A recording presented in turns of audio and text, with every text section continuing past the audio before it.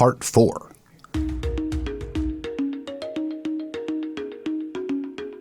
The Oligarchs and the Unfit. A false ark for the West and the true ark. Chapter 19. On May 5th, 2009, a handful of the West's richest men met in Manhattan to discuss what they considered the most dangerous, most critical threat to the planet. Those attending included Bill Gates, Warren Buffett, Ted Turner, George Soros, and David Rockefeller. Their concern was related to population. Was it the appalling decline of fertility in Europe and Western nations that brought the billionaires together? Indeed, Mussolini's goal of 60 million Italians was never reached. The nation peaked in 2010 at 59 million and now steadily decreases. With a birth rate of 1.2 children per woman, far below the 2.1 replacement rate. Italy is slated to be the oldest nation in Europe in 2050 and the world's second oldest after Japan. It will cease as a country in a century or two. The crisis in the West is not confined to Italy. The United States has similar unsustainable birth rates, and only current immigration numbers keep the rate above Italy's for now. In 200 years, the German language is likely to pass out of existence. Demographic winter is a term now being used to describe this death spiral. The death of the West is not a prediction of what is going to happen. It is a depiction of what is happening now, writes author and 1996 Republican frontrunner Pat Buchanan, who uses only United Nations statistics to prove the case in his 2002 book, The Death of the West. This is not a matter of prophecy, but of mathematics. And yet, population increase was the key to the ascendancy of the West. The growth of Europe's population in the 11th century and thereafter is seen as proof that medieval Europe was healthily advancing, writes Chicago scholar J.M. Blount in his work on Eurocentric history. Civilization, as we have seen, is about cities, echoes New York Times bestselling author Niall Ferguson, who points to having a growing population as the key. No previous civilization had ever achieved such dominance as the West achieved over the rest. If in the year 1411 you had been able to circumnavigate the globe, you would probably have been most impressed by the quality of life in Oriental civilizations, says Ferguson. By contrast, Western Europe in 1411 would have struck you as a miserable backwater, recuperating from the ravages of the Black Death, which had reduced population by as much as half. In 1500, the biggest city in the world was Beijing, with a population of between 600 and 700,000. Of the 10 largest cities in the world by that time, only one, Paris, was European, and its population numbered fewer than 200,000. Yet by 1900, there had been an astonishing reversal. Only one of the world's 10 largest cities at that time was Asian, and that was Tokyo. With a population of around 6.5 million, London was the global megalopolis. In 1913, Europe had more people than China. At that time, Europe and the U.S. comprised 33% of the world's people. In 2003, that number declined to 17%. Today, it is 12%. Is decline and fall the looming fate of Western Civilization 2.0? Asks Ferguson. The prospects are grim for stopping the march toward extinction. Low birth rates cause a vicious circle, according to the Organization for Economic Cooperation and Development.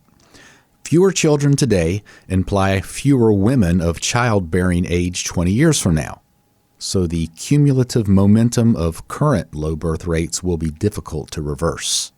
Though still mathematically possible, such a recovery would be unprecedented in human history. Fewer young workers means fewer people supporting the pensions and health care of the older generations. Riots in Greece and other parts of Europe are rooted in these now lopsided Western economies. The U.S. may not be far behind.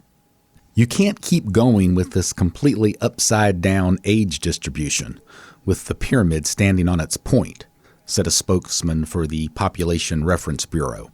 You can't have a country where everybody lives in a nursing home. Unlike the West, Russia is keenly aware of its predicament as it strives to recover from the 1.2 birth rate that existed when communism was overthrown in 1991. The government now offers incentives for children, the equivalent in U.S. dollars to a lower middle-class income. Parents of 7 children or more are awarded a medal, the Order of Parental Glory. Russia has instituted a national holiday on September 12th, Day of Conception or Procreation Day. The people call it Make a Baby Day, where citizens get the day off to produce children. The birth rate rose to 1.7 in 2013 and continues to increase. About 1.9 million babies were born in Russia in 2015, up from 1.5 million in 2005. The rise is slight, but it is still a rise, said a hopeful President, Vladimir Putin. So, is this the threat that Bill Gates and friends gathered to solve? No, it was something else. And what caused this great reversal for Western society? Simply put, Margaret Sanger defeated Benito Mussolini in perhaps the one area he was correct, opposing the misleading and destructive teachings of the Malthusians and their population and resource fear-mongering. Although Mussolini's motive was not a biblical desire to be fruitful and multiply and create more image-bearers of God, he wanted an empire. Along with Italy, Sanger also defeated the rest of Europe and the United States. She also sabotaged their Christian morals, thus reaching the goal printed in her birth control review to, quote, undermine the authority of the Christian churches, unquote. Sanger, of course, is the founder of Planned Parenthood, the largest performer of abortions in the world. But her greatest accomplishment for her cause was the day she met Dr. Gregory Pincus at a dinner in 1951. Pincus had worked for the Rockefeller-funded Kaiser Wilhelm Institute for Biology, exposed for sterilizing hundreds of French African children and closely associating with the Nazi eugenics program. The meeting led to Planned Parenthood agreeing to fund research by Pincus to develop Sanger's longtime dream of a birth control pill, which was first licensed in 1960. By 1970, 43% of American women were already taking this revolutionary method of contraception. Concludes Pat Buchanan, historians may one day call the pill the suicide tablet of the West. If the oligarchs who met in 2009 in Manhattan did not address the looming crisis of demographic winter, regarding what grave matter did they deliberate? What did they pinpoint as the key geographical target for the world's largest, most dangerous threat? Africa. A Nigerian biomedical scientist working in London calls this new campaign against Africa an attempt at a new protectorate from our new colonial masters. In her book, Target Africa, Ideological Neocolonialism in the 21st Century, Obianuju Ikioka insists that these Western elites are imposing their own morals on others. African leaders, she writes, do not need interference from new colonizers. In fact, they must resist if they are to retain everything they hold dear. More details will follow on the curious agenda of Bill Gates and his wife Melinda, and the efforts of those dedicated to defeat him, such as Miss Ikioka.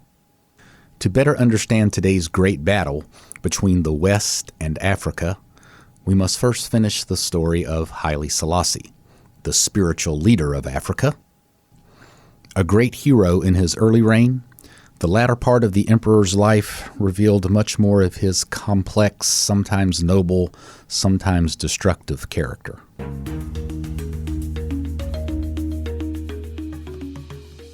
The mother of the future emperor of Ethiopia, Haile Selassie, miscarried 9 times before she finally gave birth to a child. When Ras Tafari Makonan's mother was near to delivery, according to a well-known story in Ethiopia, a hermit came to see his father, Ras Makonan, and assured him that the boy would survive. He will rise to become the ruler of Ethiopia and govern the whole country with a firm hand. He will bestow greatness and pride upon Ethiopia and make it renowned the world over. But ultimately, he will destroy everything he has built with his own hands and leave the country in ruins.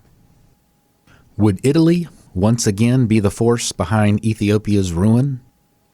After World War II, Italy was never again in a position to look beyond its own borders.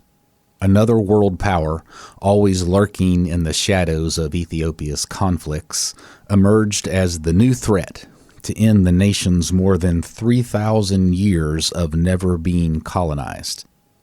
A memo circulating in the British Foreign Ministry office stated, "It is difficult to believe that the restoration of the former Ethiopian empire as an independent state is a practical political aim. That empire survived as long as it did only because the three great powers bordering on it, Great Britain, France, and Italy, were unable to agree on its control." A British War Department memo stated the same position.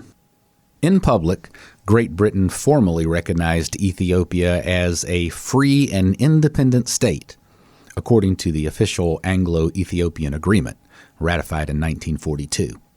Haile Selassie also kept a straight face in public, referring to his currently benign occupiers as our true friend, Great Britain. However, he had learned firsthand that Britain's plans were to take over the countries left behind by Italy, the entire region known as Italian East Africa, which included Libya, Somalia, and, most importantly, Ethiopia. These countries would be added to the British Empire's surrounding colonies of Egypt, Kenya, Sudan, and many others comprising nearly half the continent. Later, Haile Selassie named a specific British officer for his evidence, a Brigadier Maurice Lush, who led a political group which had sinister intentions toward our country. They spoke publicly that the purpose of their coming was to rule Ethiopia. The diplomatic war began when General Cunningham moved his headquarters into the Menelik Palace. Haile Selassie moved back into his original palace, built in 1930.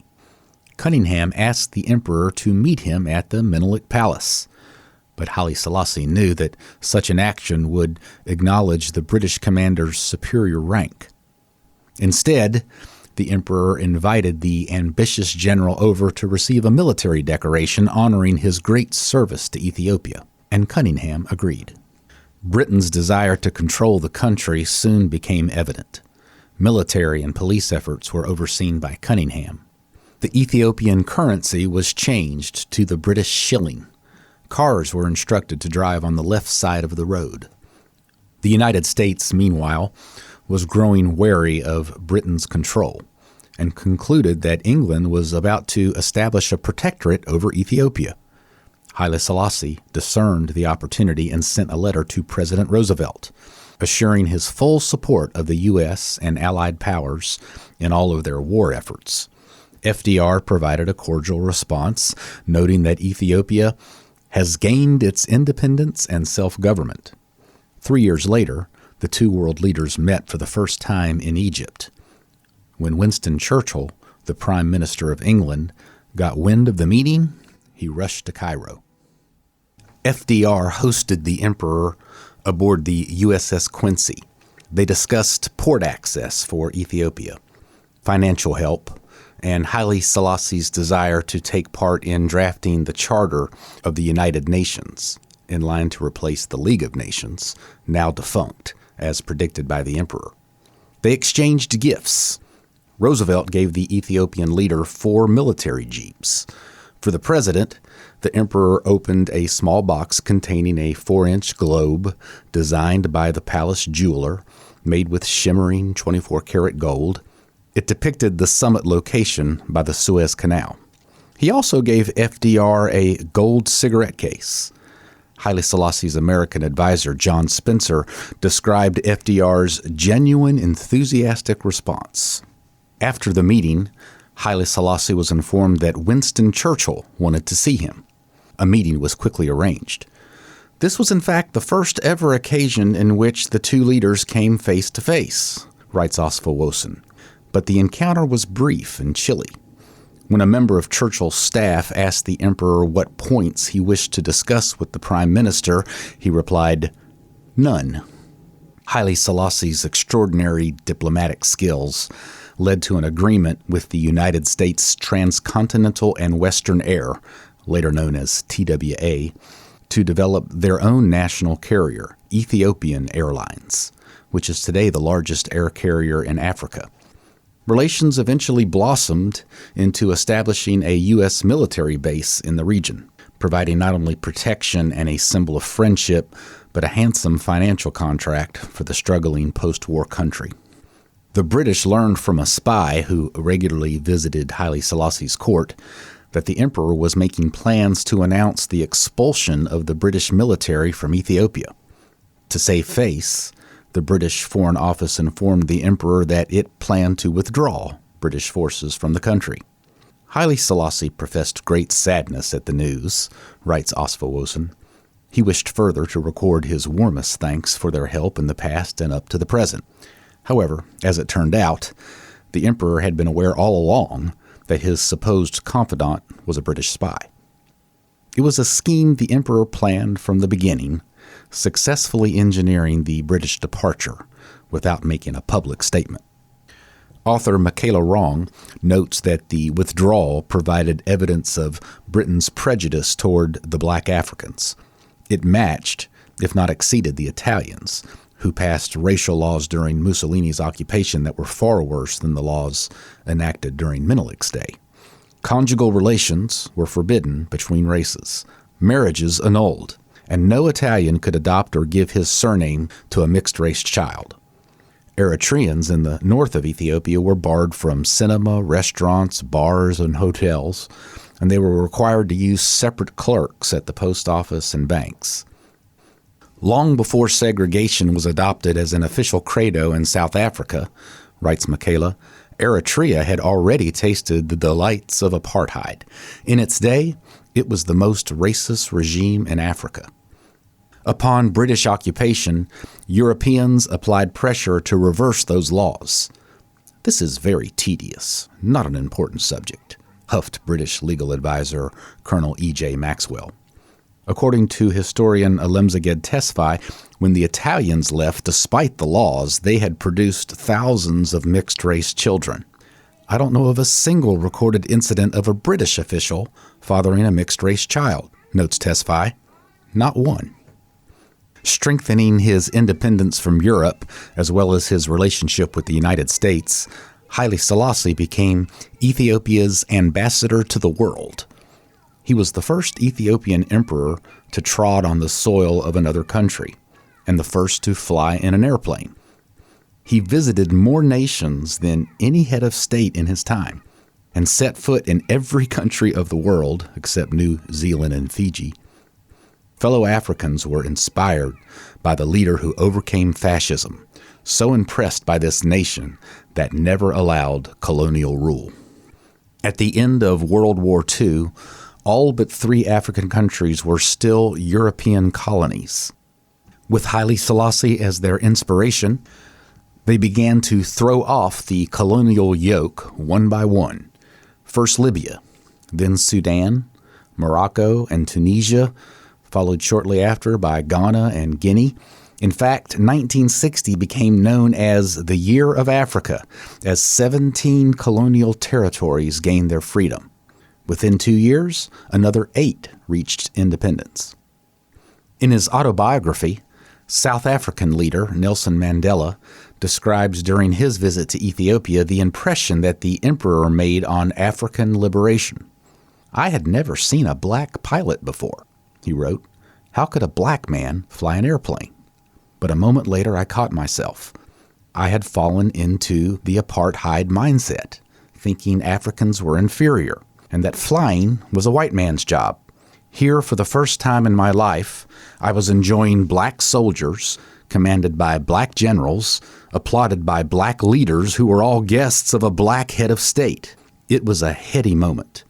I only hoped it was a vision of what lay in the future for my own country. Rastafari's next demonstration of leadership led to being viewed as the father of the newly liberated nations of Africa. He helped establish a United Nations Economic Commission that led to a more ambitious vision for the Organization of African Unity, with 28 nations attending the founding assembly in Addis Ababa. Ghana's president, Kwame Nkrumah, lobbied strongly for a common government, a common army, a United States of Africa. As this vision for one country out of many dissolved, Haile Selassie was still determined to make the gathering a success. Even the most impassioned pleas could not alter the president of Ghana's resolve, and the meeting seemed on the verge of imminent failure. At the 11th hour, however, Haile Selassie took Nkrumah's opponent, Guinea's Sékou Touré, to one side.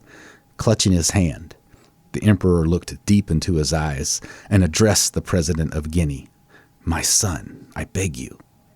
Moved by this intervention, Sékou Touré replied, "Yes, father, I will try." His fatherly appeals reconciled Touré and Nkrumah, and he persuaded the president of Ghana to return to the negotiation table. The gathered leaders agreed to a charter for the Organization of African Unity, also called the Africa of Fatherlands. Instead of an army, a common defense committee was established. Annual meetings, which still convene today as the AU, African Union, were scheduled with Addis Ababa as the permanent location for this region of the UN. "A milestone in the history of Africa," Asfawosen said, and the skill in having reconciled the most conflicting opinions was one of the greatest foreign policy triumphs of Haile Selassie.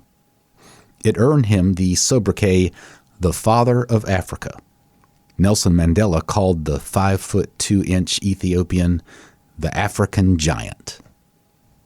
In marked contrast to his time in exile, on his first return trip to England, Haile Selassie was greeted at the station by the Queen, the rest of the royal family, and Prime Minister Winston Churchill, showing their new realization of Ethiopia's strategic importance.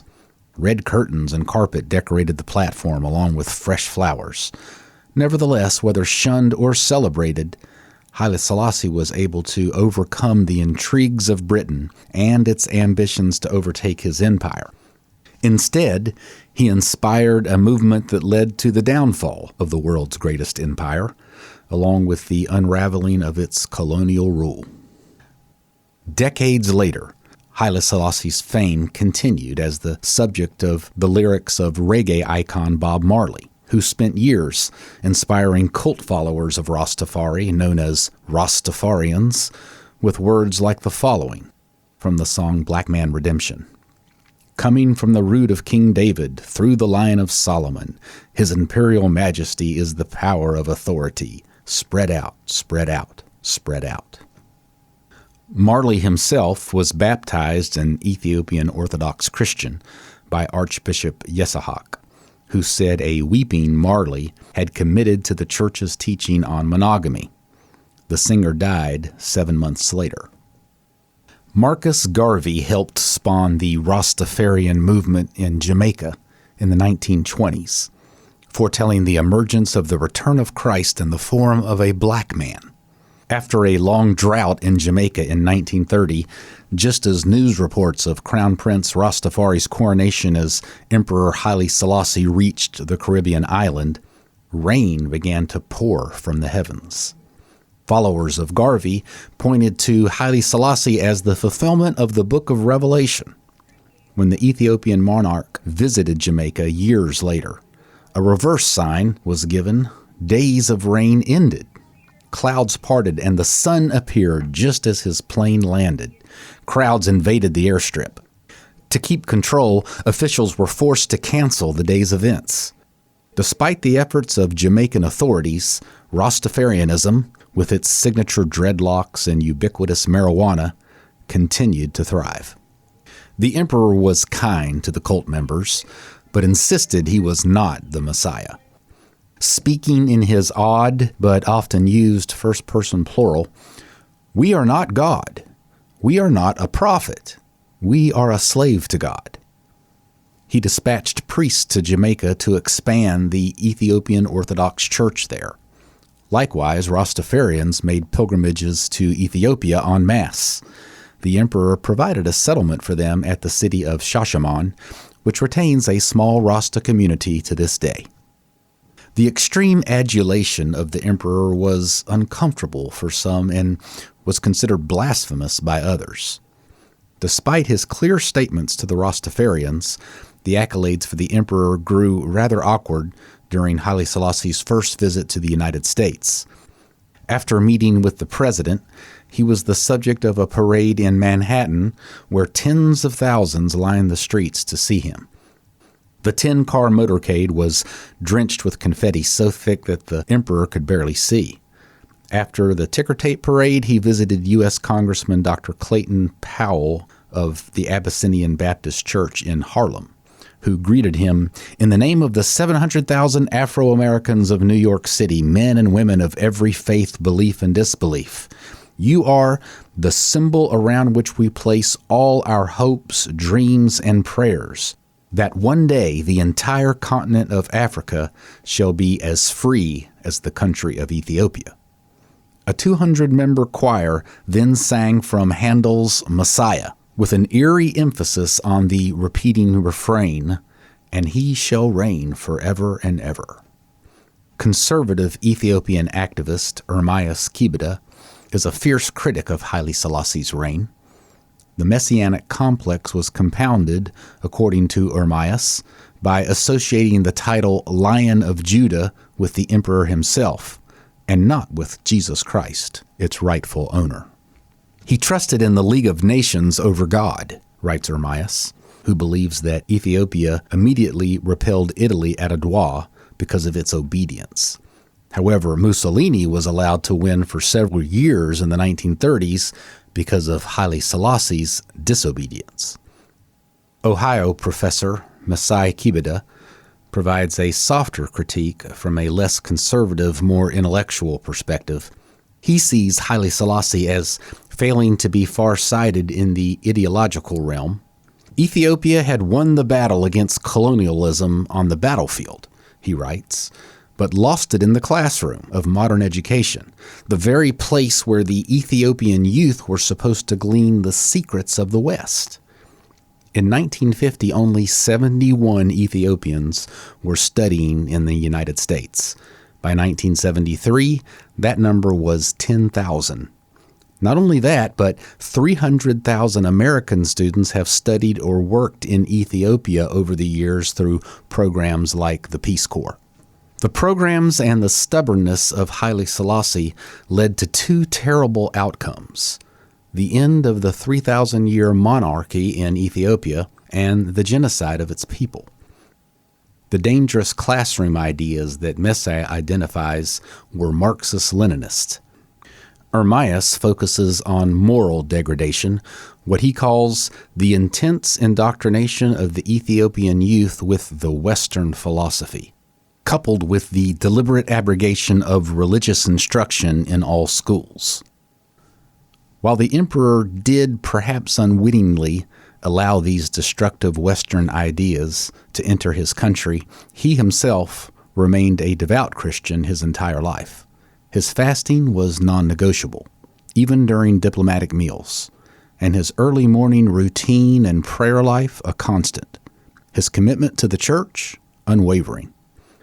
As American students poured into Ethiopia and Ethiopian young people studied abroad, what were the messages given and received regarding traditional morals?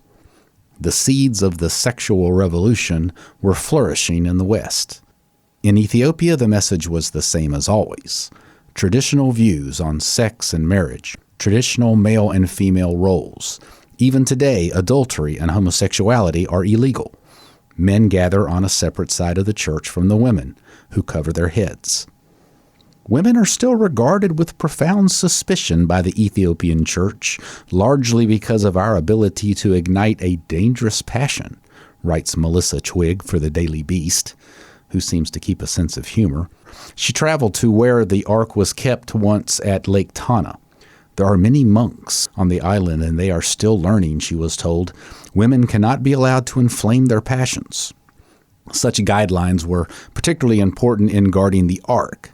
The safest solution was to ban all women from most ark-related religious sites, said Melissa. This inexplicably includes female animals, with only roosters, billy goats, and male pigs allowed near certain sites. Ethiopia has over 1,000 monasteries, and therefore one of the richest monastic traditions on the planet. A monk on one tiny island did not leave it for 25 years. Another monk remained silent for 35 years. A famous saint stood on one leg and prayed for 7 years. Promising young men learned 4 different types of chants for church services. The lower level chant can take up to 15 years to fully learn. It is not uncommon to memorize the entire Bible. Some experts take 30 to 40 years to memorize certain church fathers and stories of saints. Ethiopian monasticism throughout the ages has been the greatest culture-creating factor of this country, writes Oriental Studies professor Kay Blazowicz at Warsaw University. I asked Professor Girma Batu about an Ethiopian tradition called Kine, a level of linguistic and spiritual expertise reached by only a few scholars who study a collection of mystical poetry. It has not been translated, he told me. I've heard they don't want it to be translated. It would be very difficult to translate. It is very mystical, very poetic. Do you have that kind of tradition in your culture? I couldn't think of one. Even the minor things in there, if they want to insult you, they may praise you. You might say, "Oh, thank you," but they are insulting you.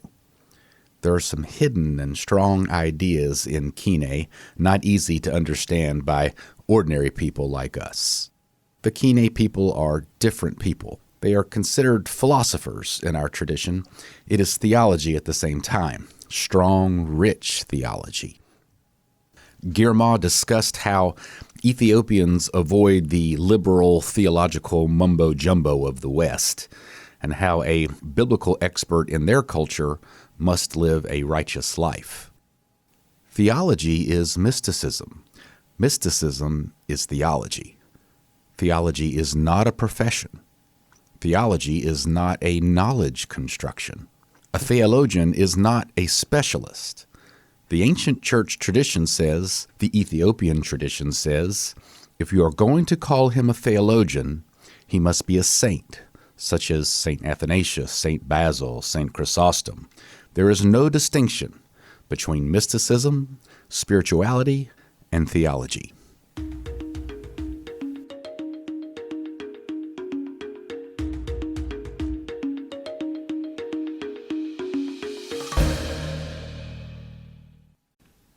Chapter 20.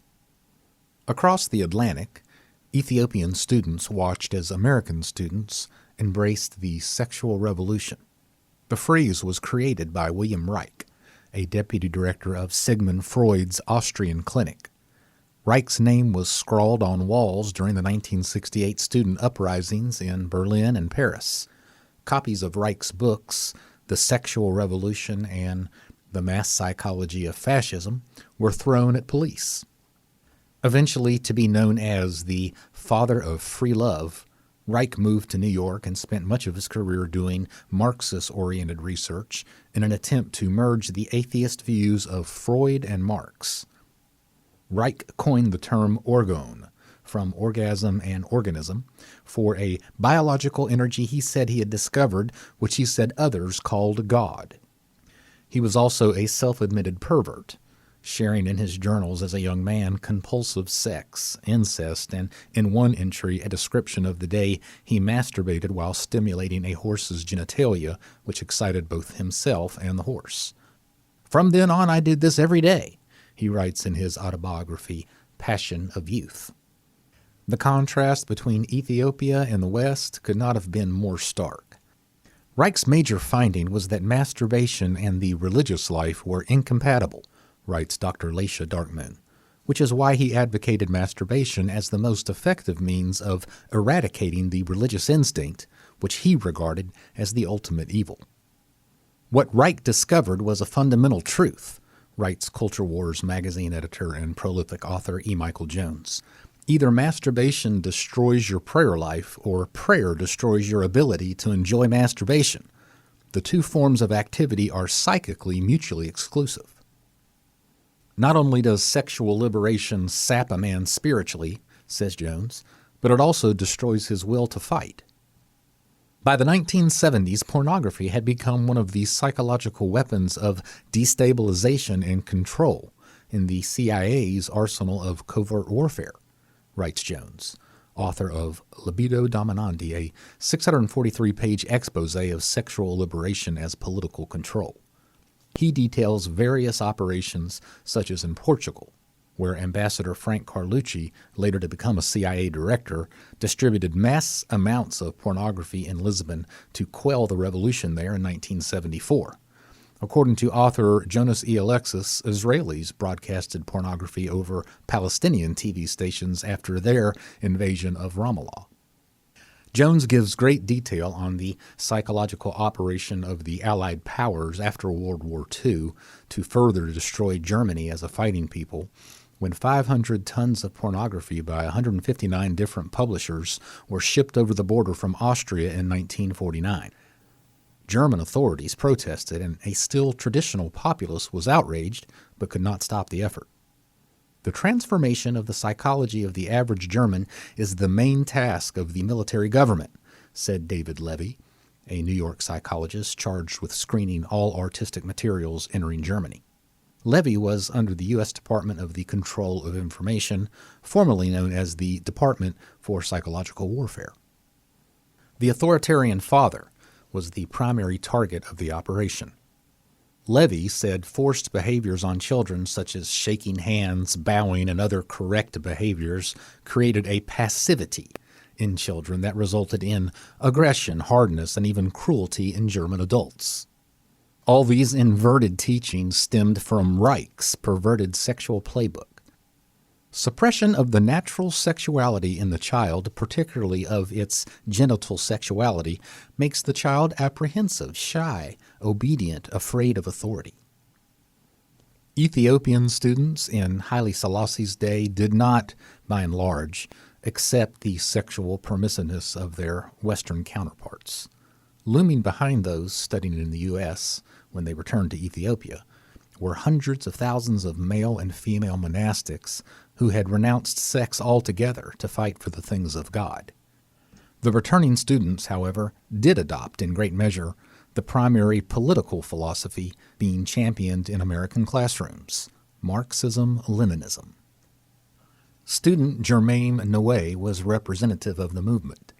He received a scholarship to study in the U.S. from Crown Prince Oswossen, Haile Selassie's firstborn.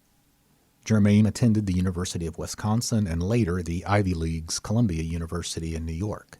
He studied the history of the American Revolution, immersed himself in Locke's and Hobbes' theories of the state, and avidly read the works of Marx and Engels.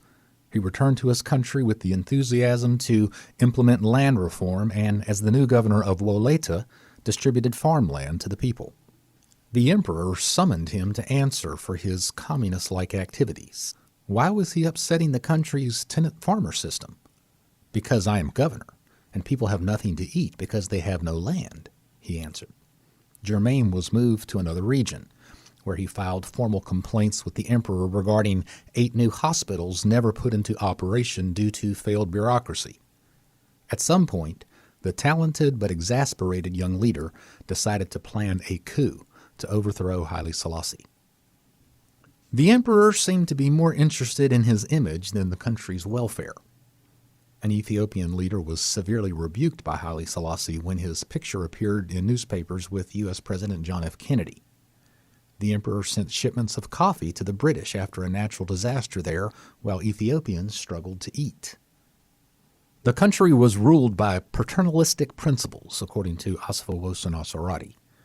Haile Selassie basked in the renown he enjoyed around the world, but all the while he ignored the fact that things were far from ideal within his own country. Another rising young star, Workneh Gebeyehu, developed the same concerns as Germain.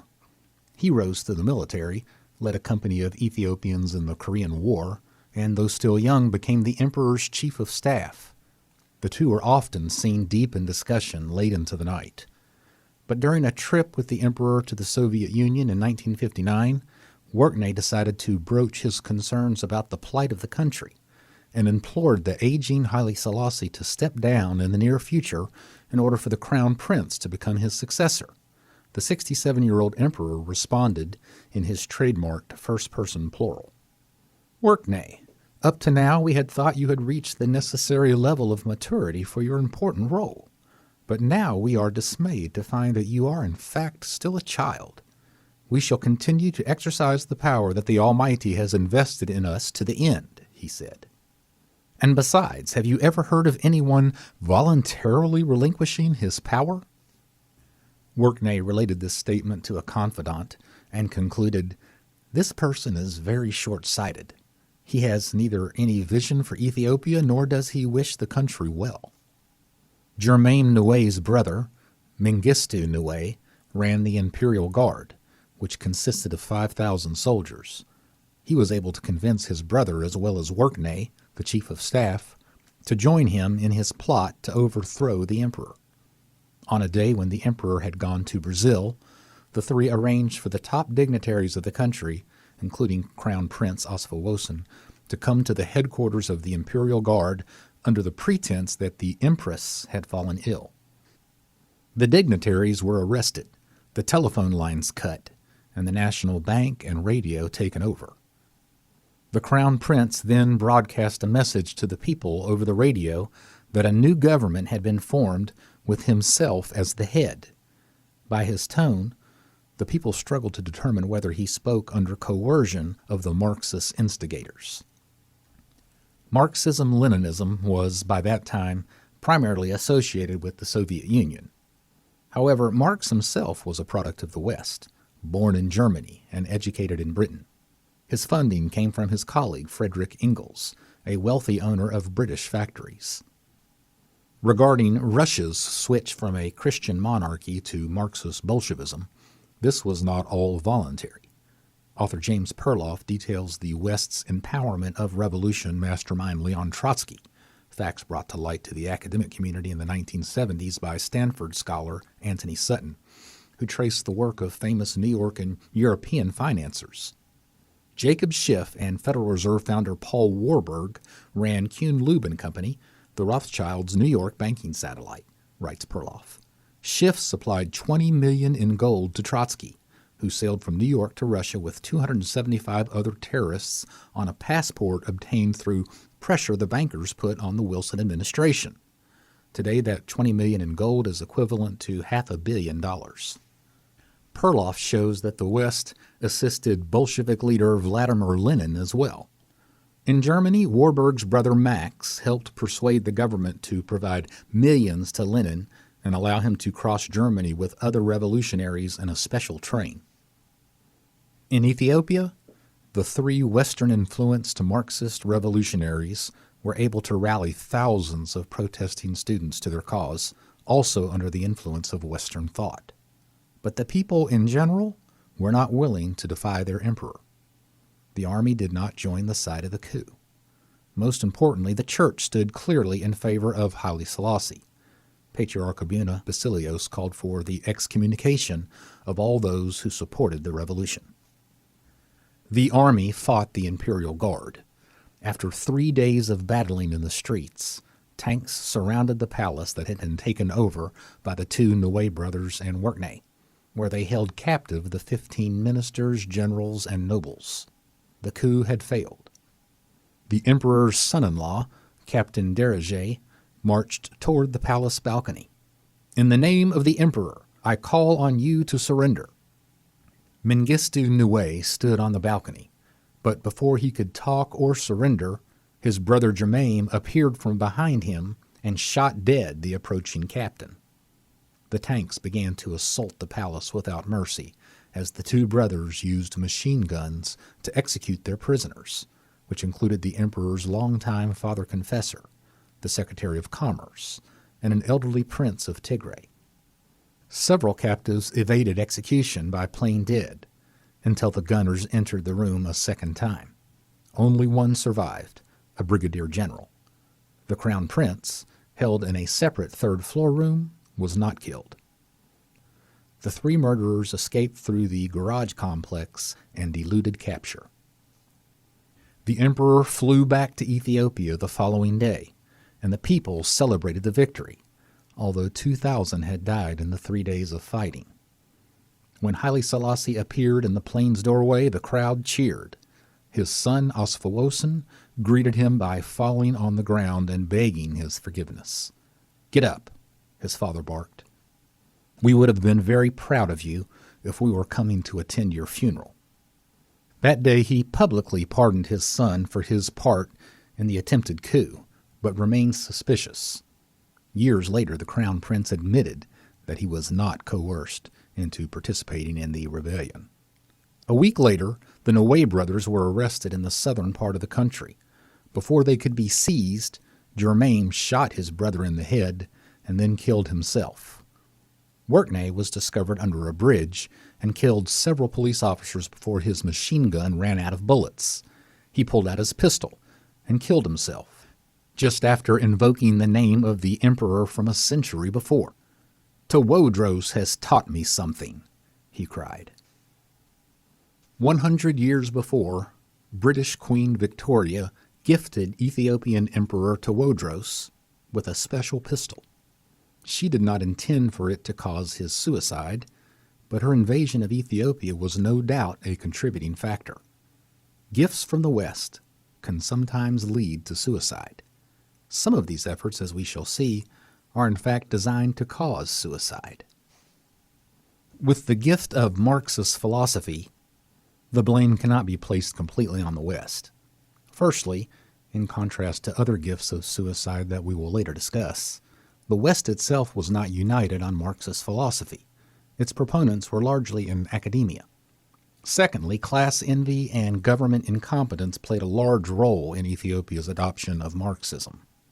However, the result was indeed mass murder and attempted national suicide. The emperor refused to change, despite the clear warning of civil unrest that the coup had revealed. His stubbornness jeopardized the continuation of 3,000 years of Ethiopian emperors. He refused to name a successor, despite the fact that he had fought years before to amend Article 5 of the Constitution to require his own sons, not just any descendants of Solomon, to be first in line to the throne. "There will be no change in the system of government or in the government's programs," Haile Selassie announced just after the coup, "not the slightest deviation from the path." Part of the reason for Haile Selassie's success over the coup was his accessibility to the people. When not traveling, he spent a great deal of time mingling with crowds throughout the capital, cutting ribbons for opening ceremonies and dedicating new hospitals. In contrast to the aloof European monarchs, Haile Selassie was a visible leader in Ethiopia. His hands-on approach reflected a micromanagement style that he pulled off in part due to raw talent. He stored personal information about thousands of individuals away in his brain. He knew the names, faces, positions, functions, tribal connections, and family relationships of officials, military officers, or students, writes a German scholar who ran the Ethiopian National Library. For the population, it was a matter of course that the elective god should have supernatural qualities. But for officials, it was deeply portentous, and it kept them constantly in a state of apprehension. Although he had the ability to use all the details, failures, and mistakes stored in his head to remove officials, John Spencer, his United States advisor, notes an Achilles heel for Haile Selassie, his inability to remove subordinates, despite ongoing failures. He could be selfish yet generous, courageous and cowardly, remorseless yet forgiving. The emperor was a fascinating split personality. Spencer acknowledges that centralizing everything into the emperor's control enabled him to bring Ethiopia far down the road toward the 20th century. Despite the unrest in the country, Ethiopia compared with the best Africa had to offer. But he had done it by ignoring local and regional powers, and this nearsighted notion, along with an aging monarch losing his edge, caused the breakdown of government. A year after the coup, the top 5 aristocratic leaders of the country gathered to present a formal memorandum to the emperor imploring reform. All of the key positions were appointed by Haile Selassie. Nothing of significance proceeded without his approval. The 5 nobles warned of the danger of revolution increasing. The emperor ignored the warning and relocated them. After several more years of stagnation, criticism emerged from a region Haile Selassie could not ignore, the United States. President Nixon cut the amount of military spending in Ethiopia in hope that it would prompt reforms. When that failed, Nixon sent word to his ambassador that the emperor must be prevailed upon to see that he bears absolute responsibility for ensuring an orderly and beneficial succession. Spencer recounts an incident where Haile Selassie was again asked why he had not named his son, Crown Prince Oswegosen, as heir to the throne. "Why should we?" the emperor snapped. "He has already been on the throne." The United States now threatened to move its military base out of Ethiopia into another African country. Haile Selassie countered with 2 measures. Firstly, he named a successor, his grandson, 20-year-old Prince Zira Yaqub, who was studying at Oxford. But the appointment of such a young man only convinced most observers that he planned to rule another 20 years until he was 100. Secondly, Haile Selassie took a trip to the Soviet Union. While such a move worked when he flirted with the Russians in 1959, as the Cold War was more clearly in focus, in 1973 other priorities, such as Vietnam, were of concern to Nixon and his cabinet. When Nixon consulted Secretary of State Henry Kissinger on the matter, who had endured the emperor's many visits to Washington, Kissinger said, "My experience is that Haile Selassie does nothing unless it is that he makes the most boring toasts of anybody I've ever heard." The U.S. bet that the Soviets would not help Haile Selassie, who was asking the Russians to stop backing the Somalis on his border where tensions were brewing. The Russians refused, and instead backed those plotting to destroy the emperor. The United States moved its military base from Ethiopia to Kenya. The 80-year-old began to show his age. The prime minister now had to repeat information for the emperor, whose memory was at one time almost supernatural. At a state dinner for Zaire with President Mobutu, he asked a server who the guest of honor was who was sitting across from him. When his Minister of Public Works arrived at the palace, the emperor asked his aide, "Who is that man?" On a visit to China, his first and only, he kept pointing to various places he had visited many times before. After the attempted coup of 1960, Haile Selassie stopped trusting anyone, even those closest to him. His policy of managing everything worked to a certain degree for a few years while he retained his mental gifts. The trouble was that it was no longer 1960, wrote Spencer. The power which the emperor now collected came into the hands of a man now approaching 80 but unable to exercise it, while clinging to the fantasy that he was doing so. What is perhaps surprising is that the coup of 1974 had been delayed so long. The slow, steady, somewhat silent movement to topple the monarch was hastened by 3 years of drought. Pictures and video footage of starving children in Ethiopia hit television screens across the world. Haile Selassie was not quick to address the crisis in his own nation. An Ethiopian student in Germany details his encounter with the emperor, who was making his last trip out of the country. As he arrived, student protesters held signs. "Haile Selassie, go home and feed your starving people." The student, who had conducted a fundraiser a few days before to help the famine victims, was summoned to the emperor's suite to translate the protesters' pamphlets. After some mildly unfavorable remarks related to his fundraiser, Haile Selassie slipped the student a $100 bill and asked him to fetch some Vitalis hair tonic. The student got to keep the change. Between 40,000 and 80,000 Ethiopians starved to death, between 1972 and 1974, according to some estimates. Haile Selassie visited the starving regions in 1974, but it was too late to heal the public relations damage, especially when it came to light that in 1973 the government had shipped 200,000 tons of grain overseas. In 1974, the Ethiopian military began arresting members of the cabinet. The aging emperor did nothing. This creeping coup, as it has been called, developed slowly, with no names associated and difficult to pinpoint.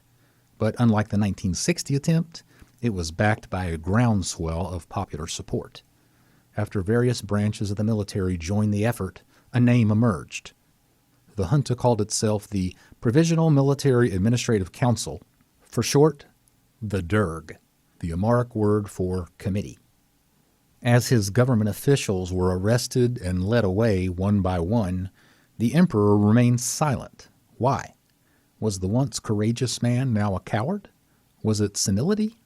Spencer believes the master diplomat still hoped for some last-minute development, akin to when Hitler's invasion of Poland caused the Allied powers to rally to Ethiopia's cause overnight. The center broke for the emperor's support when the head of the Ethiopian Orthodox Church refused to support him. On the feast day of the Ethiopian New Year, September 11th, Patriarch Abuna Theophilus addressed the public. Instead of honoring the emperor in his customary way, he asked for God's blessing on the revolutionary movement. That same day, 9 princesses were taken away to prison by the new revolutionary government officials, and their heads were shaved. They shared 2 mattresses in the dungeon-like cell. The men who had already been arrested endured worse conditions, so packed together that they took turns sleeping on the dirt floor. A few hundred prisoners shared one toilet. Bibles were confiscated, and no books of any kind were allowed. The next day, the emperor was arrested and taken outside to a light blue Volkswagen Beetle. The soldiers pointed to the back seat. Haile Selassie looked at the little Volkswagen and said, "What? In here?" He was taken to the Menelik Palace, where he continued to receive meals from the palace kitchen by a few attendants, and by some accounts believed he still governed Ethiopia. The nice conditions were provided so that DERG officials could interrogate him about Swiss bank accounts with millions that they needed for their revolution. Questioned intensely for months, Haile Selassie denied the secret accounts, which turned out to never exist. Over time, the low-profile chairman of the DERG, General Amon Andam, lost his power when a young protege named Mengistu Haile Mariam grabbed control in a process that led to 40 executions within the leadership. Amon himself put a gun to his head, dressed in full military regalia, before Mengistu had a chance to torture and kill him. The nameless DERG now had a face, and Mengistu proved to be one of the 20th century's bloodiest leaders. He was present and in leadership during the killings after Haile Selassie's arrest. On the evening of November 23, 1974, 2 months after the emperor was taken away, the 61 male prisoners, cabinet members, generals, aristocrats, were handcuffed 2 by 2, told they would be released, and taken to a courtyard. "Why are we being handcuffed if we are to be released?" shouted Ross Mesfin. "You're going to kill us." As one of those handcuffed, Mekbib Dompe, watched his cousins walk by, he broke down and wept. All 61 were lined against a wall. The floodlights were turned on so that the assassinations could be filmed. One of those executed was Ras Asarate Kassa, the president of the Imperial Crown Council and father to the student in Germany who received the emperor's $100 bill. The young Osfowosen Asarate, not the Crown Prince Osfowosen, remained in Germany as a scholar and wrote a biography of the emperor, an important source for this book. On one of his last days in 1975, Emperor Haile Selassie looked out from his porch balcony as tears streamed down and said, according to a personal attendant, "O Ethiopia, do you ever harbor ill will toward me? Is it not true that I have strived for you?" His personal attendant entered Haile Selassie's bedroom the next morning to find him dead, A pillow out of place beside his head and a strong smell of ether. Death by suffocation was suspected, but no autopsy was conducted. Years later, court testimony revealed his body was placed under the floor in the palace bathroom directly beneath the toilet.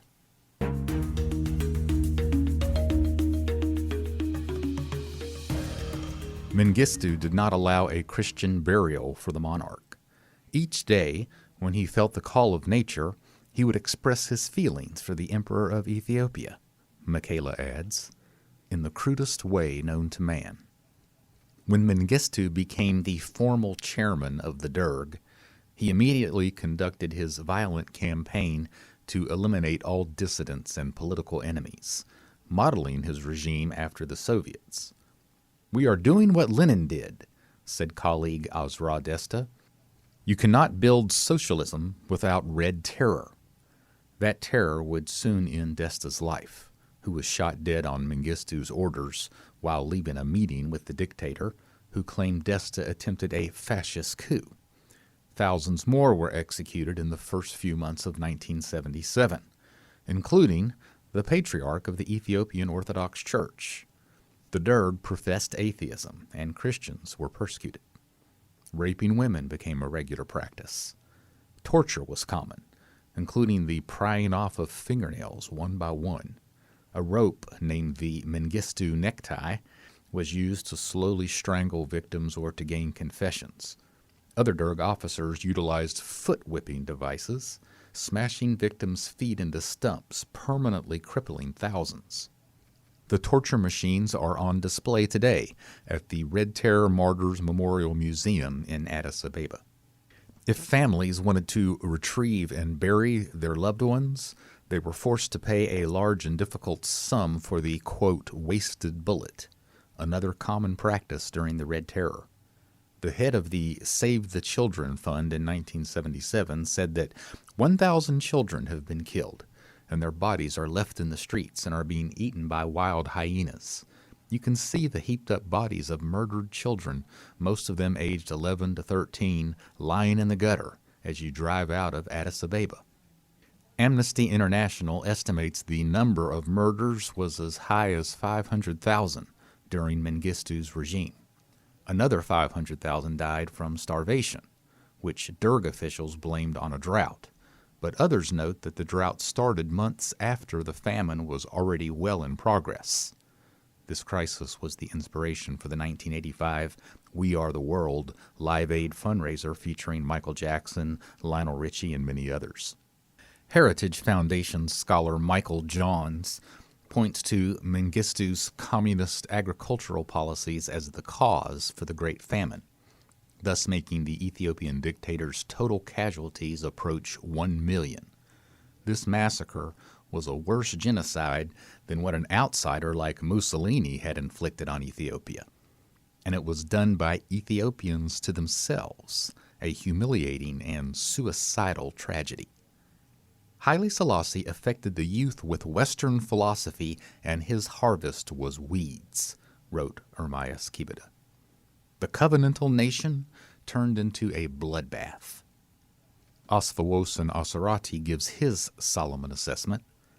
After 17 years of military rule, which saw Ethiopia cut adrift from all its historic and traditional values, torn asunder from its cultural roots, and with all its institutions destroyed, the country was on its knees. From this point, Ethiopia could sink no further. The end of Haile Selassie also marked the end, apart from the miraculous turn of events, of the 3,000-year-old history of Ethiopian emperors, beginning with Solomon and Sheba's son, Menelik I.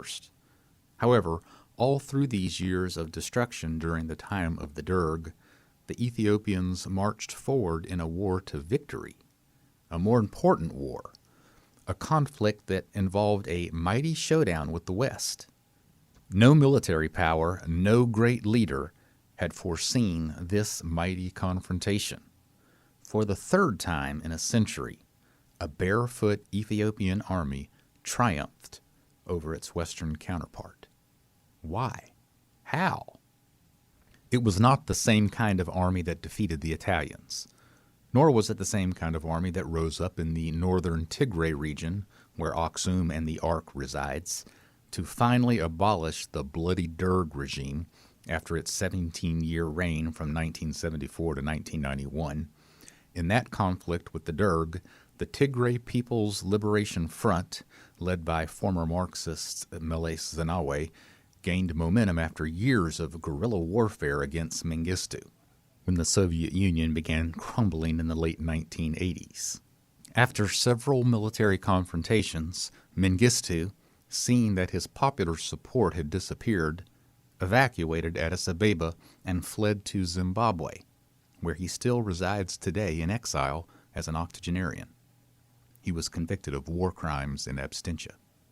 Overnight, the leadership changed to a Tigray-led government that allowed religious freedom and a degree of free speech. And yet the authoritarian nature of Prime Minister Meles's party and government remained controversial through his death in 2012 to today. However, during this intense struggle, Ethiopia was winning a greater war, and winning exceedingly. What was this war? Author David P. Goldman comments on how civilization has generally missed this greatest of conflicts, along with their own stunning defeat. The chattering classes have nothing to say about the most unique and significant change in our times, he writes. It has been alluded to several places already in this book. Ethiopia's barefoot army in this war is its historic, growing Christian church, worshiping with no shoes, standing strong on traditional morality, and never wavering from its position to follow God's first commandment to be fruitful and multiply. Birth control is officially a sin. Demography is destiny. Political and economic power follows population growth. Just as a burgeoning European population overtook China and Asia after medieval times to become the most powerful civilization in modern times.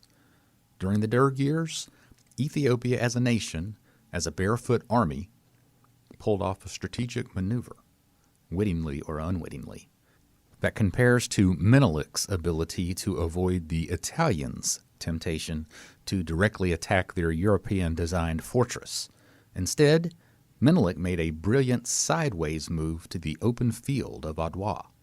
Similarly, Haile Selassie chose not to continue fighting Mussolini's army directly, but made an asymmetrical diplomatic move to address the League of Nations, and ultimately helped lead an Allied victory over Italy and the Axis powers.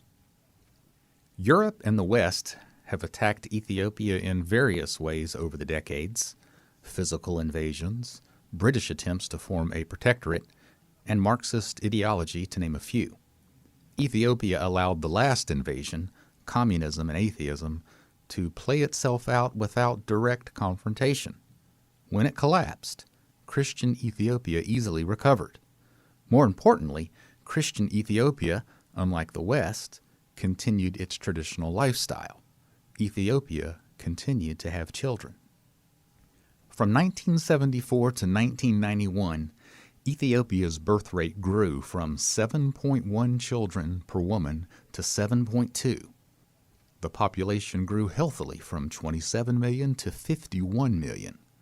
During that same time, Italy's population remained stagnant.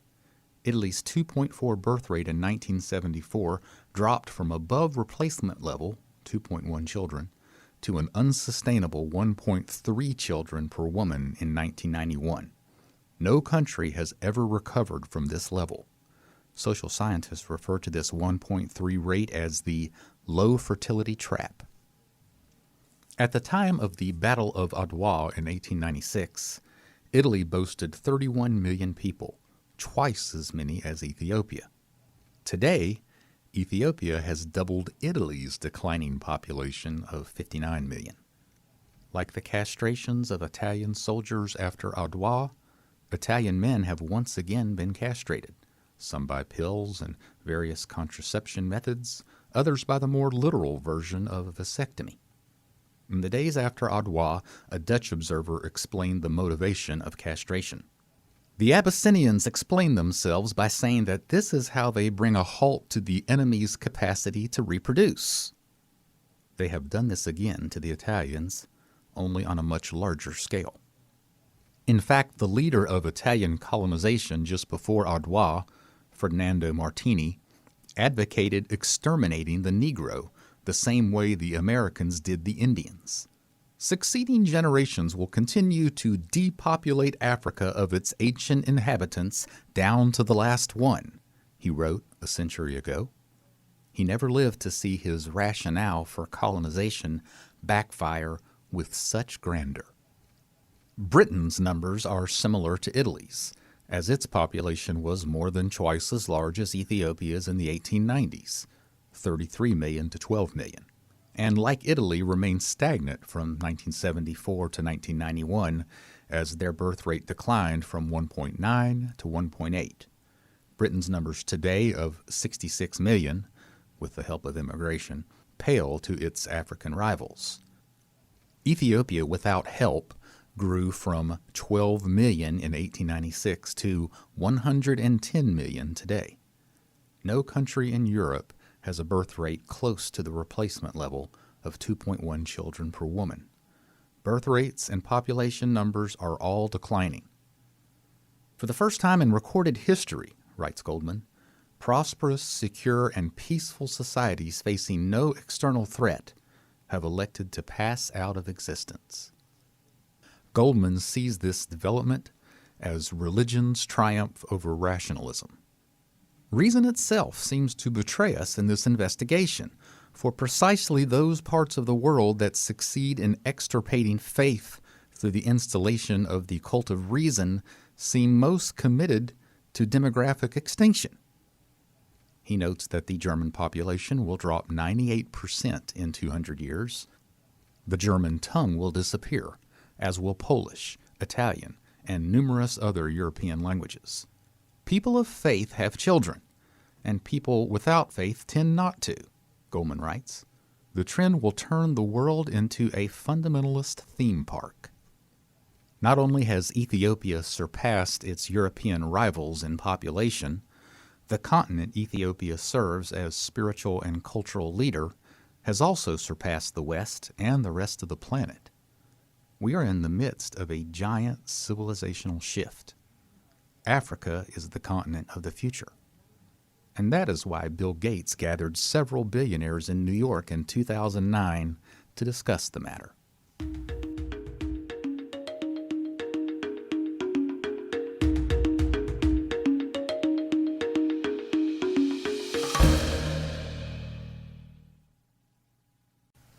Chapter 21. At the beginning of this book, I wrote about a key point in my interview with Professor Girma Batu, Vice Academic Dean of Ethiopia's largest Orthodox seminary, the Holy Trinity Theological College in Addis Ababa, with an enrollment of 3,000 students. I asked him why. Why, if the Ark really is here, does it exist in Ethiopia of all places? He spoke after some hesitation. The answer is not something an Ethiopian will offer in the normal course of conversation. It takes some prodding. The response would be somehow difficult for you to accept or to believe in, he said. I waited. There is a belief or a tradition in Ethiopia, he said, or a consideration. I will share his answer shortly. First, he referred me to an author, already quoted briefly, who resides in Washington, D.C., someone he called an Ethiopian activist, Ermias Kebede. Ermias articulates radical views about Ethiopia's role in the world and in history. This special role of Ethiopia is not that the country holds and preserves the original Ark of the Covenant built by Moses at Mount Sinai, an object that in biblical times blessed those near it with fertility. This we have already been told. We have already learned that Ethiopians believe the Queen of Sheba was from Ethiopia, and that biblical, historical, and archaeological evidence seems to back this theory. This teaching is key to their national identity, but not the answer to this question of their unique role. We have also seen that Moses was married to an Ethiopian woman, and both this marriage and the Solomon-Sheba union serve as a type and symbol of the entire bride of Christ, comprised of the Gentile nations of the church. But this is also not the answer to my question for Germa. We have also looked at the belief that the Garden of Eden itself was located in Ethiopia. This theory is fascinating, and the evidence is compelling. But neither is this extraordinary feature the answer to the question of Ethiopia's special situation among the nations of the world. To answer the question, we must first discuss Ethiopia's long-time relationship with the city of Jerusalem. Top Ethiopian scholar Richard Pankhurst, British founder of the Institute of Ethiopian Studies, states that an Ethiopian church has existed in Jerusalem since the 12th century A.D.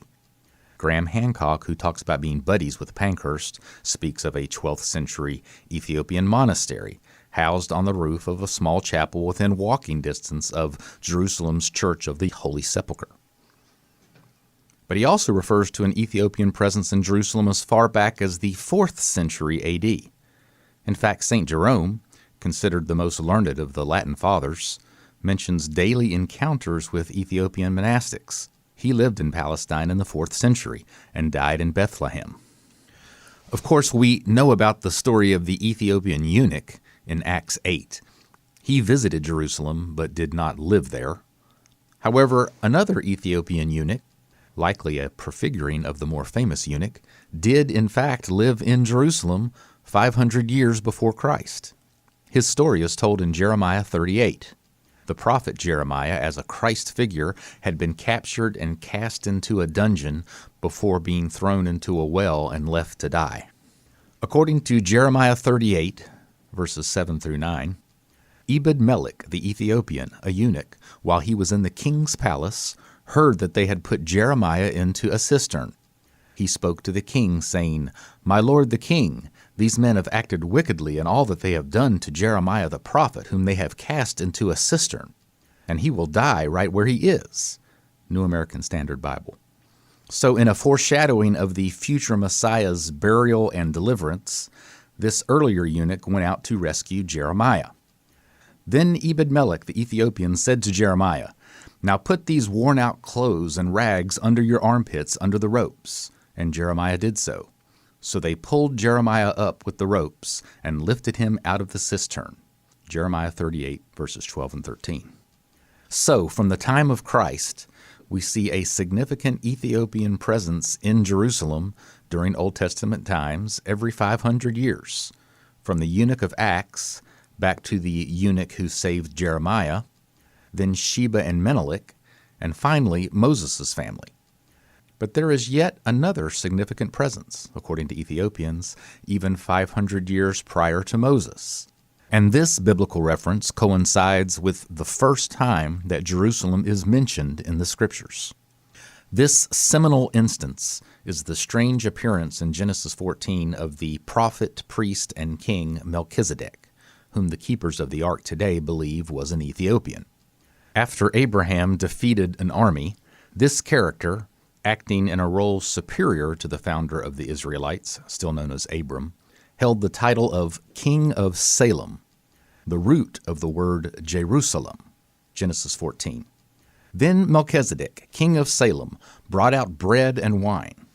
He was priest of God Most High, and he blessed Abram, saying, "Blessed be Abram by God Most High, creator of heaven and earth, who delivered your enemies into your hand."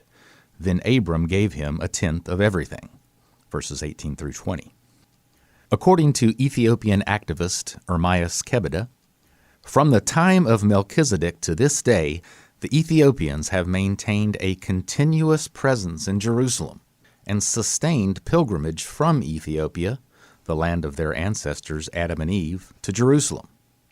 In fact, in his book about the Garden of Eden, Gert Muller notes that the original land grant to Abraham in Genesis includes Ethiopia.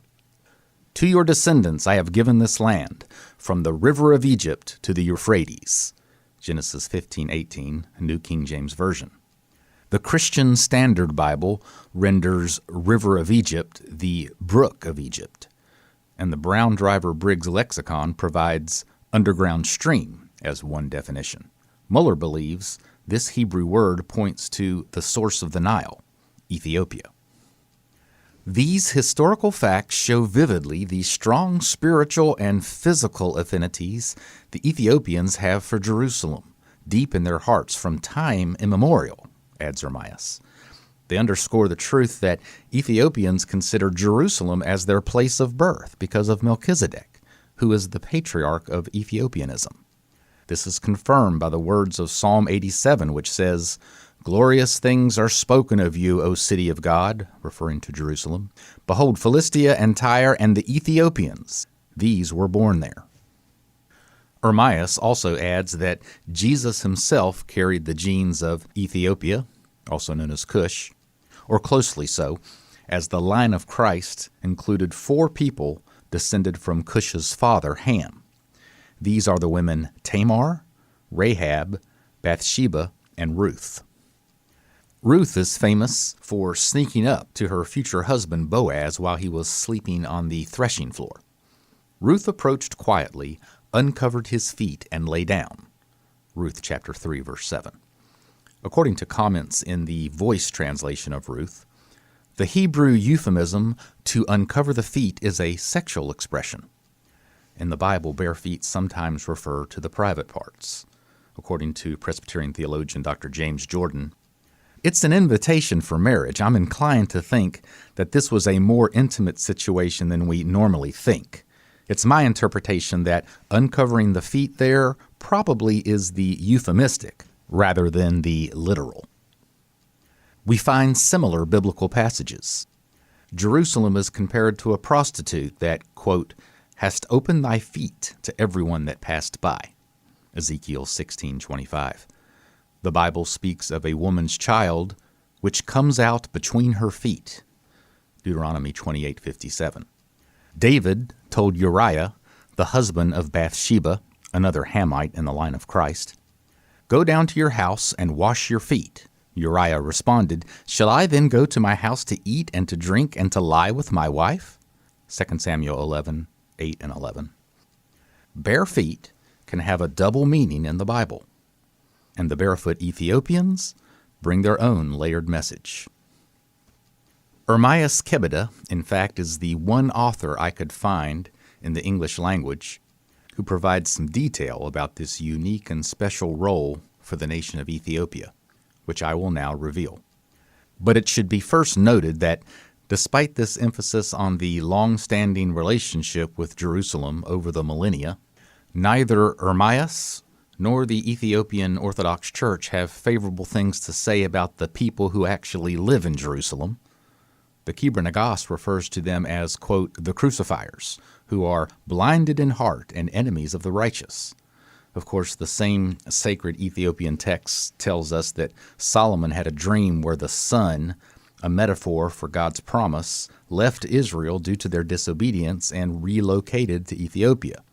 Section 108 of the Kibra Nagas captures the tone throughout with its very chapter title, "Concerning the Wickedness of the Iniquitous Jews." It also insists, "Don't call us Jews," a sentiment I heard several times from Ethiopians, who prefer to say that before Christianity they, quote, "followed Old Testament practices." Scholar of African Judaism Richard Hull notes that the Phalasha Jews living in Christian Ethiopia found themselves isolated, and for their own part, refused to eat food prepared by non-Jews. But local Christian communities began to see these strange people as possessing supernatural powers, evil-eyed, with the power to turn themselves into flesh-eating hyenas and prey upon the population at night.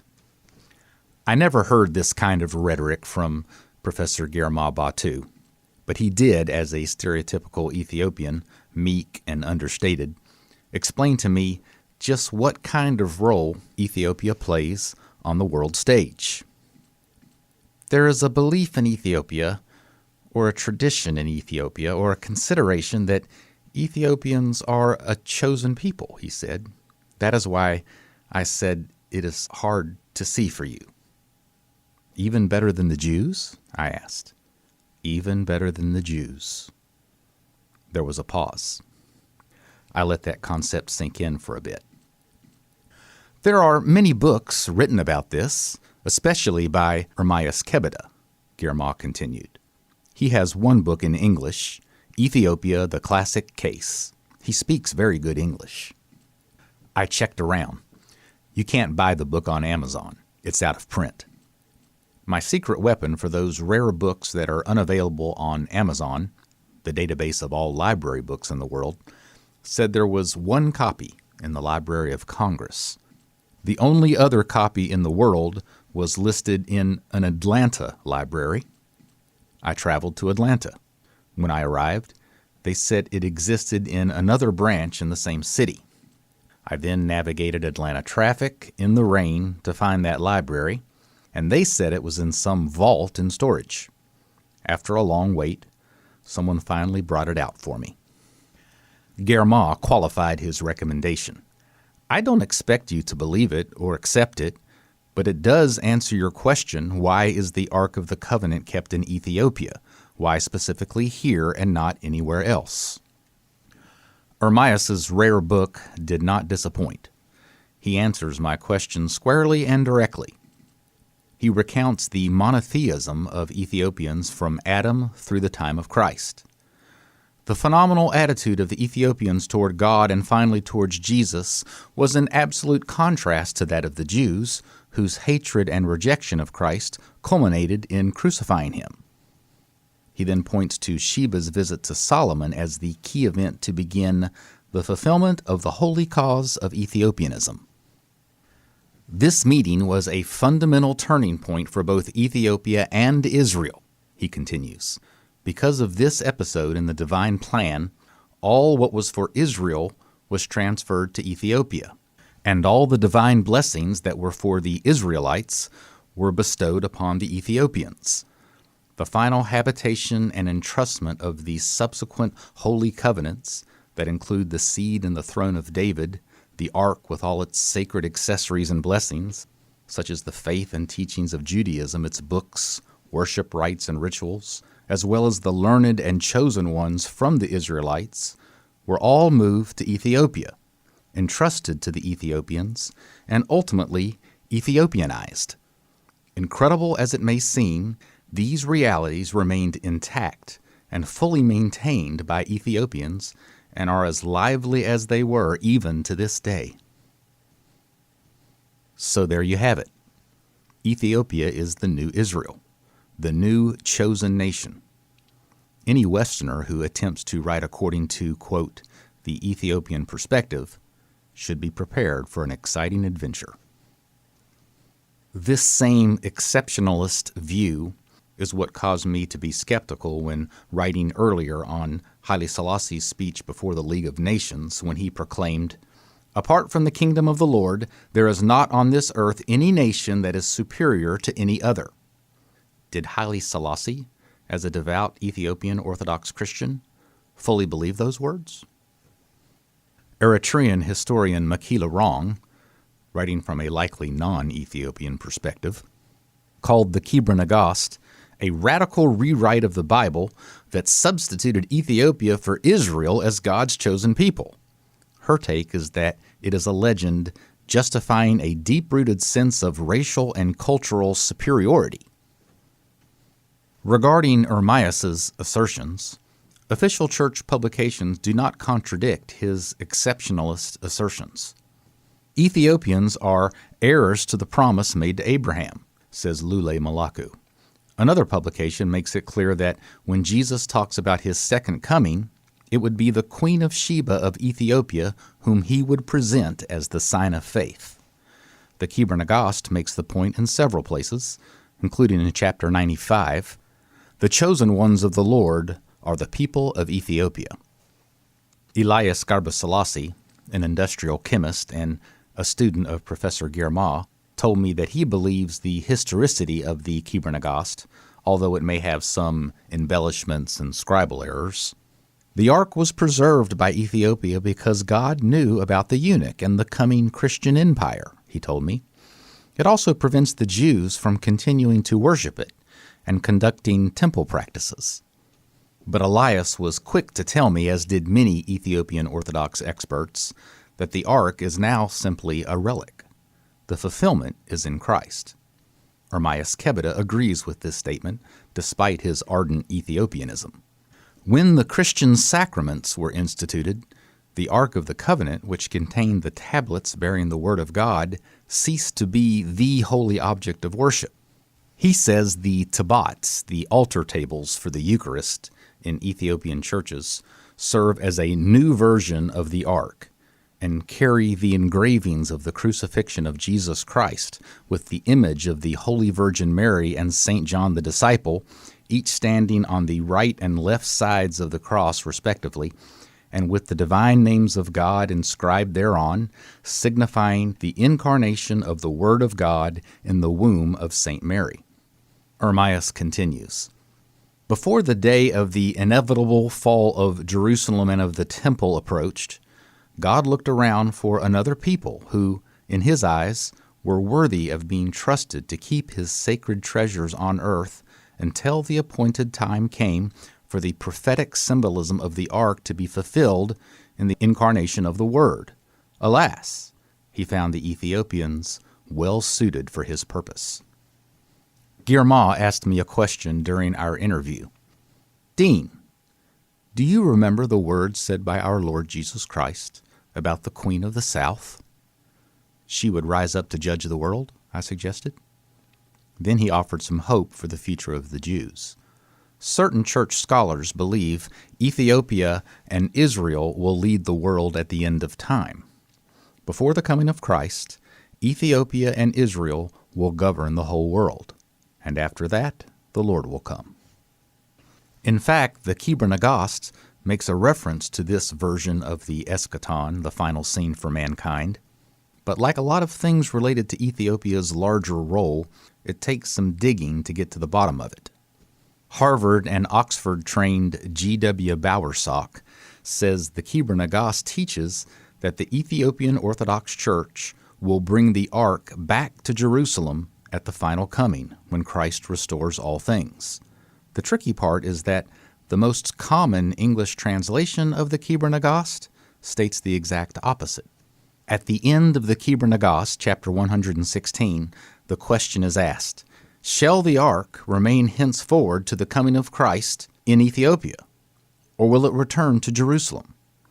Bowersock says that Wallace Budge, who provided the best-known English version, mistranslated the answer to read, "It shall assuredly not disappear."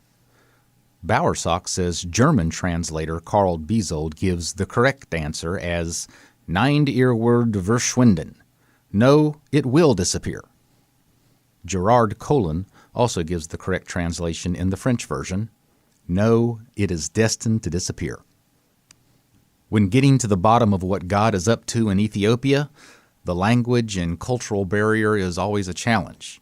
But if Bowersock is right, and the Kebra Nagast is to be believed, then the Ark of the Covenant will finally leave Ethiopia at the end of the age.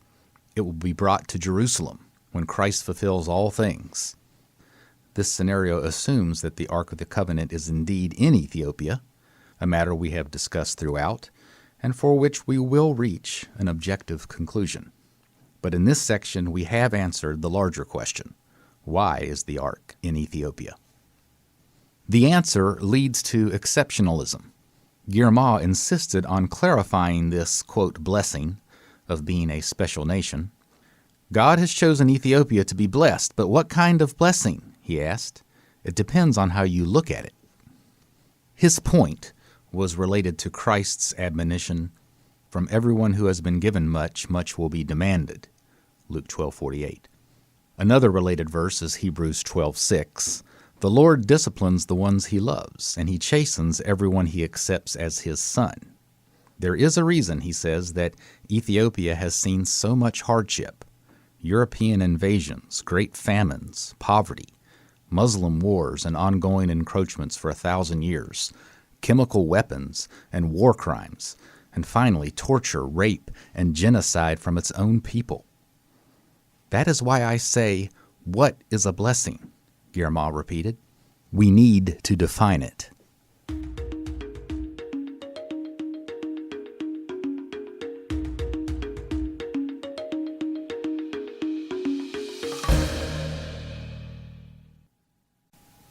Chapter 22.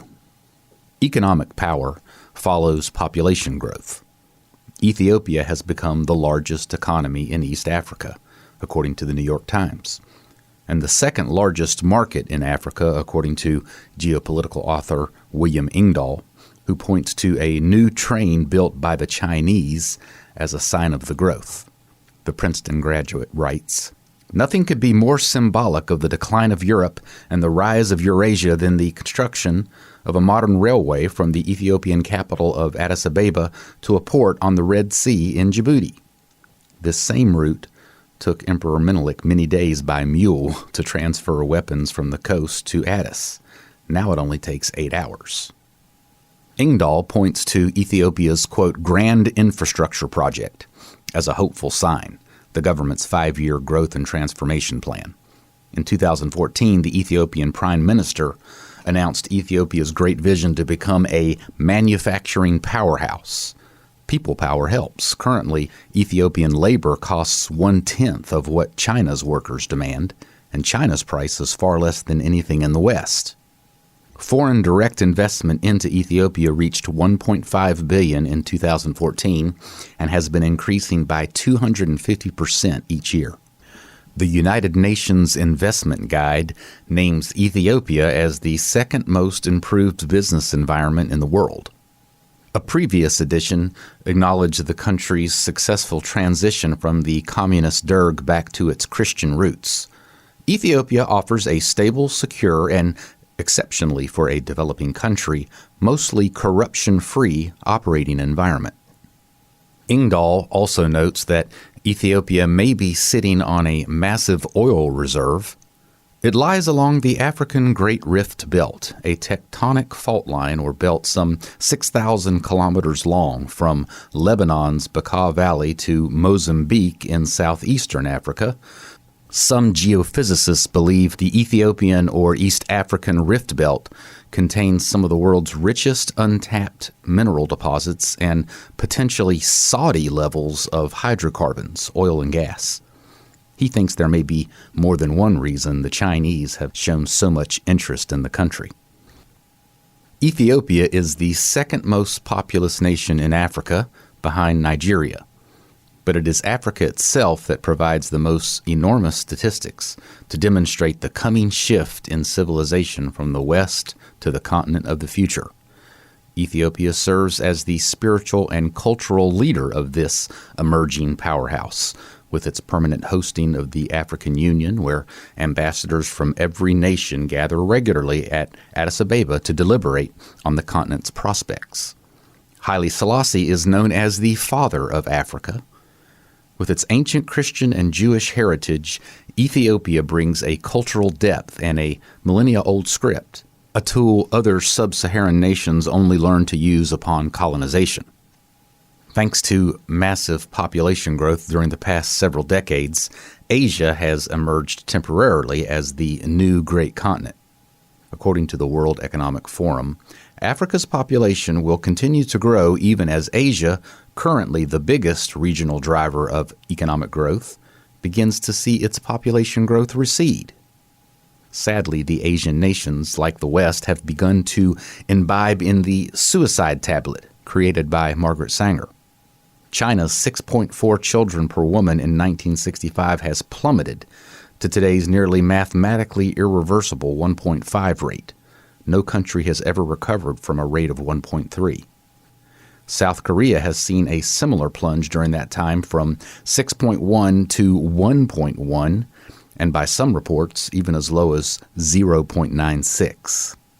Europe will continue to shrink, which is worsening its economic problems, declares the Washington Post, which notes that China is also in trouble.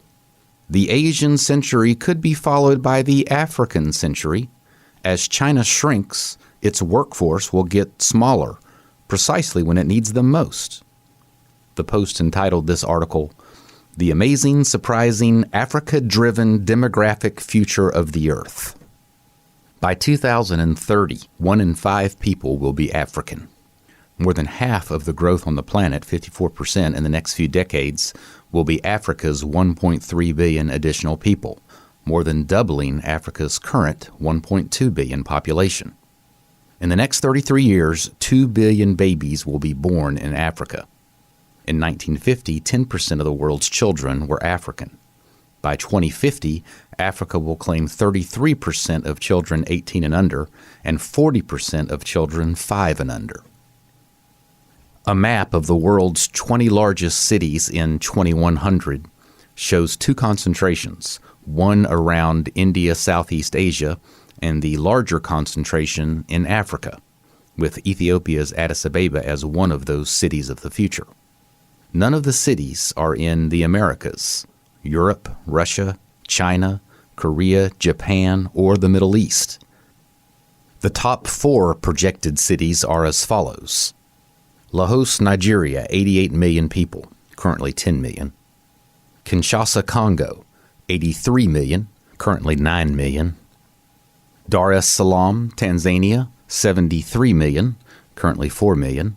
Mumbai, India, 67 million, currently 20 million.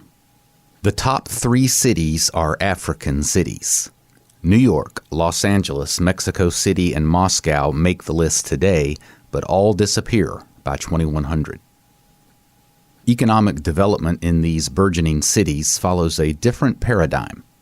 Today, access to a mobile phone is available to most people in Africa, now the world's largest market for cellular devices. But far fewer have piped water. More specifically, 30% of Africans have sewer service. 54% have paved roads. 63% have piped water. 65% have electricity. And 93% have cell phone service. A decade ago, Chinese investors poured $2.4 billion into 75 foreign countries. Of those, 45% were Asian and 42% were African. Besides investing in their Asian neighbors, these Chinese oligarchs are pouring money into Africa almost exclusively. According to the World Economic Forum, combine the continent's soaring population with technology, improvements in infrastructure, health, and education, and Africa could be the next century's economic growth powerhouse. Africa is going to be the epicenter of what's happening in the world for years to come, writes investment strategist Doug Casey, a New York Times best-selling author. It's gone from being just an empty space on the map in the 19th century to a bunch of backwater colonies in the 20th century, to a bunch of failed states that people are only vaguely aware of today. Soon, however, it will be front-page news. Before we address the mighty efforts of the Bill and Melinda Gates Foundation to prevent Africa from reaching its demographic destiny, the thinking of such elitists and former eugenicists, most specifically their Malthusianism, needs to be squarely debunked once and for all. Thomas Malthus, Margaret Sanger, and more recently Paul Ehrlich got it wrong. More people leads to wealth, not poverty. Firstly, some mental pictures to help overcome the propaganda. Today's population, all 7 billion, could each have 5 acres of land for themselves. Of course, not all land can grow food. That problem hasn't been solved yet. But every person on the planet could have his or her own half acre of productive land. Living as families of 4, the entire world population can fit into Texas, with each family owning a nice house and yard. Standing 3 feet apart, the entire world can fit into the city of Jacksonville, Florida. There's plenty of land for everyone, and there will be for a long time. After that, perhaps Elon Musk will provide opportunities in space.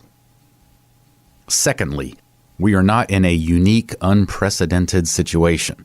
Demographers estimate that at least 20 billion people lived on Earth between 8000 BC and the time of Christ. See Berkeley scientist Kenneth Wachter's Essential Demographic Method.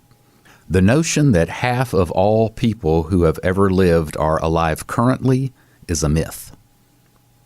Thirdly, there is plenty of food. The world grows enough food today for 3 billion more people than now exist. As Eric Holt Jimenez writes in the Journal of Sustainable Agriculture, we already grow enough food for 10 billion people and still can't end hunger. Exactly. The Oxford-based humanitarian group Oxfam stated that famines are not natural phenomena, they are catastrophic political failures. Or, as the Population Research Institute puts it, overpopulation is not to blame, it's the policy, stupid. Fourthly, there is plenty of water. Of course, 2/3 of the globe is covered in water and looks blue from outer space. Sure, that's salt water, but again, some creative person may figure out a simple way to convert it. Regarding the kind of water you can currently drink, obtainable fresh water has increased 7-fold since 1900, while the world population has increased only 4-fold. People tend to figure out a way to garner the abundance of fresh water on our planet, according to scientist Dr. Peter Gleick's piece, A Look at 21st Century Water Resources Development in Water International. Then why all this Chicken Little fear-mongering about overpopulation? As British historian Paul Johnson noted, for 200 years the Malthusian advocates have spouted mumbo-jumbo and have never been taken seriously by the larger public. The big change emerged when Stanford professor Paul Ehrlich wrote a book in 1968 called The Population Bomb. It didn't sell that well until his handlers discovered the real secret to success. He appeared on Johnny Carson's Tonight Show nearly a dozen times. The book sold 2 million copies and appeared in several languages. Ehrlich created the unlikely category of superstar scientist, according to geopolitical analyst James Corbett, who calls Ehrlich a pseudoscience charlatan. That sounds rather harsh until you examine the evidence. Ehrlich in the 1960s and early 1970s predicted the following. There will never be 7 billion people in the year 2000. As far as petroleum goes, we're running out rapidly. Some estimates are that it will be all gone by the year 2000. Sometime in the next 15 years, the end will come, and by the end, I mean the utter breakdown of the planet to support humanity. The collapse of civilization itself is a near certainty in the next few decades. He also predicted that 4 billion people would starve in the 1980s, including 65 million Americans. In the first line of The Population Bomb, he writes, "The battle to feed all of humanity is over. In the 1970s, hundreds of millions of people will starve to death in spite of any crash programs embarked upon now." He also said that he would take even money that England would not exist in the year 2000. This one prediction he got right, although he was off by a couple of centuries, and it will happen for the opposite reason. As we have already demonstrated in this book, demographic winter will soon destroy England and all of Europe. The United States will follow, but on a slower pace due to immigration. Ehrlich's solutions to the so-called problem of overpopulation? Forced sterilization and world government. Addressing a student's question on China's one-child policy, he said, "One of the things that might be good is to add something to the water supply that makes you have to take an antidote in order to have a baby. In the U.S., you can't even dare discuss it." The New York Times quoted Ehrlich, "The government might have to put sterility drugs in reservoirs and in food shipped to foreign countries in order to limit human multiplication." The Boca Raton News, appalled at the idea, called Ehrlich worse than Hitler. In the 1977 textbook, Ecoscience, Population, Resources, Environment, that Ehrlich co-authored with Barack Obama's future science czar John Holdren, they again suggested a sterilant for the water supply to solve overpopulation, along with forced abortions. These measures could be sustained under the existing Constitution, they wrote. They call for a, quote, planetary regime to ultimately control and solve population issues. Society has had 50 years since Ehrlich's madness, both his predictions and his solutions, to debunk and defame him. Unfortunately, his gamesmanship has barely been exposed. As the adage goes, repeat a lie often enough and it becomes the truth. Ehrlich was made a Fellow of the Royal Society of London in 2012, received awards from the Swedish Academy of Sciences, the University of Missouri, and the Sierra Club, and is a top professor of biology at Stanford. He is still consulted today as an expert on population issues. Contrast Ehrlich with a more credible academic during the same time, economist Dr. Julian Simon, who publicly challenged Ehrlich to a bet regarding so-called overpopulation and its effect on resource scarcity, a contest now known as the Simon-Ehrlich wager, which has its own Wikipedia page. In libertarian circles, it is known as the bet of the century. Simon grew up in New Jersey, like Ehrlich. They were both born in 1932. They both attended Ivy League schools. They both advocated for population control measures until Simon decided to examine the real data, writes James Corbett. Spurred by doubts about whether population reduction might actually harm humanity rather than save it, Simon, unlike Ehrlich, went back to the data to see if population hysteria was actually justified. Finding that the data in fact showed the opposite of what doomsdayers like Ehrlich were saying, Simon began writing articles arguing against the population control advocates. Simon tried to get his message out, but his anti-Malthusian message wasn't backed by any oligarchs like the Rockefellers, who funded Margaret Sanger and other Malthusians in the previous generation. He challenged Ehrlich to a debate, but was ignored. Dr. Pierre Desrochers, a professor with the University of Toronto system, gives this account of Simon's wager. So Simon is at home watching Ehrlich on the Johnny Carson show when he goes bananas because he sees him all the time, in his opinion, spouting nonsense things that are not backed up by the data. But then what are you going to do? Nobody wants to listen to him. He might be, the most prominent anti-Malthusian, but that's kind of like saying that you're the tallest of the seven dwarves. And so what he does is that he makes a very public bet to Ehrlich to essentially put up or shut up. Okay, select any 5 resources of your liking over any period of time of more than a year, and if, as you say, we're heading towards a Malthusian catastrophe with more mouths to feed with finite resources, well, obviously, the price of these resources should go up over time. That's basic economics. If, on the other hand, the price of these resources decreases while population increases, then it will show that you're wrong and that humanity is actually able to create resources, not just consume them.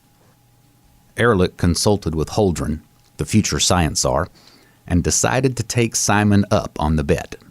He chose 5 resources that they were sure would increase in price: copper, chromium, nickel, tin, and tungsten. The 10-year bet was formalized in 1980 with September 29, 1990 as the payoff date. Ehrlich lost the bet. All 5 metals decreased in price.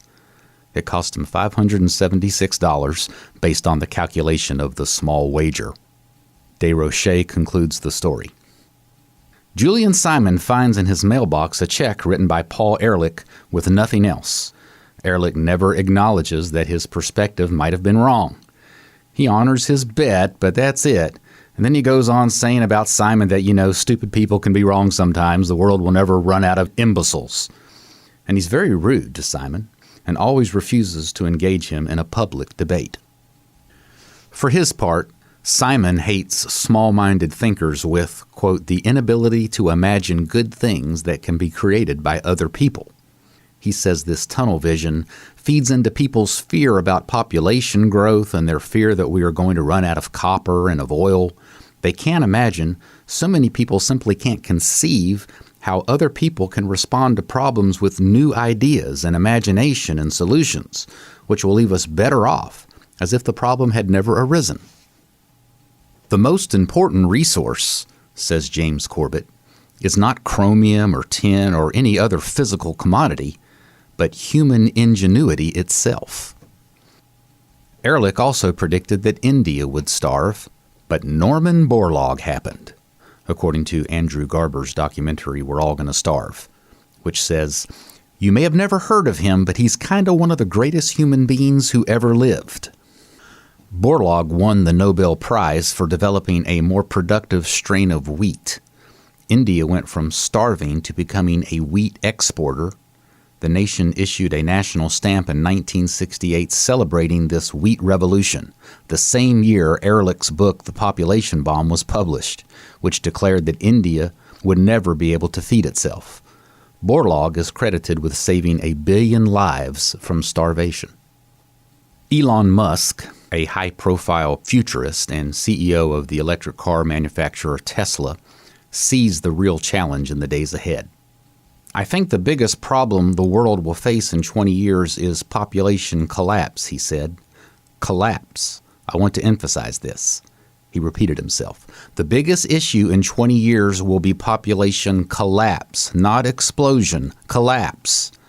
Most people think that we have too many people on the planet, but actually this is an outdated view." So, more people aren't a problem. God's first commandment is to be fruitful and multiply, and the Bible never tells us otherwise.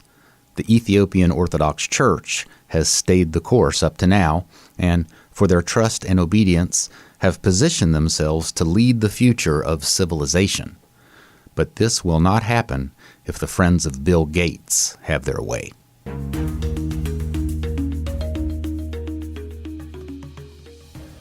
The Bill and Melinda Gates Foundation sponsored the opening ceremonies for the International Conference on Family Planning held in Addis Ababa, Ethiopia, on November 12, 2013.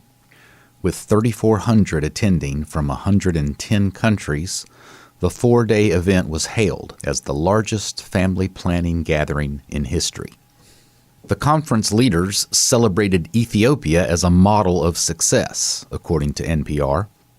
Ethiopia was the largest recipient of family planning assistance in sub-Saharan Africa since 2000. According to NPR, the efforts are working. The number of women using hormonal birth control has steadily increased from 8% in 2000 to 29% in 2014. Ethiopia's birth rate has decreased from 7.2 in 1991 to 4.2 in 2019. Ethiopia's Minister of Health, Dr. K. Admasu, gave this assessment.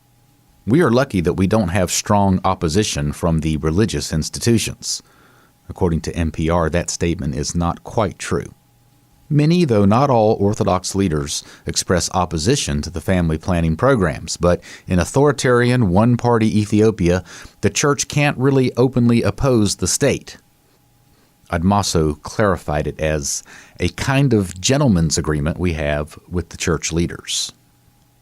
A 35-year-old Orthodox priest at Holy Trinity Cathedral told NPR, "The Bible doesn't allow the use of pills. The church only allows natural family planning, abstaining from sex, which includes fast days, up to 250 a year on the Orthodox calendar."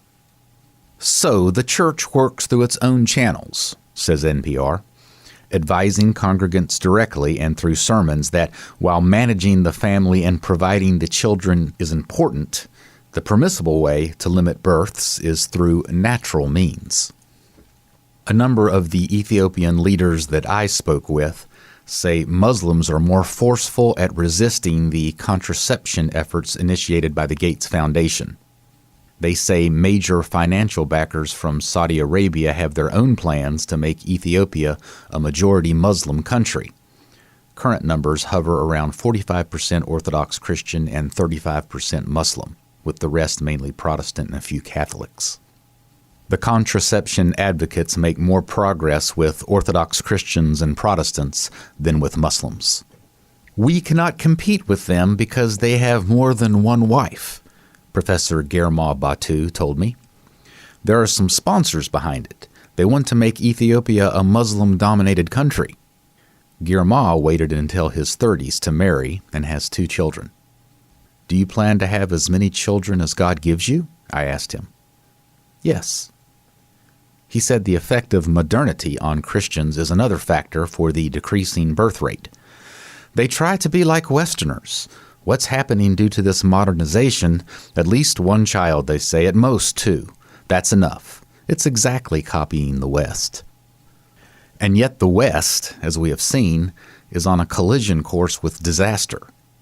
But like a modern-day Samson, who killed his rivals along with himself, the elites of the U.S. and Europe are dead set on handing Africa the suicide pistol of Queen Victoria and bringing Margaret Sanger's suicide tablet to Ethiopia and the rest of the continent. If recent trends continue, they will succeed. When the world's richest men met in 2009, they each gave 15-minute presentations on their primary concerns for the planet. Taking their cue from Gates, they agreed overpopulation was a priority, according to the report from London's Sunday Times. Meanwhile, the staffers of the oligarchs were told that security briefings were the reason for their meeting. "We only learned about it afterward," said Stacey Palmer, editor of the Chronicle of Philanthropy. "Normally, these people are happy to talk about good causes, but this is different, maybe because they don't want to be seen as a global cabal." Gates's meeting was a great success, as his billionaire friends and all the major foundations decided to contribute to the Gates Foundation's population control efforts. Warren Buffett, the second richest person at the time behind Gates, shifted $31 billion of his assets to his friend Bill. In an interview with Bill Moyers in 2003, Gates said that the one issue that really grabbed me as urgent were issues related to population. Then he clarified himself, reproductive health. Most people have a working knowledge of Bill Gates's rise from a teenager in the Seattle suburbs to college dropout to computer whiz kid who forged an unlikely partnership with IBM to become the richest man in the world. He is the science type, smart, rational. He's not a churchgoer. Bill said church represents an inefficient use of his time. According to biographer Ron Chernow, Gates has a staff of 30 people who work on his public image.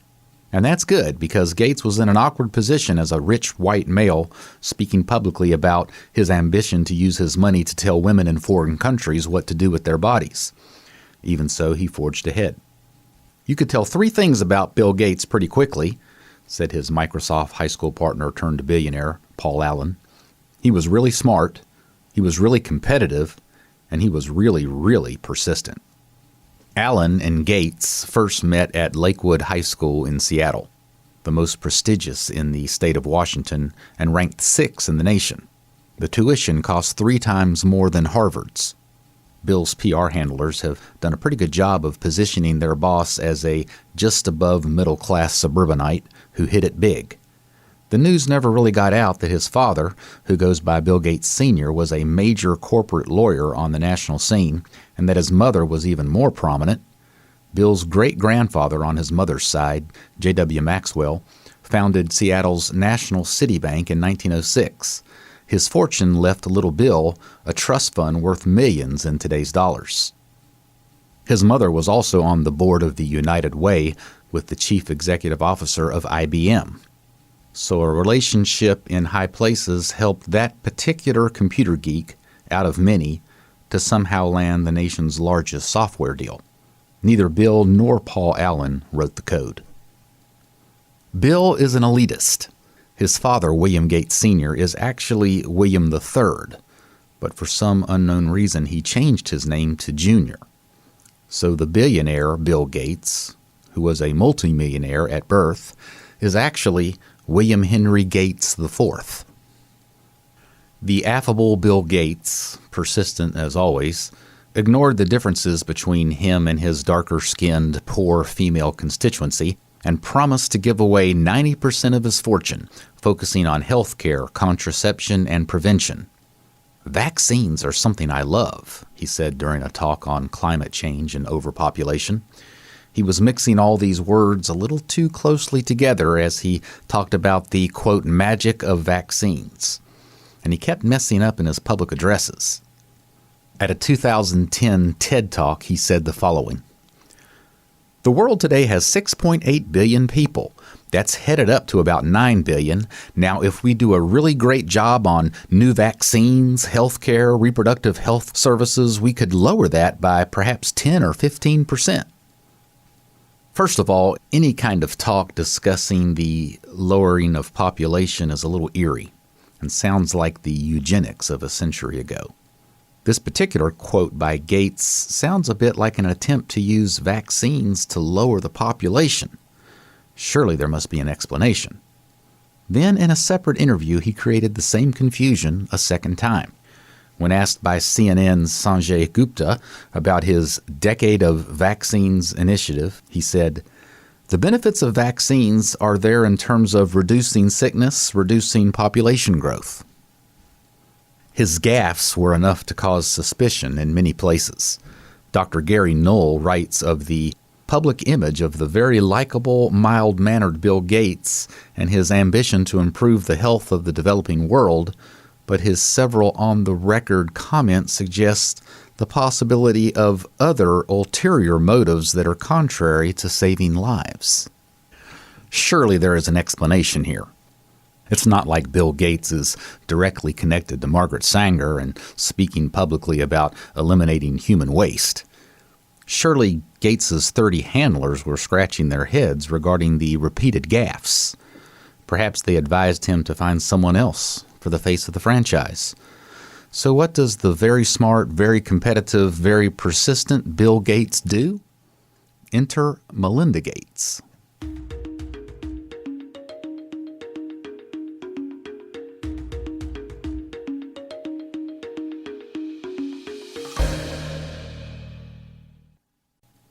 Chapter 23. Married to Bill in 1994, Melinda French brings a savvy that Bill Gates can't quite muster, and she caters to the right demographic. She is younger. She is a woman.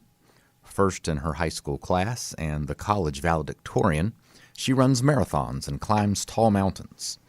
She and Bill get to have 3 kids, more than the replacement rate, and she was raised in a home of 4 children who enjoyed having a stay-at-home mother. Their house has 24 bathrooms and is valued at $147.5 million, not including a notebook owned by Leonardo da Vinci worth $50 million, also inside the house when not loaned to museums. But Melinda, raised in an upper-class neighborhood, but lower than her current station, is certainly closer than Bill to the target constituency of poor African females. She is also more perceptive than her husband. Bill readily admits that Melinda understands people better than he does, according to a friendly biopic likely written by the PR staff. Warren Buffett agrees. Bill is an awkward guy. He's lopsided, but a little less lopsided since he's with Melinda. Melinda was quick to explain Bill's strange comments about vaccines as part of a plan to reduce population. If you allow a child to live, there's a whole group of skeptics who say, well, isn't the mother going to have 7 babies or 5 babies and we're going to overpopulate the planet? That worried Bill and me too, quite frankly, she said. But thank God the converse is true, that as a woman and the husband see their children will live into adulthood, the woman naturally brings down her birth rate. Their argument: vaccines improve health. Healthier families decide it's okay to have less children. Thus, population is reduced. She also addressed other sticky issues. Some people worry that the real goal of family planning is to control populations. These are all side issues that have attached themselves to this core idea that men and women should be able to decide when they want to have a child. She also dealt head-on with the, quote, lingering concern that if we separate sex from reproduction, we're going to promote promiscuity. And I think that's a reasonable question to be asked about contraception. What is its impact on sexual morality? But like most women, my decision about birth control had nothing to do with promiscuity, Melinda insists. She tells her story of earning a master's degree from Duke University and then becoming one of the youngest female executives at Microsoft. While Bill says less endearing things like, Religion is not very efficient. Melinda attended only Catholic schools as a child and considers herself a Christian and a, quote, practicing Catholic. Melinda Gates is, without a doubt, an impressive spokesperson for her cause.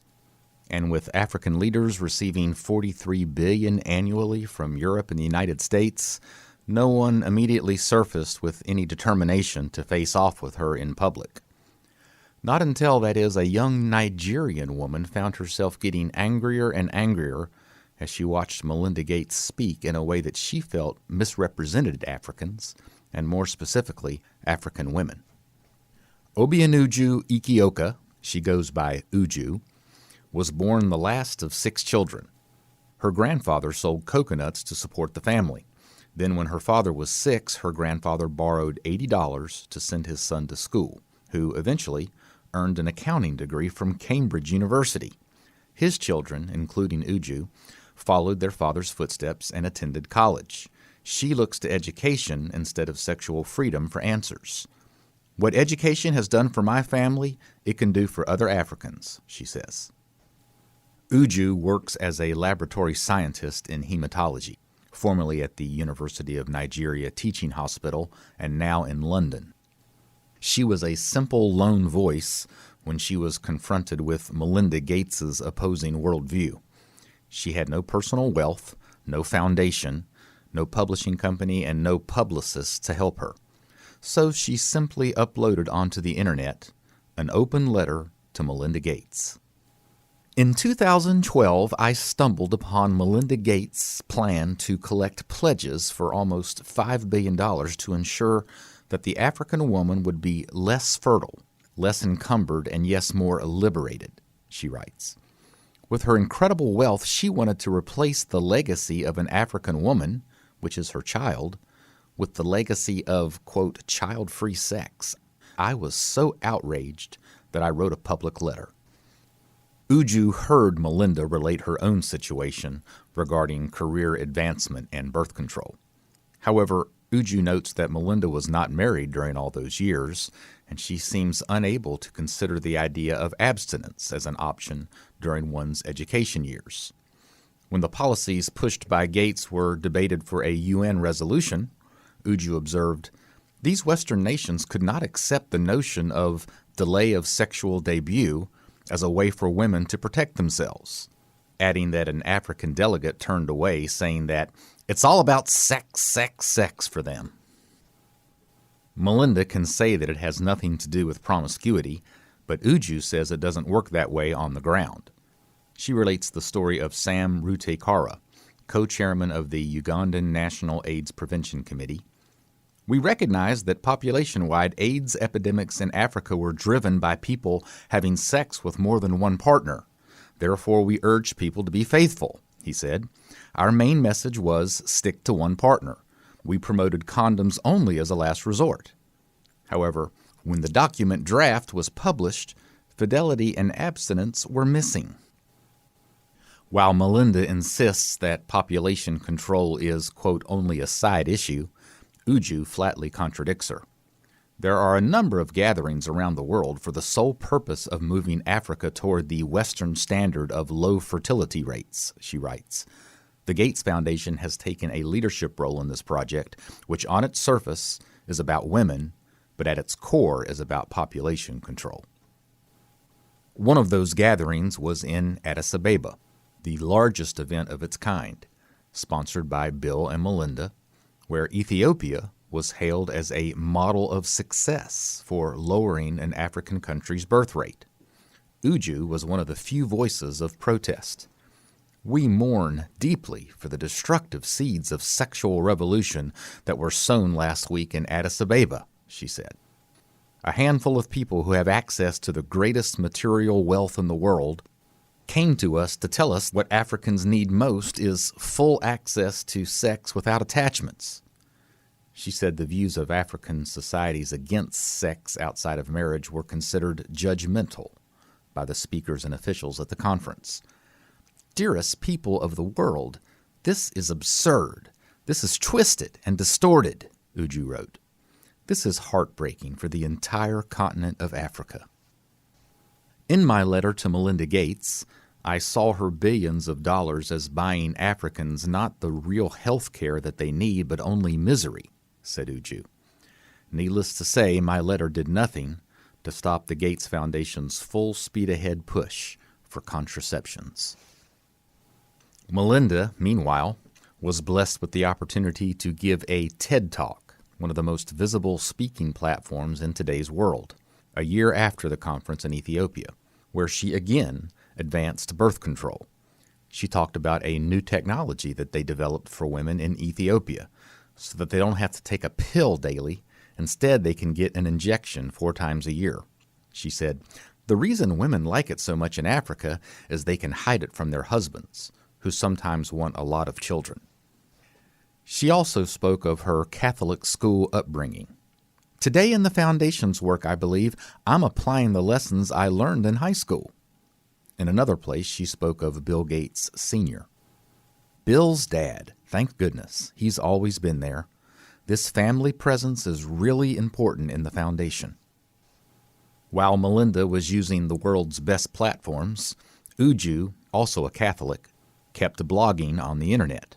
In that letter, I explained to Gates, a Catholic, that many of the 69 countries she was targeting for her contraceptive campaign had large Catholic populations, she wrote.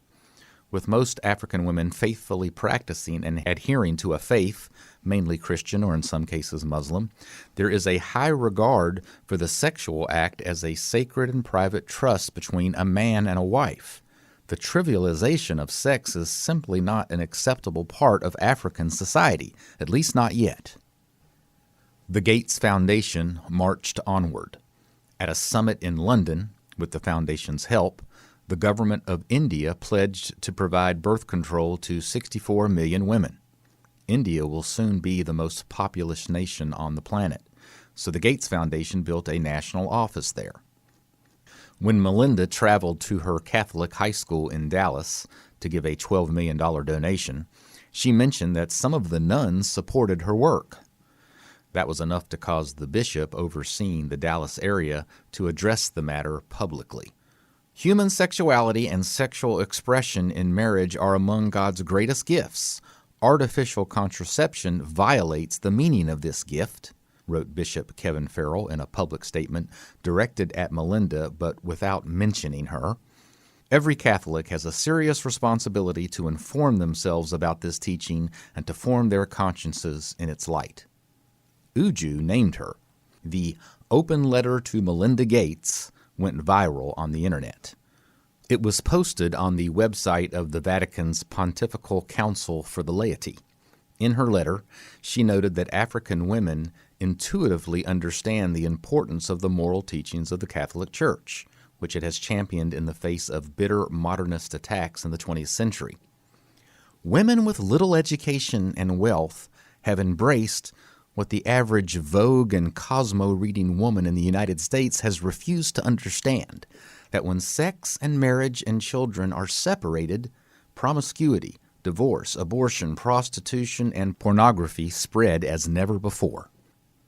A year after Uju's letter was recognized in Vatican circles, Pope Francis himself released a 2015 encyclical that addressed the issue.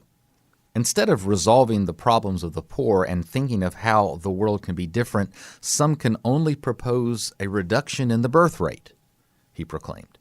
For a Catholic, being on the wrong side of the Pope is never helpful in a public relations strategy. But at least one Gates was identifying as a card-carrying Christian. Bill, on the other hand, when asked about church, said, "There's a lot more I could be doing on a Sunday morning." Melinda, the new face of the Foundation franchise, spoke about Christianity in a way to attract a larger demographic. But the tension was growing for Melinda regarding her expressed Catholicism and her actions, which defied some of the most important teachings of the Catholic Church. The London Independent reported her decision to openly admit the contradiction. Melinda Gates, billionaire philanthropist and practicing Catholic, laid down the gauntlet to the Vatican by vowing to dedicate her life to improving access to contraception for women in the developing world. "Of course I wrestled with this," Melinda told The Independent. As a Catholic, I believe in this religion. There are amazing things about this religion, amazing moral teachings that I do believe in, but I also have to think about how to keep women alive. The article points to her commitment to reducing unwanted pregnancies in poorer countries, which experts say lead to more than 100,000 women dying prematurely every year. Uju does not back down from these highly charged arguments. Firstly, she notes that these statistics are used a bit deceptively to promote the contraception agenda. While fewer pregnancies lead obviously to fewer deaths by pregnancies, birth control does not decrease the percentage of deaths per pregnancy. Secondly, she says the true solution is better health care. The availability of contraception does not necessarily mean that a country has adequate maternity care. What African nations need is not a massive infusion of contraceptives into their communities, but a renewed commitment to building up the various branches of the dilapidated healthcare systems across the continent. Imagine if billions of dollars were invested in that. Uju notes that the same types of arguments are used for HIV prevention. South Africa is praised as a role model, where the largest condom distribution program was established to prevent AIDS. Uju writes, "Yet South Africa is among the African countries with the highest incident rates of HIV, and it has the highest percentage of HIV-infected young women in southern and eastern Africa. Think of the exponential spread of HIV and other STDs as men and women with abundant access to contraceptives take up multiple concurrent sex partners." Uju's indictment that Melinda Gates is funding contraception rather than preventing the death and diseases she claims to be addressing is backed by one of the most prestigious medical journals, The Lancet. One article notes that African philanthropy has seen, quote, "a heavy bias in funding towards malaria and HIV/AIDS with relatively little investment into tuberculosis, maternal and child health, and nutrition, with chronic diseases being entirely absent from its spending portfolio." In the same paper entitled, "What Has the Gates Foundation Done for Global Health?" Dr. David McCoy says that the grants made by the foundation do not reflect the burden of disease endured by those deepest in poverty. Melinda Gates speaks about the foundation's involvement with other areas besides contraception. "We also need to help small farmers who plow small plots of land in Africa so that they can grow enough food to feed their children." Now, while Melinda does have some credibility as a woman speaking on issues of female contraception, I will suggest that she knows very little about farming or third world economic development. She grew up in the upper middle class suburbs of Dallas. We must assume that in this area she is simply serving as a talking head for others behind the curtain. And a little investigative work proves this to be true. In fact, the Gates Foundation is a major shareholder of Monsanto, now Bayer AG, according to Ivy League author William Engdahl. Monsanto is the leading proponent of GMOs, genetically modified organisms, a highly controversial industry that sells seeds to farmers that cannot be used the following year. They are patented. You, therefore, cannot eat an apple, take out a seed, and plant it in your yard. You have to go back to the store and buy more seeds. It's almost like patenting rainwater. Something that was a free gift since the beginning of time is now used to extort fortunes for the wealthy from the struggling masses.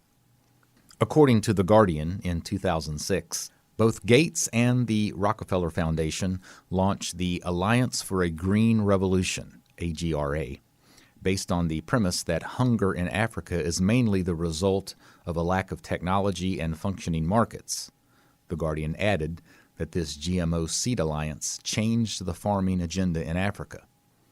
Dr. Gary Knoll and Richard Gale say these changes by the international GMO initiatives funded by Gates have devastated small cooperative farms that have served as the lifeline of food for centuries and has resulted in the deaths of hundreds of thousands of farmers.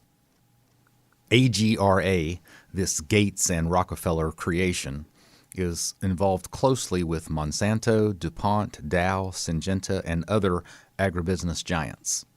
Writes Ingdahl, the person from the Gates Foundation responsible for its work with AGRA is Dr. Robert Horsch, a 25-year Monsanto GMO veteran who was on the team that developed Monsanto's Roundup-ready GMO technologies.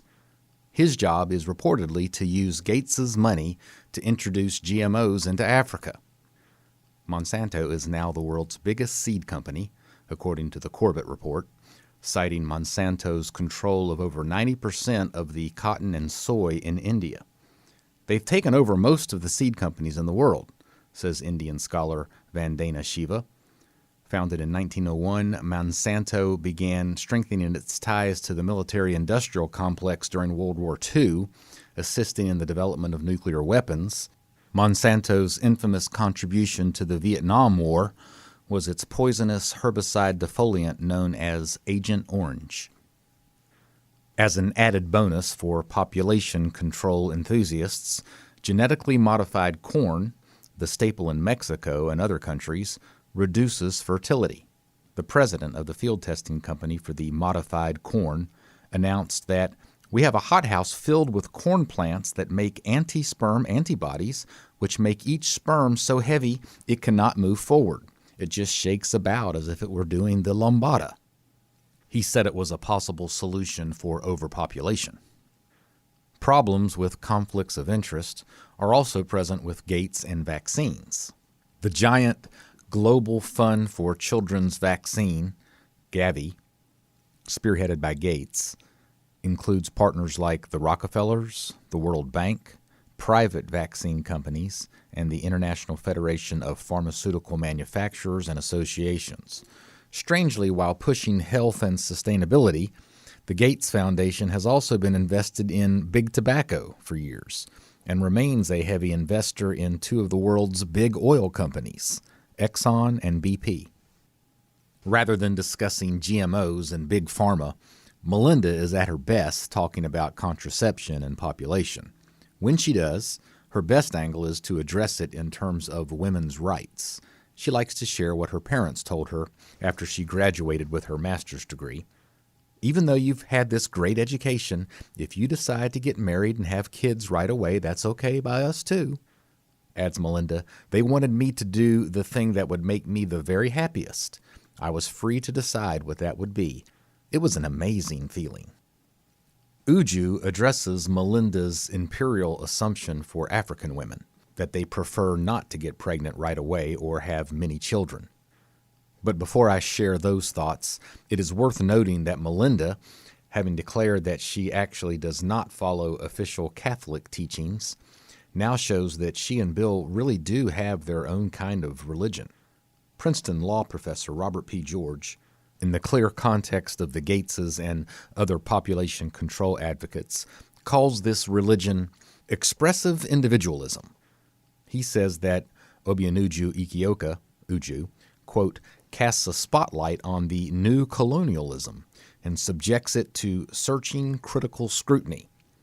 He says expressive individualism in its extreme is at the heart of the secular progressive worldview that now functions as the religion of many Western elites. It is increasingly clear that it is a militant, evangelizing, and fundamentalist type of religion, notes George, the McCormick Professor of Jurisprudence at Princeton. It seeks to embody its core doctrines in law as well as social practices, and it exhibits very little tolerance or even patience for dissent or dissenters. It regards traditional beliefs and values as retrograde and benighted, such as the sanctity of human life in all stages and conditions, to the ideal of chastity and the idea of marriage as the conjugal union of husband and wife, to the conviction that children are blessings that are far more valuable than personal economic advancement or material possessions and wealth. To put it simply, one religion says a woman should be anything she wants to be, regardless of the bigger picture. Another religion says that men and women are to follow God's commandments. The first one being that women are commanded to bear children and that men are commanded to support them in this chief endeavor of mankind. They do not get the choice to do or become whatever they want. Modernity, women's rights, and radical expressive individualism cannot exist peacefully with traditional religions such as biblical Christianity. In the New Testament, the Apostle Paul cuts to the chase on this key issue. After explaining that men are to be the head of the household, he assures everyone that, quote, women will be saved through childbearing. 1 Timothy 2:15. This worldview may still work in a nation like Ethiopia, with over 1,000 monasteries, but it is no longer acceptable in a society where the Bill and Melinda Gates Foundation is the largest and most influential charity. Uju does not primarily use religious or scriptural arguments to refute Melinda Gates. She meets Melinda on her own ground, the implied, supposedly irrefutable position that they are helping African women with what they need and with what they want. The Gates Foundation has targeted 220 million women in poor countries who, quote, do not want to get pregnant. We are particularly committed to exploring how our family planning efforts can meet the needs of young women and girls, the foundation states on its website. Says Melinda, articulating her expressive individualist religion, now, as a mother, what do I want the very most for my children? I want them to feel the way I did, that they can do anything they want to do in life. And so what has struck me as I've traveled the last decade for the foundation around the world is that all women want the same thing. But Uju has a different belief on what all African women want. In the town I come from, a new baby is always welcomed with much joy. In fact, we have a special song reserved for births, a sort of Gloria in Excelsis Deo. The day a baby is born, the entire village celebrates by singing this song, clapping their hands and dancing. I can say with certainty that Africans love babies. I would estimate that I had at least one family member or close friend give birth every single month. So I saw at least 12 babies born in my life every year. She describes the marriage ceremony in her village as picturesque in every way, and so brings to life everything the world romanticizes about Africa, from the kola nuts to the freshly tapped palm wine, from the colorful attires to the skilled drummers and agile dancers moving perfectly to the beat. No doubt many Western elites would enjoy attending this event, which is so richly and unabashedly ethnic. When they tout the merits of cultural diversity, they mean native languages, food, clothing, music, and dance, but their tolerance of African cultural heritage does not extend to the deepest thoughts and convictions of Africans, Uju says. Fertility is considered central, and so the entire village publicly prays for it right from the start of a marriage. Uju cites a 2010 U.S. aid report on the number of children desired across the world, the highest being Africa, ranging from 4.8 children per woman in Ghana to 9.1 in Niger and 9.2 in Chad. In a country such as Niger, there is hardly any indication of unwanted fertility. She cites another article that says that women in Niger want an average of 9 children, while the men say they want 11. In other words, women in Niger consider all their babies as wanted, even when pregnancy is unplanned. Amidst all our African afflictions and difficulties, amidst all these socioeconomic and political instabilities, our babies are always a firm symbol of hope, a promise of life, a reason to strive for the legacy of a bright future. These facts call into question the much-lamented crisis of, quote, unmet need for family planning, Uju concludes. Unmet need has become the phrase used within Western elite circles to speak about what they call the appallingly low prevalence of contraception use in developing countries. It has become the core of their case for multi-billion-dollar contraception projects, the scaffold for their most important policies, and their first and last talking points at every population-themed event. As articulate as she is, Uju never got an audience with Melinda. We do not know if Melinda ever saw Uju's open letter. We do know that Melinda pressed forward as always, despite the pressure from Catholics, even threats from Christians, she claims. She declared that she will continue to fight to bring contraception to women across the world. "This will be my life's work," she said in her small public relations biography, which ends by saying that Bill and Melinda worked together with, quote, "intelligence, a ruthless business style, and human compassion to make a difference and change the world for the better." Melinda continued to push vaccines, her safest subject. In a 2009 PBS interview with Charlie Rose, she said that the vaccine programs were primarily in India and that they want to bring that program to Africa. Their program in India went so well that she and Bill received the Padma Bhushan Award, the country's third highest civilian honor. Regarding vaccines, Melinda told PBS, "We're doing 6 large-scale trials right now in the continent of Africa."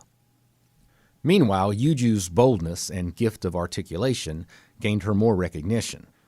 She was interviewed on BBC World News Television in 2017 by Australian-raised female anchor Yalda Hakim, a rather aggressive opponent, who challenged Uju early on regarding hundreds of millions of women who do not have access to contraception but should.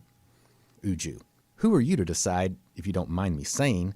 There isn't a popular demand, ma'am. If you go to Africa, what people are asking for every day, you just speak to any ordinary woman, and I think contraception might be the 10th thing she says, if that." Yalda Hakim: "But it's a basic human right to have access to it. That's why I say they should have access. That's part of the cycle of poverty and dealing with poverty and overcoming poverty, is it not?" Uju: "Well, that's kind of a Western solution, isn't it? If you speak to the ordinary woman on the streets of Africa, what is she asking for? She's asking for food. She's asking for water. She's asking for basic health care. And contraception continues to be about the last thing they would ever think of." Yalda Hakim: "But does that not play into the wider conversation about poverty and food? If they have access to contraception, then it deals with the issues of poverty as well." Uju: "That is the Western solution. Why don't you listen to the people first? Someone from a Western organization came and put IUDs into women and said, 'This is what you need to come out of poverty.' That is not what African women need. That is not the single indicator to come out of poverty. What Africans need is education." Yalda Hakim: "They do indeed. It's about education as well, so that they understand their basic human rights. It's not just about the West coming in and imposing something." Uju: "According to you. This is colonial talk, so you better be careful expressing it. According to whom? My lifeline out of poverty was education. It was not contraception. And there are so many other women who have walked the same path as I have." Yalda Hakim: "You're then also generalizing, speaking on behalf of every woman on the continent." "Well, so are you. But when the United Nations says that more than 200 million women don't have access to contraception, then that's contradicting what you are saying." Uju: "Those are the calculations of the United Nations, but how many of those 200 million women are actually asking for it? There's a difference between what the United Nations now calls the unmet need and the unmet demand." Yalda Hakim: "Perhaps they are unaware." Uju: "Well, for someone like yourself, someone so kind and generous from the West, to come tell them that what they need is contraception to come out of poverty, now you give them contraception. And the next day, they still don't have work. The following year, they still don't have work. So they turn out to be, Bianuju, I really would like to discuss this further with you. We're just 10 seconds to go off the air, so thank you very much for joining us." The British are skilled at the talking points used by Yalda Hakim. Former Prime Minister David Cameron was quoted in the same Independent article where Melinda Gates announced her break with traditional Catholicism. "When a woman is prevented from choosing when to have children, it is not just a violation of her human rights," said Cameron. "It can fundamentally compromise her chances in life and the opportunities for her children." Uju has several responses for these British progressives. Firstly, she refutes the basic human rights argument. "I challenge this statement," she said. knowing that basic human rights include life, liberty, and personal security, even according to the Universal Declaration of Human Rights composed by the United Nations. Contraception is not on the list.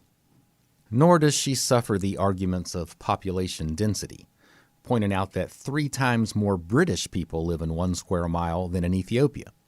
With more than 3 times the population density of Ethiopia, Uju notes, Britain has more than enough food to feed its population. She also tires of the UK's argument for population control based on sustainability and carbon emissions. She reveals that the UK's aggressive initiative Population Matters shows on its website that the carbon emissions in the United Kingdom is more than 13.5 times higher than that in Ethiopia. Go ahead, Uju writes. Commandeer the world's resources and live self-indulgently, Population Matters seems to be suggesting, so long as you prevent a poor African from being born. We are thirsty, and they give us condoms.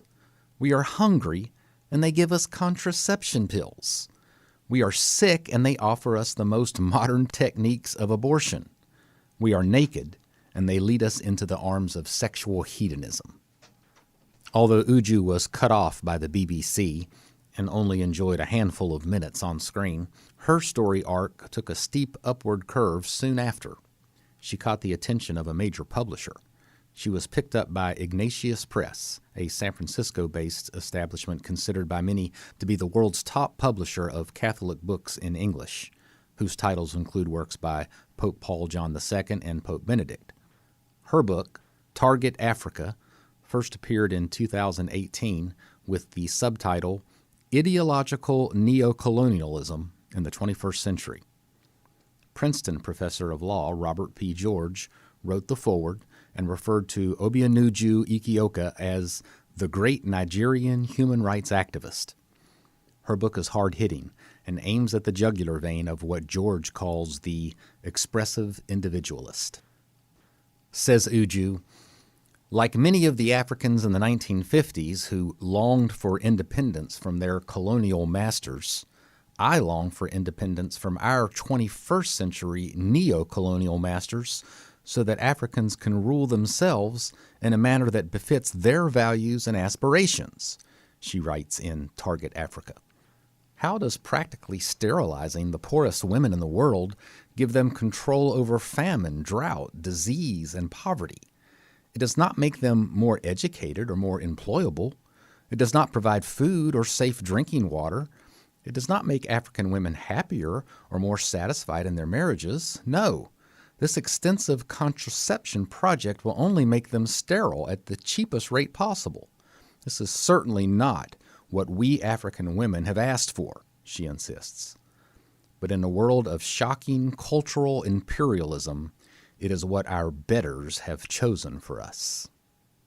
Uju's words remind us of the invasions by Italy and their call for, quote, civilizing the savages and barbarians in Ethiopia. The Abyssinians also endured the advisory, quote-unquote, position of the British that was often an underhanded attempt at colonization. Says Uju, I call these Western meddlers neo-colonial masters of the 21st century because, much like the colonials of the 19th and 20th centuries, they have taken strategic positions to advise, direct, persuade, and thereby control other nations, and in the process, destroy the cultures and institutions of the countries they claim to be helping. Of course, these individuals and organizations are doing the same work of deconstruction in their own countries, where they are redefining sexual identity in marriage, for example. But their ambition is not limited to their own nations. No, they wish to recreate the entire world. As the feminists, eugenicists, abortion activists, gender theorists, and sexual revolutionaries attempt to remake reality in most parts of the Western world, they are skillfully imposing their will on Africa too, she writes. These are the same ones who are pushing the movement to normalize LGBT identity and behavior. They are the same ones implicated in various draconian population control programs around the globe in the name of saving the world. It is becoming increasingly evident that a new design for mankind has been hatched in the imagination of the wealthiest class of social engineers and cultural architects in the Western world, Uju writes. Africans who resist gender ideology and sexual anarchy are truly countercultural, she adds. What will become of Africa as the social engineers attempt to redesign the human race? Will Africa be chopped off, knocked down, or just reconditioned to accept the new definitions of male, female, and marriage? Will Africans be punished into submission, as are increasing numbers of men and women who have voiced their concerns or objections in Europe and America?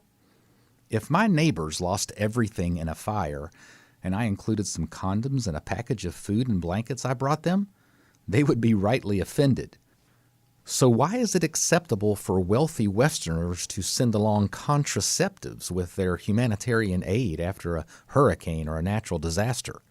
Trying to stop people in the developing world from having children should be considered appalling, especially since doing so is not a development strategy, it is an invasion strategy.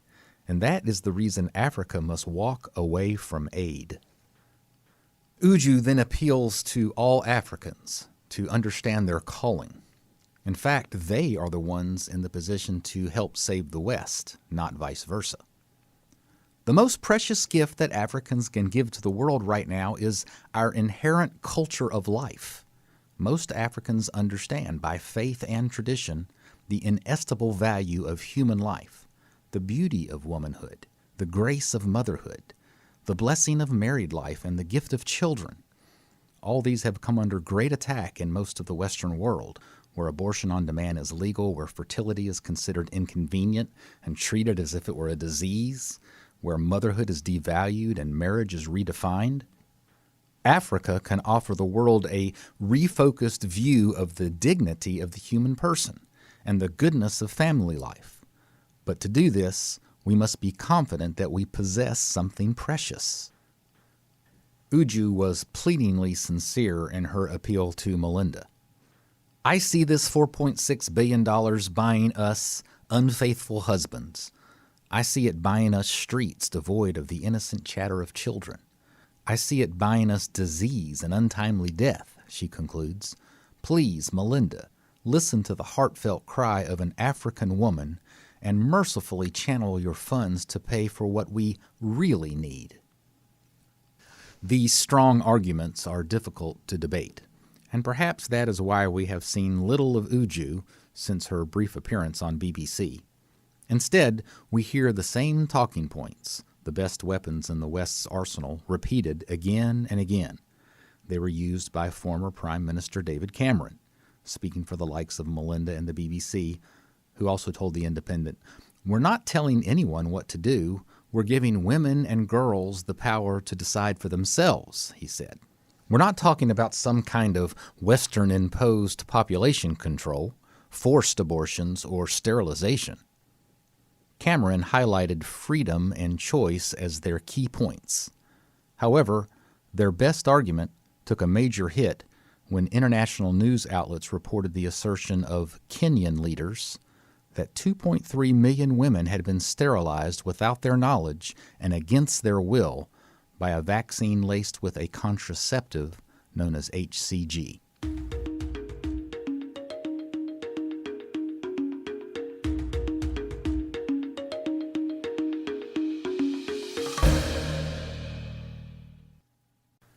Chapter 24. Kenya's bishops and government health ministry are locked in a heated battle over the safety of a tetanus vaccine that's being administered to women in the country, reported the Washington Post in November 2014. The United Nations insisted that its vaccines are safe, but the country's Catholic leaders say they have proof that the doses given to Kenyan women since March are laced with a fertility-inhibiting hormone. Nearly 25% of Kenya is Catholic. The Catholic Church operates 52% of the healthcare facilities in the nation, including 54 hospitals, 83 health centers, and 17 medical and nursing schools. The vaccine scandal emerged when Kenyans raised their concerns regarding who the vaccine was targeting, and the unusual dosage. Why were only women aged 15 to 49 receiving a vaccination for tetanus when boys and men are more likely to get lockjaw from a rusty nail? Why did the vaccine require 3 large doses over a few months when normal tetanus vaccinations require 1 booster per 10-year period? The church leaders called on their people to boycott the vaccine until the matter could be resolved. The bishop's medical advisors were primarily the Kenya Catholic Doctors Association. Their spokesman, Dr. Mohamed Nagari, of the Mercy Medical Center in Nairobi, pulled no punches in describing the problem to the international media. We sent 6 samples from around Kenya to laboratories in South Africa. They tested positive for the HCG antigen. They were all laced with HCG. The World Health Organization, overseeing the vaccination effort, denied the accusations. Releasing a bulletin about the laced vaccines on behalf of the Doctors Association, Dr. Nagari, an obstetrician and gynecologist with an MBA, was adamant in his accusations. This proved right our worst fears, that this World Health Organization campaign is not about eradicating neonatal tetanus, but a well-coordinated, forceful population control mass sterilization exercise using a proven fertility-regulating vaccine. The Washington Post printed the denials of the UN organizations. The World Health Organization and UNICEF said the grave allegations were not backed by evidence. The Kenyan government has also denied that the vaccination program is a secret mass sterilization effort. Both the bishops and the health officials agree that if present, the hormone has no business being in the vaccine doses, the Post continued. Several Western Catholic groups, along with organizations identifying as pro-life, have waded into the matter, as has online debunking site Snopes, which rated the claim false. Snopes acted as an arbitrator of sorts between the two sides that were forming, the Catholics and the United Nations. Snopes calls itself the definitive fact-checking and reference source, and clients have included Facebook and ABC. The effort was started by David and Barbara Mickelson and is now run out of the Mickelson home in Tacoma, Washington. Snopes positions itself as unbiased, impervious to money or other temptations, and neither for or against religion or the secularism of the UN. It is simply about the facts. In its investigation, Snopes squared off against Dr. Nagari, a Catholic father of 3 and one of 11 children from a Presbyterian pastor. He vaccinates his kids. The Catholic Church has been here in Kenya providing health care and vaccinating for 100 years, he said.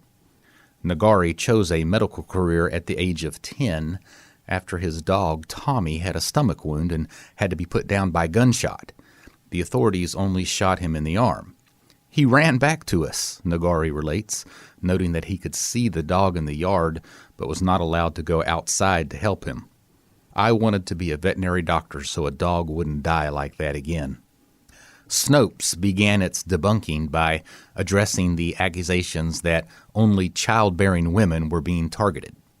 Neonatal tetanus resulted in the deaths of 550 Kenyan babies in 2013, and according to UNICEF, neonatal tetanus represents a very high proportion of the total tetanus disease. Snopes explained that the women were targeted to prevent babies from being born with tetanus. Dr. Nagari had other questions. Usually we give a series of 3 shots over 2 to 3 years. We give it to anyone who comes in the clinic with an open wound, men, women, or children. If this is intended to inoculate children in the womb, why give it to girls starting at 15 years? You cannot get married until you are 18. Snopes calls this a good illustration of fallacious thinking. Since 5 shots are required, starting 3 years before a girl is married makes more sense than exposing women who are married but not yet immunized to losing children to tetanus. David Mickelson and Snopes then addressed Nagari's original accusation that the vaccine was a contraceptive. Dr. Collins Tabu, the head of immunization at Kenya's health ministry, refuted the claim and said women immunized under the program in recent years subsequently conceived, prompting Nagari to respond with, "Either we are lying or the government is lying." Nagari can perhaps be forgiven for not completely trusting the government or the World Health Organization that was funding the government operation. The World Health Organization came under investigation from both the UK and the European Union for falsely predicting a swine flu epidemic in 2009, which led to various nations buying and stockpiling $7 billion worth of swine flu vaccines. In an article entitled, "Report Condemns Swine Flu Experts' Ties to Big Pharma," The Guardian explains that the 3 scientists advising the World Health Organization were on the payroll of the big pharma companies selling the vaccines. The corruption accusations were initially reported in the British Medical Journal. Editor Fiona Godley's comments were printed in the Washington Post. For the World Health Organization, its credibility has been badly damaged. Dr. Nagari referenced an early incidence of the HCG hormone used in a vaccine. The last time this vaccination with 5 injections was used was in Mexico in 1993 and Nicaragua and the Philippines in 1994, he said. It didn't cause miscarriages until 3 years later, noting that a recent conception by a Kenyan girl was a meaningless counterclaim if the effect can take 3 years. Nagari said that the World Health Organization and the United Nations attempted to bring the same anti-fertility vaccine to Kenya in the 1990s. "We alerted the government and it stopped the vaccination, but this time they haven't done so." Snopes dismisses the 1993 incidents in Mexico, Philippines, and Nicaragua as, quote, false rumors. The reason given is that the World Health Organization denied it.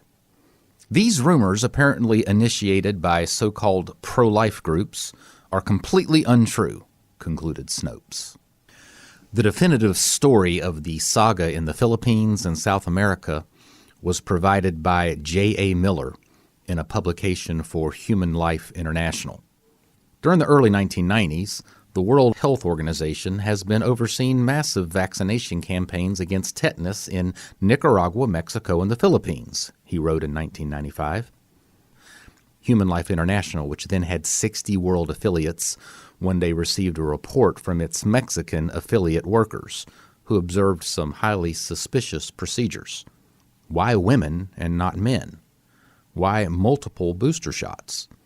Human Life International obtained several vials of the vaccine and had them analyzed by chemists, says Miller.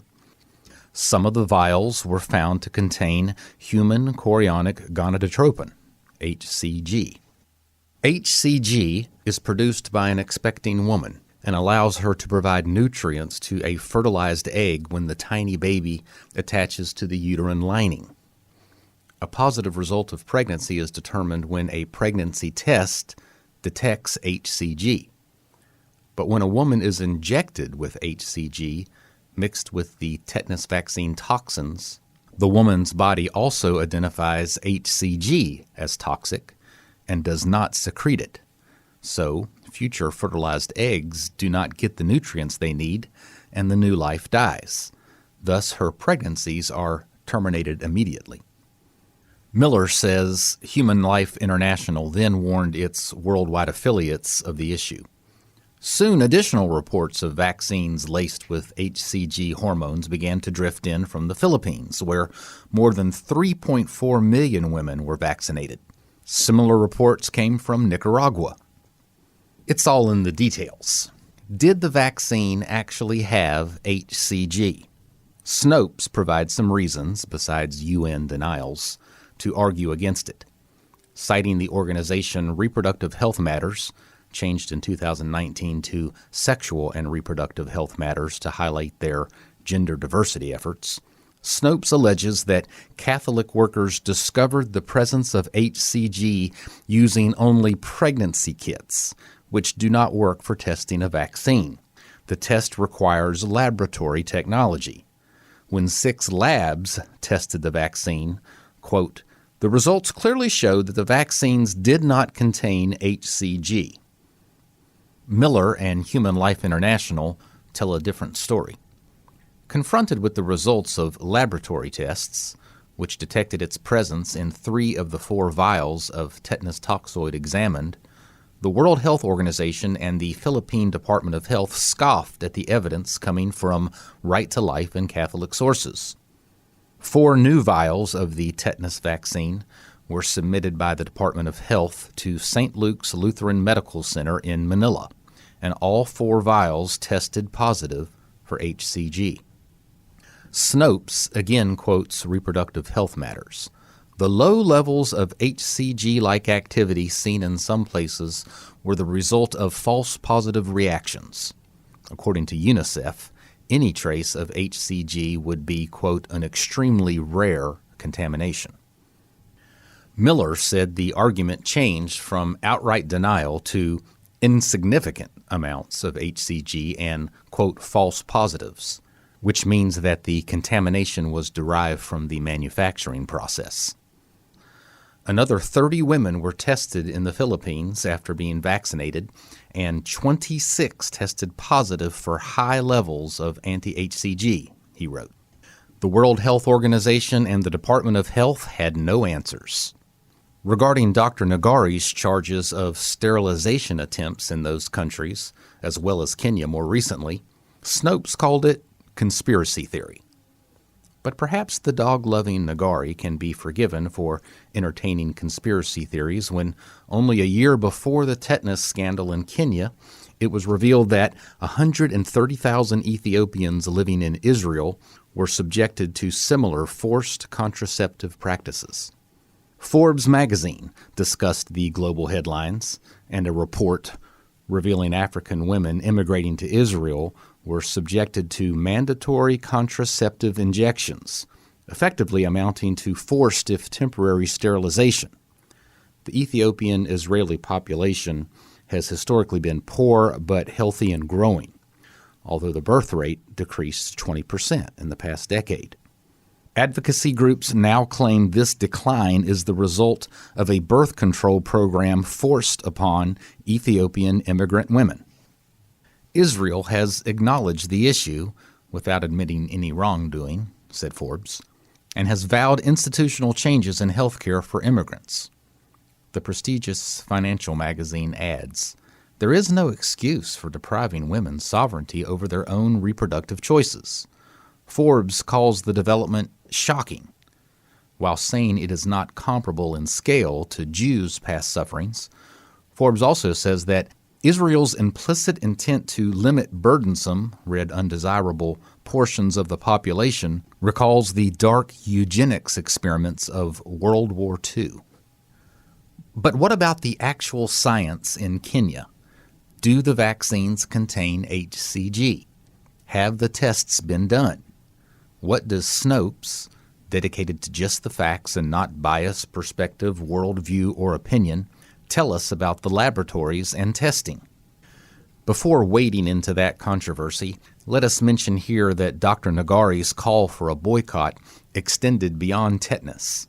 He and the bishops warned against the polio vaccine, the holy grail of all vaccinations. Africa will mark 1 year without polio on Tuesday, reported NPR.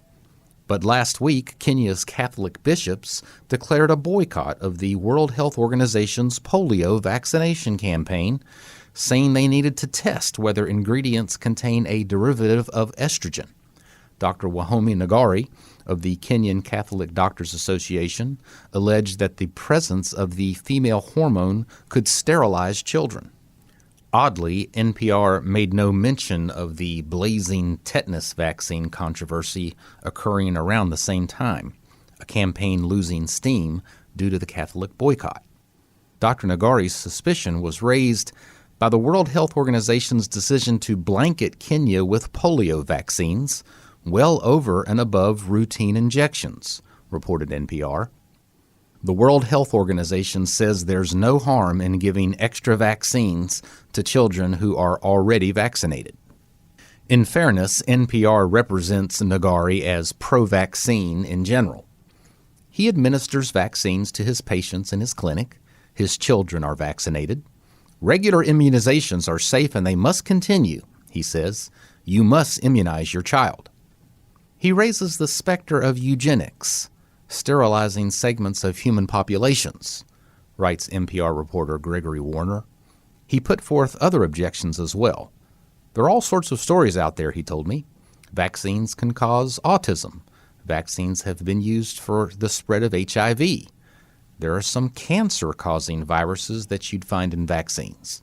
So there are a lot of stories. Some of them we don't know whether they're true or not, says the reporter Warner. I pointed out to him that research has shown that claims of vaccines being linked to autism and HIV and cancer are in fact not true. His response? We could debate this forever. Once again, Nagari is being positioned, rightly or wrongly, as a conspiracy theorist. And now he and the bishops are calling off vaccinations for polio, considered by far the most effective of all vaccines, created by the most famous of all vaccination doctors, Jonas Salk. Take your choice. The famous inventor who made the cover of Time magazine, the father of vaccines, or an unknown whistleblower in Africa. Dr. Nagari can perhaps be forgiven for his conspiracies regarding the polio vaccine if we consider Jonas Salk's own words. Cultural critic Jay Dyer's review of a book by Salk revealed that the father of vaccines suggests the possibility of injecting harmful viruses into humans, specifically reproductive organs.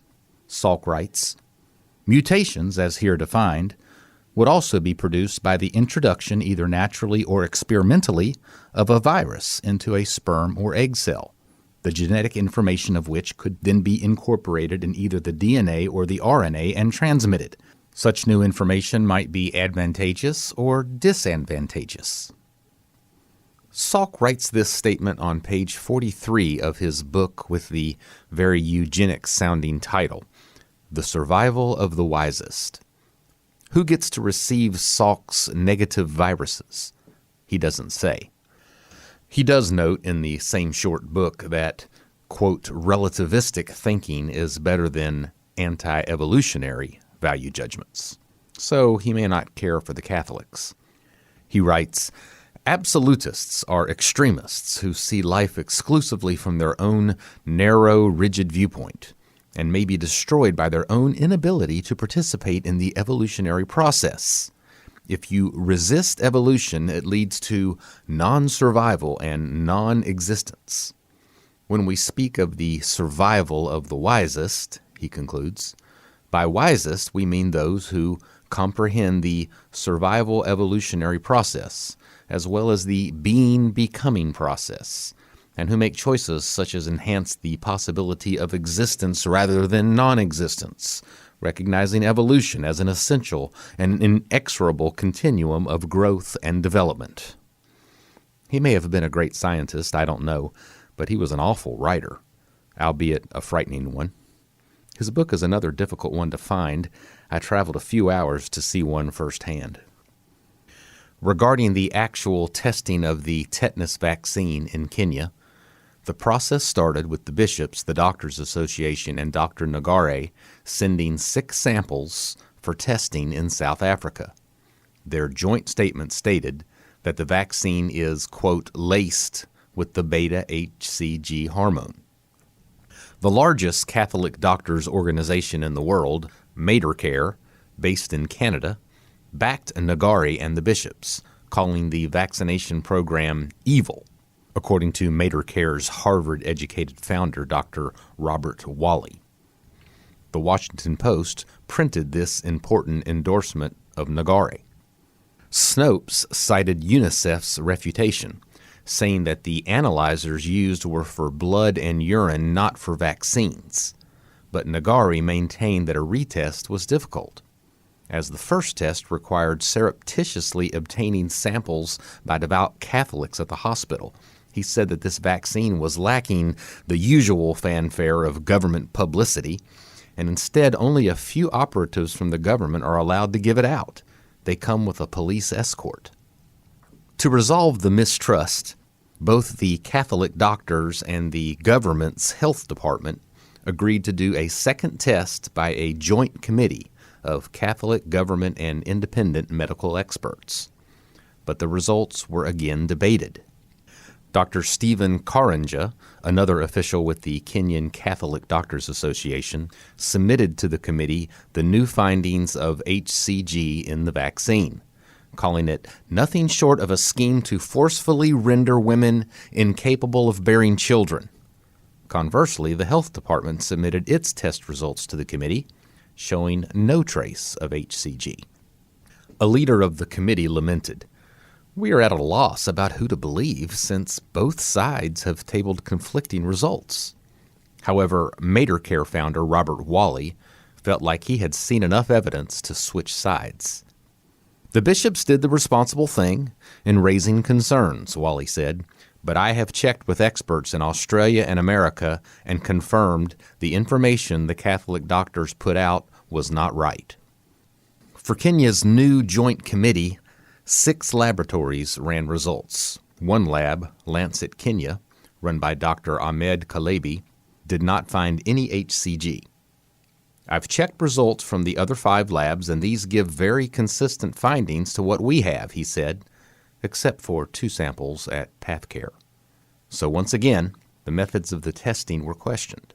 Dr. Nagari said the second tests raised suspicion that the vaccine is laced with HCG, more so the results of PathCare that were way above the lab cutoff. Therefore, all parties called for a third round of testing. Meanwhile, the Secretary General of the Teachers Union of Kenya called for a boycott of the tetanus vaccine. "A generation will come when we will not have children to teach," he said. "We will therefore end up with no jobs." The Washington Post reported that the Kenyan parliament itself moved to oversee the third test of the vaccine, causing the newspaper to ask if the bishop's accusations will hold up to continued scrutiny. But in the same breath, it also alluded to the eugenics skeleton in America's past. Forced involuntary sterilization, particularly targeting certain groups such as the poor, the mentally ill, or the HIV positive, has a long and shameful history, including in the United States. LifeSite News reported that the tests commissioned by the Kenyan Parliament, the third round of tests, showed that 3 of the 59 vials of the vaccine samples contained the HCG hormone. Local news media reported this result as if it resolved the controversial issue. But the Kenyan Conference of Catholic Bishops issued a 19-point statement questioning the test claims and insisted no more vaccines be administered until they are proven safe. The formal statement, signed by the chairman of the conference, Cardinal John Nju, said none of the samples came from the early campaign, where HCG was first detected, thereby giving the World Health Organization an opportunity to change the later vaccine samples. The bishops also contended that the third test was to involve equal amounts of samples from the bishops and the government. Of the bishops' 9 samples, 3 contained HCG. When the government saw the results, it added 40 more vials to the samples and delayed the committee's report 1 week to include the extra findings. Once again, the 2 groups were at an impasse. Then Dr. Nagari and his colleague, Dr. Karanja, were summoned to appear before the Preliminary Inquiry Committee of the Kenya Medical Practitioners, which determines licensure. At the same time, one of the labs that detected HCG in the third round of testing, AgriQuest, was stripped of its accreditation. Business Daily Africa reported that a former employee who requested anonymity claimed that the lab lacked capacity to carry out the tests it was handling for its clients. AgriQuest, according to Snopes, claimed that the government had withheld a large sum for their lab services due to, quote, its refusal to doctor results in favor of the Department of Health. Snopes said that no evidence has been offered to suggest that narrative was anything other than a desperate PR move by a business whose accreditation had been revoked. Health Impact News interviewed a spokesman for AgriQuest, which has a headquarters in the Netherlands as well as Kenya. Asked if its labs had the necessary equipment for testing HCG, the spokesman replied, "Yes, the method of choice was HPLC, high-performance liquid chromatography. We have 3 HPLC machines, and we developed and validated the method." This same spokesman said that 3 of 6 vials tested had the HCG hormone. "We reported our preliminary findings to the Joint Committee. The committee was disbanded before the final report was presented. Our license was not suspended. We continued to run the laboratory," the AgriQuest spokesman added, saying that the news about licensing had to do with soil and wastewater issues of a local concern, not the lab. "They suspended the accreditation, which we know was due to other influence, and we decided we did not require it anymore and withdrew from it. We feel we were right in our analysis and that the vaccines were contaminated with beta-HCG," the spokesman continued. "No kind of intimidation will hide this and take this scientific fact away. What happened was a systematic scheme to destroy the credibility of the laboratory and cast doubt on the tests, since they did not have the capacity to challenge the science and method used to analyze the vaccines." Dr. Nagari agreed. They only withdrew their local accreditation, which is of little consequence to the functionality of the laboratory. It was most likely a preemptive move to put doubt in the results just in case the results are ever published in a scientific paper, as we have done. Nagari believes that the licensure hearing he and his colleague were summoned to appear before was a similar show trial. They were given, quote, "a long lecture on the importance of vaccines," but heard nothing further. "My feeling is that the sermons were used to create a certain impression among the public that we were summoned by the board for disciplinary proceedings, but we have never spoken thereafter. A very clever political trick, I must admit." In 2017, 3 years after the initial controversy, the former Prime Minister of Kenya, Raila Odinga, said, "Today we can confirm to the country that the Catholic Church was right."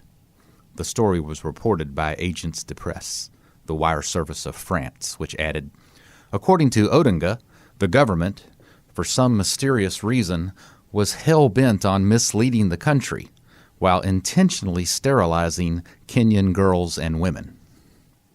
Nagari assured the media that the Catholic health providers will continue to test vaccinations so that they will not poison our people in the future. But MaterCare's Dr. Wally continues to believe the fears are groundless, saying his fellow Catholic doctors, quote, "got confused, I think, by the reports from Mexico and India about sterilization campaigns." In fact, 2 years after the Kenya controversy, India's health department cut all ties with the Gates Foundation regarding vaccinations. The Economic Times reported that officials in India grew alarmed over conflict of interest problems with Big Pharma and Gates after conducting and publishing a study entitled "Philanthropic Power and Development: Who Shapes the Agenda?" The study warned of, quote, "the growing influence of the large philanthropic foundations, especially the Bill and Melinda Gates Foundation." Only 2 years earlier, Bill and Melinda Gates had been given India's 3rd highest civilian award. "We have always said foreign influence in our domestic policies must be avoided," said a spokesman for a sovereignty advocacy group in India. For Dr. Nagari and those concerned about vaccine tampering, various tests and presentations of, quote, "evidence" from the other side no longer have much staying power. "Why should anyone be surprised?" he said. "They did it in South America." The Washington Post's initial 2014 article said the matter was unresolved, but did give some resolution by pointing to the online debunking site Snopes, which rated the claim false. Snopes, which updated its report in 2018, has this final word on the AgriQuest claim of foul play and Kenya's vaccine scandal. The claim of a government's mandating doctored results to sell a secret sterilization program has not been ignored by conspiracy-minded websites. Snopes, of course, refers to itself not as a website that is conspiracy-minded or biased or has malice toward traditionalists, progressives, or any other worldview. It refers to itself as scholarly and reliable, and added Facebook as a client. However, 2 years after Snopes' negative assessment of the Catholic bishops and doctors, the Daily Mail released a rather embarrassing article with the long but interesting title, "Facebook Fact-Checker Who Will Arbitrate on Facebook is Accused of Defrauding Website to Pay for Prostitutes, and its staff includes an escort porn star and vice vixen dom." Snopes' founder, David Mickelson, found himself on the receiving end of a divorce from co-founder Barbara Mickelson. Her legal findings, according to the Daily Mail, stated that he embezzled $98,000 of company money and spent it on himself and prostitutes. His new wife, Alyssa Young, a longtime escort and porn star, is on staff at Snopes. The Daily Mail gives quite a few details of her escort webpage. While David Mickelson has denied that Snopes takes any political position, his new wife has a background in politics, reports the newspaper. She ran for Congress and bashed her Republican opponent, handing out cards and condoms stamped with the slogan, "Don't get screwed again." But she received a bad spot of media attention after she misspelled her Republican opponent's name on her campaign website. One of the lead fact-checkers, Kim LaCapria, has also been a sex and fetish blogger who went by the pseudonym Vice Vixen, the Daily Mail reported. She described her blog as a lifestyle website with a specific focus on, quote, naughtiness, sin, carnal pursuits, and general hedonism. She wrote on her blog that she has posted on Snopes.com while smoking pot. Regarding financial details of the divorce, David wanted his salary raised from $240,000 to $360,000, arguing that this would still put him below the industry standards and that he should be paid up to $720,000 a year. So bitter was the dispute that they even fell out over the arbiter that they had appointed to settle disputes, meaning that Facebook's arbiter cannot even agree on its own arbiter. A writer for Forbes balked at Mickelson's refusal to comment on the Daily Mail article because of a pending lawsuit. In short, when someone attempted to fact-check the fact-checker, the response was the equivalent of, "It's secret."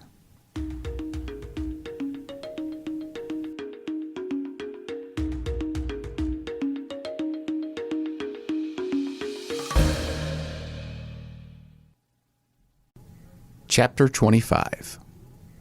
The two opponents in Kenya's vaccination scandal have not been able to reconcile. "They are all my good friends on both sides," said the Lancet lab director. "Now they are denouncing each other." Robert Wally, the Harvard-trained doctor and founder of MaterCare, who has supported both sides at one time or another, ultimately struggled with the idea of United Nations organizations being involved in a conspiracy to hurt others. The World Health Organization and UNICEF are intensely regulated organizations mandated to improve the physical and social well-being of women and children throughout the world, he said. They are therefore unlikely to be involved in giving a contraceptive vaccine disguised as a tetanus vaccine. This would amount to a gross violation of human rights. This is generally what the argument comes down to. It is almost impossible to believe that, quote, nice people would do such bad things. Could certain doctors in their benign white jackets perform such dark deeds? What about the UN workers called to help the helpless? It doesn't seem possible. What about the billionaire philanthropists whose friendly faces we see on a regular basis? To believe the HCG-laced vaccine story is to open the door to believing other possibilities of sinister actions taken by people who command a tremendous amount of respect and an enormous amount of power. New York Times columnist Ross Douthat feels your pain. It's easy for us to look back and pass judgment on yesterday's eugenicists. It's harder to acknowledge what we have in common with them, he writes, listing as shared characteristics a desire for mastery and control, and a belief in our own fundamental goodness no matter to what end our mastery is turned. The American elite's pre-World War II commitment to breeding out the unfit, defined variously as racial minorities, low IQ whites, etc., is a story that defies easy stereotypes about progress and enlightenment, Douthat notes. But these same eugenicists were often political and social liberals, advocates of social reform, partisans of science. He quotes from the recent Yale Alumni magazine, which was attempting to come to terms with a well-known eugenicist alumnus. They weren't sinister characters out of some darkly lighted noir film about Nazi sympathizers, the writer explains, but environmentalists, peace activists, fitness buffs, healthy living enthusiasts, inventors, and family men. The New York Times columnist continues. From Teddy Roosevelt to the Planned Parenthood founder Margaret Sanger, fears about race suicide and human weeds were common among self-conscious progressives who saw the quest for a better gene pool as of a piece with their broader dream of human advancement. He provides a final foreboding comment. The elimination or preemption, through careful reproductive planning, of the weaker members of the human species has become a more realistic possibility than it ever was in the 1920s and 30s. Douthat encourages us not to look on the mere surface. Science types, sustainability activists, health advocates, wonderful family people. None of these examples should keep us from asking the difficult questions. We should examine the facts and the documentation and draw our own conclusions.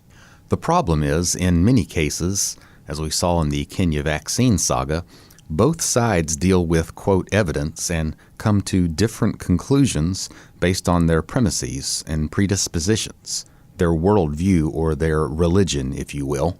When facts and evidence are not enough, where do we look? We look for that inner voice, that message from a place beyond just this sensory world. We go to our Holy of Holies. Where does a Christian like Dr. Wahome Nagari go? We know about the Christian Holy of Holies. This book has traced the story of the sacred small room in Israel containing the Ark of the Covenant. Ethiopia's claim to be its custodian after Israel fell, and the Ethiopian belief in the ultimate fulfillment of the words of God engraved in stone inside the ark, Jesus, the Word incarnate, born of Mary.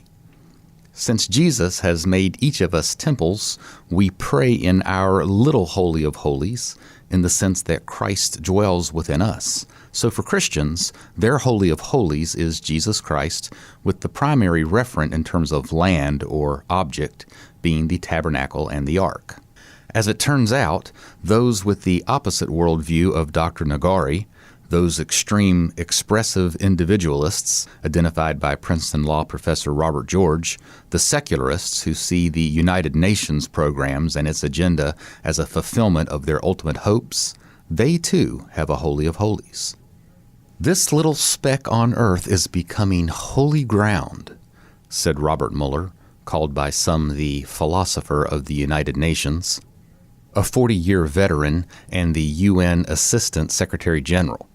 He wasn't referring just to the United Nations building in New York City. The ultimate holy spot is the United Nations meditation room, housed within the building. This room was commissioned by the UN's first Secretary General, Trygve Lie, in 1949 and established, developed, and finished by his successor, Dag Hammarskjöld, who received a third of the funding for the room from John D. Rockefeller. It is not the center of the house in a physical sense, but it should be the center in the spiritual sense, said Hammarskjöld. Mueller tells us, Dag Hammarskjöld, the rational Nordic economist, had ended up as a mystic. He too held at the end of his life that spirituality was the ultimate key to our earthly fate in time and space. Dog the Mystic took great pains to design the room with exact precision, which was easy. Except for one fresco on the wall, the 30 by 18-foot room has only one object or decoration in the center, a 6-ton black rectangular slab of rock with dimensions mirroring that of the Ark of the Covenant, in a room with similar dimensions to Israel's Holy of Holies. The centerpiece in 1955 was originally from Africa, an 800-pound, 37-inch wide upright section of an agba tree. Curiously, it was replaced after 2 years with a Nordic dark gray block of crystalline iron ore from Sweden, the largest of its kind ever mined. The stone in the middle of the room reminds us also of the firm and permanent in the world of movement and change, wrote Hammarskjöld. We may see it as an altar, empty not because there is no God, not because it is an altar to an unknown God, but because it is dedicated to the God whom man worships under many names and in many forms. What are those names? We will get more specific as we go, but one rather disturbing name has emerged on the internet the past few years. Various bloggers claim that the meditation room is maintained and run by the Lucis Trust, and that Lucis stands for Lucifer. This claim is, in fact, a curious rabbit trail that I have been following for over 10 years. I went to the lucistrust.org website. They discuss the issue. There are comments on the World Wide Web claiming that the Lucis Trust was once called the Lucifer Trust. Such was never the case. A pretty straightforward denial. I'm sure they are nice people. They are in fact related in various ways to the United Nations as an official NGO, non-governmental agency, and on the roster of the United Nations Economic and Social Council. Their mission statement calls for a new and better way of life for everyone in the world based on the fulfillment of the divine plan for humanity. Okay, not specifically Christian, but they sound rather harmless. When I flew from New York to Aksum 2 years ago, I didn't think then about how I was traveling from one type of ark to another. On the last day of my lengthy stay, I decided to take an evening walk from my hotel, a fairly new and nice little place used by a lot of Western tourists. I decided to head in the direction of St. Mary of Zion Church, the complex where the ark is kept. Not far into my 2-mile walk, I looked up to see a billboard that shocked me. There are not many billboards in Aksum in general. You're as likely to see a goat in the street as a nice car. And the tone of the city is strongly Christian. No mosques are allowed by law. The billboard featured an ad for condoms. 3 young Ethiopian girls, drawn by an artist, hand each other condoms in secretive fashion. I was surprised to see this in Ethiopia at all, much less the holy city of Aksum. I then found out that 6 months prior, Melinda Gates had been a guest at my very same hotel. Is Bill Gates evil? Is Melinda Gates evil? This is a difficult question to ask, and the best way to start is to acknowledge my Christian faith, which teaches that all of us struggle with being evil or acting in evil ways at various times. Do I think Bill and Melinda are conspiring in back rooms to depopulate only darker races? I doubt it.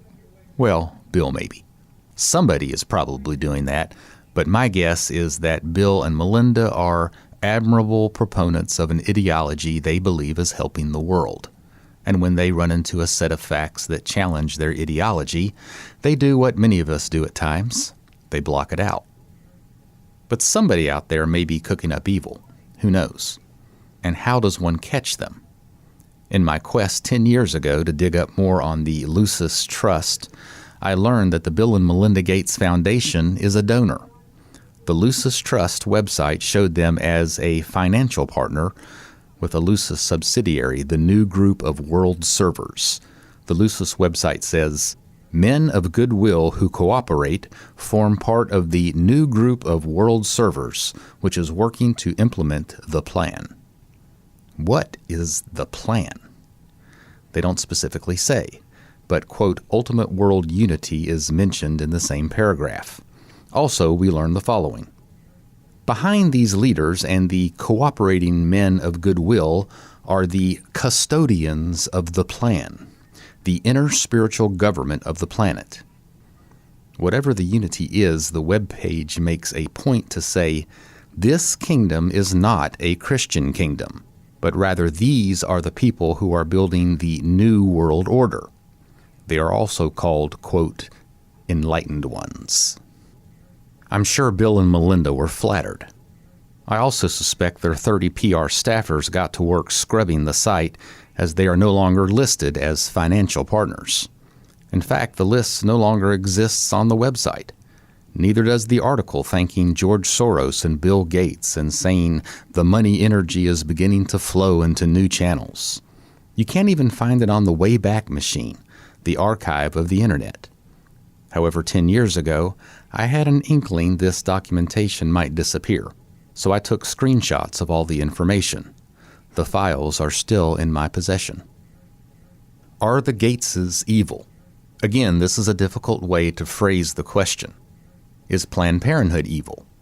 Was Margaret Sanger evil, the eugenicist who founded the largest performer of abortions? For those who believe that abortion is murder, who know it involves killing or dismembering a child in the womb, who detest the idea of population control based on class, ability, or genetic strength, the answer is a resounding yes. Do the people running Planned Parenthood today think they are evil? No. And they dress nicely. The Gateses also dress well, and they seem to really believe that their efforts are for the good. As you know, the story of Bill Gates is as follows. A middle-class computer geek becomes an overnight billionaire, and one day he wakes up out of nowhere in his 40s and decides to take on overpopulation. But his handlers have kept you from the rest of the story. Bill committed another gaffe in 2006 when he gave an interview to Bill Moyers. He said the following. When I was growing up, my parents were always involved in various volunteer things. My dad was head of Planned Parenthood, and it was very controversial to be involved with that, and so it's fascinating. At the dinner table, my parents are very good at sharing the things that they were doing and almost treating us like adults talking about that. No, Bill Gates didn't just decide one day later in life to take on overpopulation. He was raised from childhood to believe overpopulation was the key problem for humanity. He was discipled by a disciple of Margaret Sanger. Overpopulation. It's an interest he's had since he was a kid, Bill Gates Sr. told Salon.com. We never hear about this again from Bill Gates. He provides a 7-page interview on his late father in 2015 and did not mention Planned Parenthood, although several other boards his father sat on were named. What did Bill mean exactly by, "My dad was head of Planned Parenthood"? Did he mean the local chapter? We learn from Salon that Bill Gates Sr. was a member of the National Board of Directors of Planned Parenthood. Let that sink in. Such a nonprofit empire is controlled by its board of directors. They have more power than Planned Parenthood's president, a position they appoint. This fact means that there was no person on earth with more power over the population control efforts, abortion operations, or Planned Parenthood assets, $2.2 billion today, than Bill Gates' father. He shared that power with a handful of others. What did Bill Jr. mean by head of Planned Parenthood? Perhaps his father was chairman of the board for a time. I could find no records to document that fact. Bill Gates Sr., as much as any person in the world, had the power and position to advance the legacy of Margaret Sanger, the woman who openly called for using birth control and sterilization to eliminate human waste and create a race of thoroughbreds. In her birth control review, she promoted Nazi eugenics and white supremacy. Sanger famously said, "The most merciful thing that the large family does to one of its infant members is to kill it." How did Bill Gates' father view Margaret Sanger? According to an official Planned Parenthood history, our founder, Margaret Sanger, was a woman of heroic accomplishments, and like all heroes, she was also complex and imperfect. "My dad was a large presence both physically and his wisdom," said Bill, noting that Bill Sr. was, quote, "good at stepping back and seeing the broad picture." In a tribute video, he said his father was a leader in everything he did. He closed with this comment to Dad: "You really got the foundation going and put it in a direction that's made it incredibly successful." Now we can see why friendly little Bill Gates was the leader who called together the billionaire oligarchs, the world's richest people, to discuss depopulation. What about the others attending that 2009 meeting, such as David Rockefeller? It goes from bad to worse. The Rockefeller Foundation funded Margaret Sanger in her early years. A little research on the HCG vaccine that sterilizes women also brings to fore the Rockefeller family. I tracked down the Rockefeller Foundation's 1968 annual report. On page 52, it calls for progress on immunological methods such as vaccines to reduce fertility. Their 1988 annual report cites a large grant given to India for a large anti-fertility vaccine for women. Another generous grant is listed on page 56 for research on a potential contraceptive vaccine based on beta-HCG bacteria, just a few years before the 1993 experiments in Mexico, Nicaragua, and the Philippines. Let's look at one more member of the famous 2009 meeting of oligarchs in Manhattan, home of the Nordic stone ark, Ted Turner. The founder of CNN has been concerned about overpopulation for decades. In 1996, he told Audubon magazine, "We're all 5 billion of us on this little earth swimming around in space, and there's too many of us," he said. His goal is, quote, "a much smaller population," unquote, where over time, quote, "we could cut back to 250 million, 350 million people," unquote. Turner's longings are memorialized by a monument of huge druid-like stone tablets that sit atop a rural hill in Elbert County, Georgia, 30 minutes from CNN headquarters. Yoko Ono wrote a musical score with John Cage in 3 movements to honor these Georgia Guidestones, which proclaim in 8 languages the 10 guides for the 6 billion people then on Earth. The first guide says in engraved script, "Maintain humanity under 500 million in perpetual balance with nature." There are no instructions for how to get from several billion down to 500 million people, causing us to wonder what kinds of plans were being made by Turner, Gates, and Rockefeller and others at their secret meeting in 2009. The United Nations Environment Program quoted an expert in its Global Biodiversity Assessment Report. A reasonable estimate for an industrialized world society at the present North American material standard of living would be 1 billion. At the more frugal European standard of living, 2 to 3 billion would be possible. Some high-profile figures, however, have called for a deliberate attempt by world leaders to kill off large segments of the population. In a 1991 United Nations publication, world-famous oceanographer Jacques Cousteau said, "It's terrible to have to say this. World population must be stabilized, and to do that we must eliminate 350,000 people per day."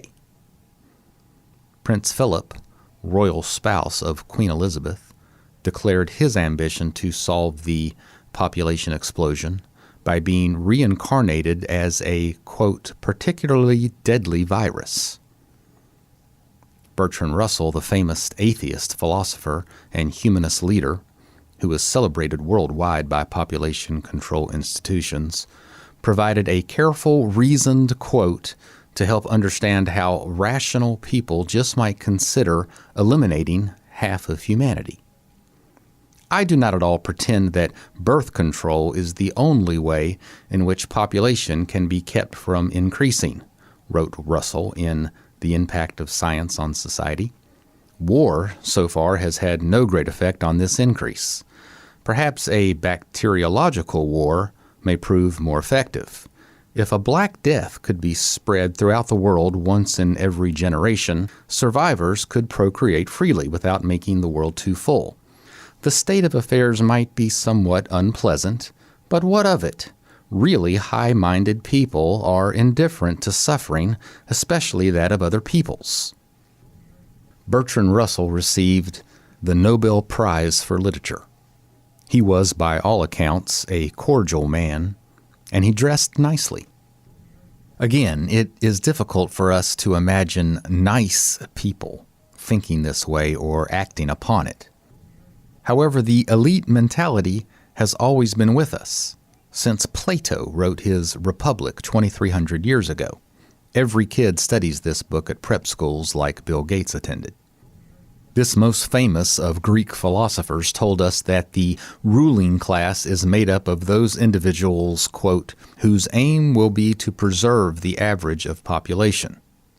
He further states, there are many other things which they will have to consider, such as the effects of wars and diseases and any similar agencies, in order, as far as this is possible, to prevent the state from becoming either too large or too small. Plato adds that population control must be done in secret, which you might call a conspiracy. Now these goings-on must be a secret, which the rulers only know, or there will be a further danger of our herd breaking out into rebellion. In his 2003 memoirs, David Rockefeller does nothing to dispel the notion that Plato's Republic is the oligarchs' go-to playbook. He writes, some even believe we are part of a secret cabal working against the best interests of the United States, characterizing my family and me as internationalists and of conspiring with others around the world to build a more integrated global political and economic structure. One world, if you will. If that is the charge, I stand guilty, and I am proud of it. The Rockefellers have another black mark on their record that is particularly egregious. Dr. Gregory Pincus, who helped Sanger develop the birth control pill, studied and worked with the Rockefeller-funded Kaiser Wilhelm Institute, exposed for sterilizing 600 French African children and closely associating with the Nazi eugenics program. The Kaiser Wilhelm Institute was in fact the primary driver of eugenics in Hitler's Third Reich, overseeing a complex of hospitals and research centers, including the Kaiser Wilhelm Institute of Anthropology, Human Heredity, and Eugenics. Hitler was highly influenced by the first director, Eugen Fischer, and his 2-volume Principles of Human Heredity and Race Hygiene. Many ideas from this book reappear in Hitler's Mein Kampf. Dr. Karin Magnuson conducted experiments at the Kaiser Wilhelm Institute on eye color to prove Nazi racial theories, and her eye specimens were supplied from concentration camps by famous Nazi Dr. Joseph Mengele. When funding began to fall, the Kaiser Wilhelm Institute's Eugenics Center looked to the Rockefellers, who provided more support. Hitler is well known for his obsession with the occult. That obsession led to his quest to find the Ark of the Covenant, a journey made famous by the blockbuster Spielberg-Lucas movie Raiders of the Lost Ark. What caused Hitler to be so fascinated with the occult? Many credit Hitler's obsession to 19th century author and occultist Helena Blavatsky, a Russian immigrant and self-proclaimed levitating psychic who founded the occult and spiritualist movement called Theosophy, which became wildly popular, especially in Germany. She is widely considered the mother of New Age spirituality, as well as a touchstone in the development of Nazi paganism and the chief popularizer of the swastika as a mystical symbol, writes Jonah Goldberg in National Review. The occult revival in Germany and in Europe in general in the late 19th and early 20th centuries led to a remarkable growth of theosophic lodges as well as other occult groups, writes author C.M. Vasey. He says there are parallels between Blavatsky's esoteric thought and Hitler's racial ideology, and connects Blavatsky's Cyclopean eye and the elevation of the Aryan race with themes later championed by Hitler. Blavatsky hardly concealed the true focus of her occult leanings. In an 1888 book, she writes, "It is but natural to view Satan, the serpent of Genesis, as the real creator and benefactor, the father of spiritual mankind." In another passage, she extols the harbinger of light, bright, radiant Lucifer, who opened the eyes of Adam. Blavatsky's Theosophy magazine, The Messenger, was edited by Alice Bailey, who called the levitating admirer of Satan her mentor, dedicating one of her books to Blavatsky. Quote, "That great disciple who lighted her torch in the East and brought the light to Europe and America." Bailey went on to found the Lucis Trust, and Blavatsky's works are promoted on the Lucis Trust website. Another follower of Alice Bailey was Robert Mueller, mentioned earlier as the United Nations Assistant Secretary General under the first two UN Secretary Generals who established the United Nations Meditation Room. He is known as the Father of Global Education, and his Robert Mueller schools are certified UN institutions. Today's Common Core curriculum is sometimes traced to his work, as he wrote the Robert Mueller School World Core Curriculum Manual, which earned him a UNESCO Prize for Peace Education. The preface to Mueller's manual says the following: "The underlying philosophy upon which the Robert Mueller School is based will be found in the teachings set forth in the books by Alice A. Bailey, by the Tibetan teacher Djwhal Khul. A different version of the curriculum is generally available, but this original version that won him the award with the infamous preface is difficult to find. It is not for sale online. Only 3 libraries list it. I called one and had the preface emailed to me." So this man, closely related to the United Nations Meditation Room, bases his curriculum on writings by the founder of the Lucis Trust, Alice Bailey. The Tibetan teacher that the preface mentions is in fact a channeled spirit that Bailey claimed inspired her to write her books using telepathy. Mueller also spoke for the Lucis Trust's Arcane School in 1979. The Lucis Trust names as its primary mission advancing the teachings of Alice Bailey, but also includes United Nations support as a key component to their work. The Lucis website displays a great many of Bailey's beliefs on its site, but certain Alice Bailey teachings listed on the site a few years ago are discoverable now only on the Wayback Machine. In 2000, the site noted that Bailey and her followers at Lucis look for the return of the world teacher, the coming one, who will return to lead humanity into a new age and into a heightened consciousness. In 1998, the website had another interesting sentence. "Today, the reappearance of the world teacher, the Christ, is expected by millions, not only by those of Christian faith, but by those of every faith who expect the avatar under other names, the Lord Maitreya, Krishna, Messiah, Imam Mahdi, and the Bodhisattva."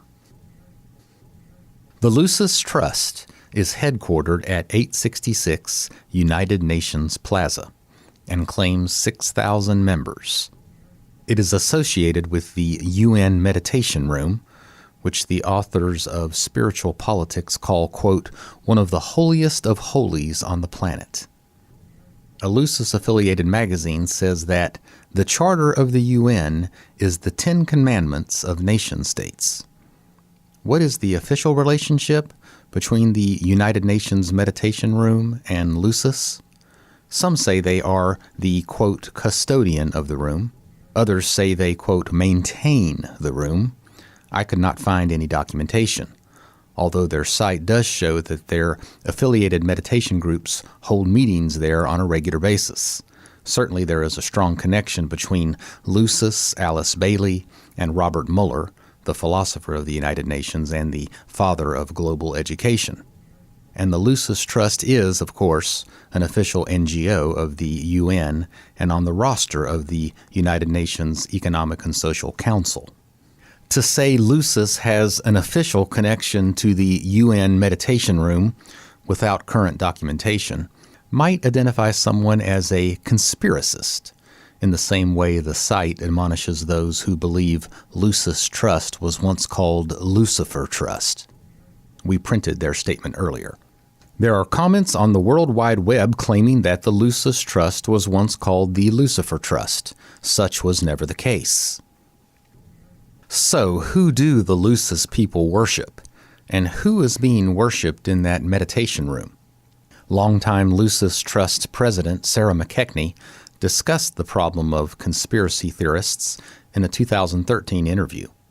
It's only in more recent years with the internet and this sharing of ideas, no matter how cockamamie they may be, that the internet offers, that we hear more and more from people who are concerned about our name. Elsewhere on the Lucis site, McKechnie writes about so much confusion and misunderstanding concerning the fallen angels, of which Lucifer is the best known representative. Anybody who's curious about it, you can go to our website, lucistrust.org, she says in the interview, and you will find an article explaining the origins of Lucifer and the history of the Lucis Trust, and that should put it to rest. Well, I took her up on the challenge. In fact, I did so several years ago, and I kept the screenshots. However, as of this writing, the screenshots are not necessary because the Lucis Trust's explanation of their name continues to be posted as follows, word for word. The long quote begins. There are comments on the World Wide Web claiming that the Lucis Trust was once called the Lucifer Trust. Such was never the case. However, for a brief period of 2 or 3 years in the early 1920s, when Alice and Foster Bailey were beginning to publish the books published under her name, they named their fledgling publishing company Lucifer Publishing Company. By 1925, the name was changed to Lucis Publishing Company and has remained so ever since. Both Lucifer and Lucis come from the same root word, Lucis being the Latin generative case meaning of light. The Baileys' reasons for choosing the original name are not known to us, but we can only surmise that they, like the great teacher H.P. Blavatsky, for whom they had enormous respect, sought to elicit a deeper understanding of the sacrifice made by Lucifer.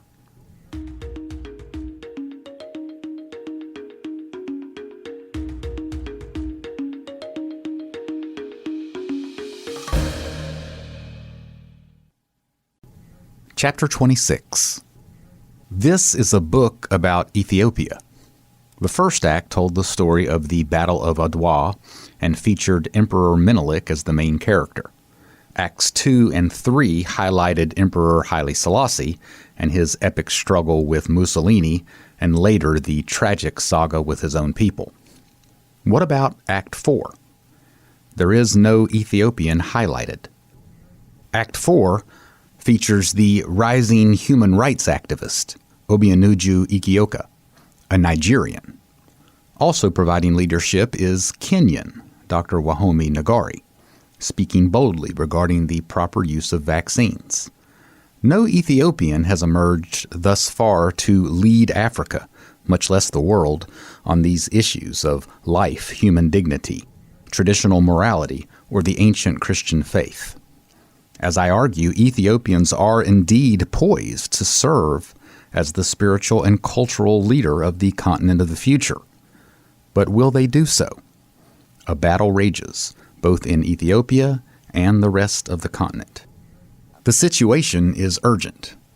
NPR reported in 2014 the use of birth control among Ethiopian women increasing from 8% to 29% between 2000 and 2014. According to a 2016 Ethiopia National Planning Commission report, those numbers are now at 42%, and the commission forecasts an increase to 52% of Ethiopian women using birth control by 2020. Ethiopia's birth rate has dropped by almost half in the past 20 years. The official statistics prove that the decrease is primarily in Christian areas, with the Muslim population maintaining its high birth rate. A 2011 study by ICF International, sponsored by the United Nations, shows that of the 10 regions of Ethiopia, the top 4 in birth rates are Muslim majority, with the Somali ethnic group highest at 7.1 children per woman. Tigray, the historic Orthodox Christian region and home of the Ark, is in the 6th spot with a 4.6 rate. According to the study, Addis Ababa, the largest city in the country, has a birth rate of 1.9 children per woman, below replacement level. Addis is 82% Orthodox Christian. Unless the church and the leaders in the Orthodox world begin to take action, it appears likely the population reduction efforts to keep Ethiopia and Africa from their demographic destiny will win the day, and the great historic Christian and Old Testament nation of Ethiopia will become a majority Muslim nation. A Christian nation that kept out invaders for 3,000 years will finally be defeated by Margaret Sanger's suicide tablet. The Christian bride, representing all the Gentile nations, black and beautiful, according to the Song of Solomon, may waver in its historic covenant. It has been my hope since my prayer 10 years ago to learn where the future of Christendom is headed, that Ethiopia might serve as an ark or refuge for Christians if the West's moral foundation implodes and the civilizational shift is realized. In fact, the Kebra Nagast not only refers to the ark as Lady Zion and mercy seat, but also calls it place of refuge, haven of salvation, and of most interest, ship. The Ark of the Covenant is thus a type of the Ark of Noah. Ethiopia and certain African nations remain the only Christian-dominated countries that enforce moral laws on the books upholding life and family integrity. Could birth rates and godly laws make Ethiopia an ark, a place of refuge for Western Christians? If Ethiopia does serve as a refuge for the West based on these two reasons, then a secular commentator on a Doug Casey article looked at it this way: if nobody nukes Africa, it might be an interesting place. Apart from nuclear war, the pending demographic and civilizational shift will require the reversing of the current and alarming trend of a decreasing Ethiopian birth rate. However, we know that the Ark of the Covenant had special powers, according to the Old Testament scriptures. Families and nations associated with the Ark were blessed with unusual fertility. This blessing is something that those concerned about Ethiopia's future can place their hope in, if indeed the Ark truly does reside in Ethiopia. Before we finish the final discussion of the location of the Ark, who are today's leaders in Ethiopia? After the fall of the Derg in 1991, Ethiopia was led by Prime Minister Meles Zenawi and his political party, the Tigray People's Liberation Front. The Orthodox Church was immediately restored to full freedom of worship, but a church faction emerged when the patriarch under the Derg, Abuna Makarios, was removed and a new one appointed, Patriarch Abuna Paulos.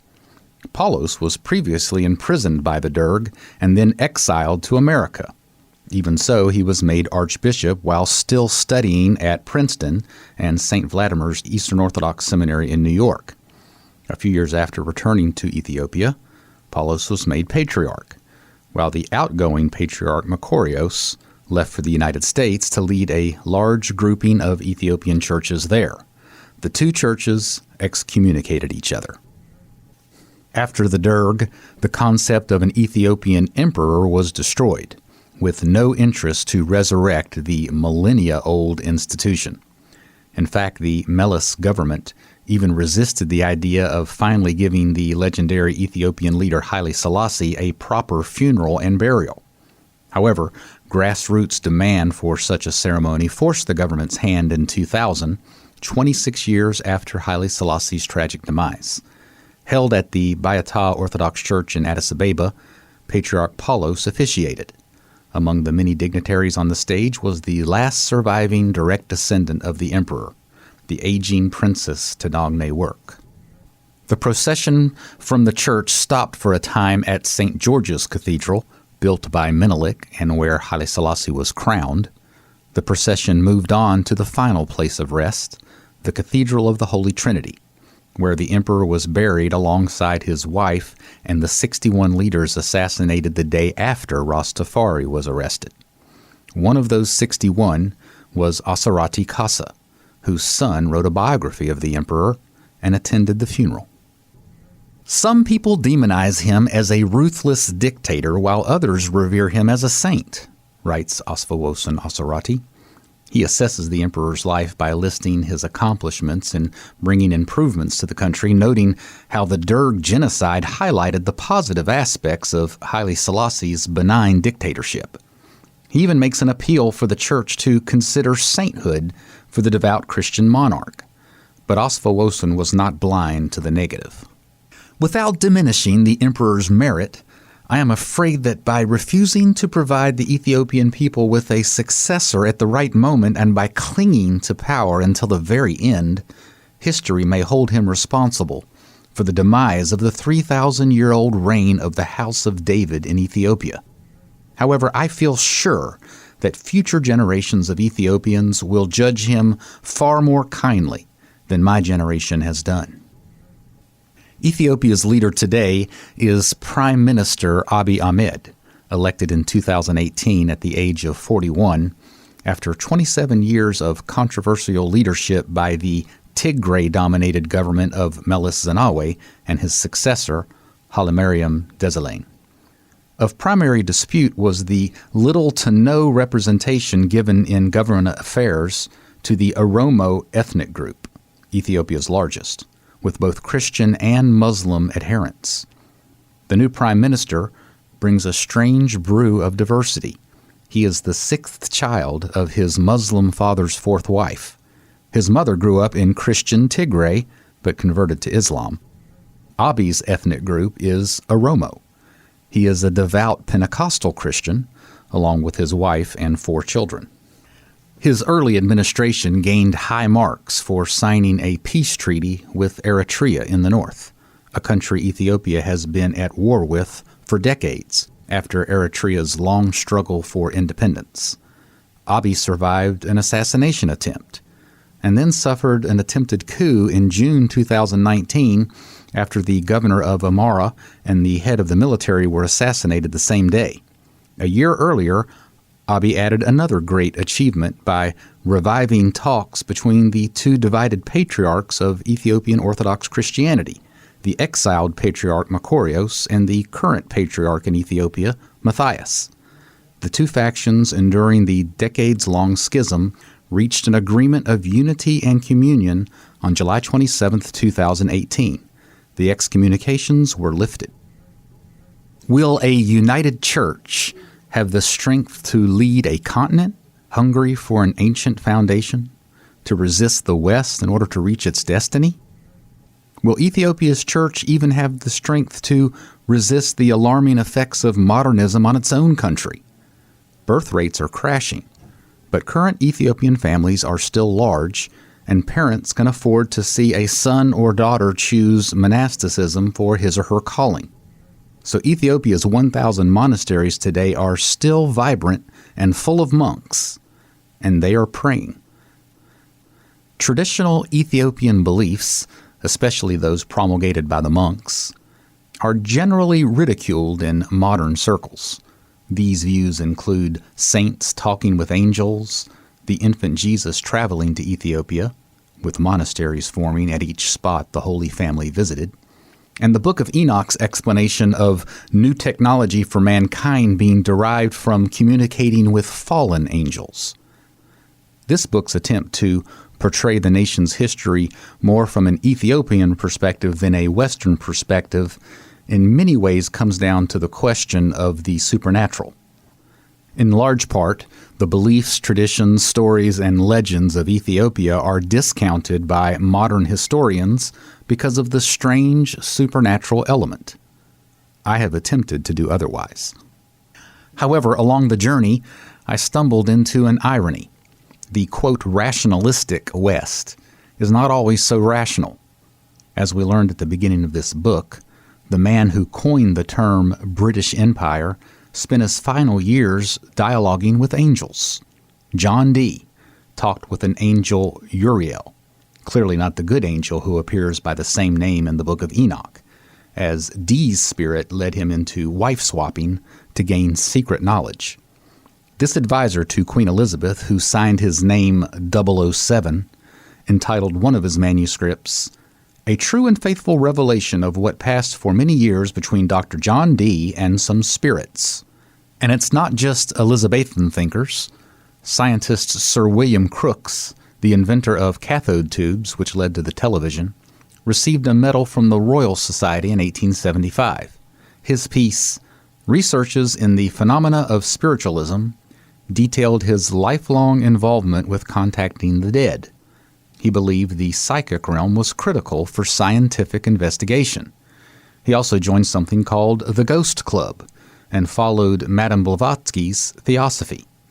When he published his views in the Quarterly Journal of Science, he was told by some critics that the things described were impossible.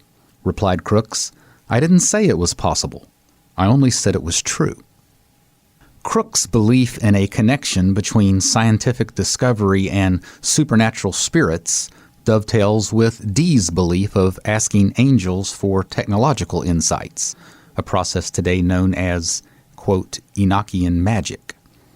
As also noted at the beginning of this book, in a 1967 NSA Technical Journal article, the intelligence service refers to, quote, our man Dee, who excelled in mathematics and natural science, and above all, in the really rewarding sciences of those days, astrology, alchemy, and psychic phenomenon. Another perceived champion of science with an occult underbelly was Margaret Sanger. Her daughter Peggy, age 5, died on November 6th. After Peggy's death, Margaret became a driven woman, writes biographer Madeline Gray. She also became an occultist, hopping from one seance to another, hoping to hear from Peggy. She was heavily involved in astrology, watching her calendar carefully based on her horoscope, and was obsessed with numerology, particularly the number 6, the day her daughter died. Margaret herself died on September 6th, 1966. Similar lifetime involvement with spirits can be seen with the founders of psychology. Carl Jung spent 30 years conducting seances and working in the occult.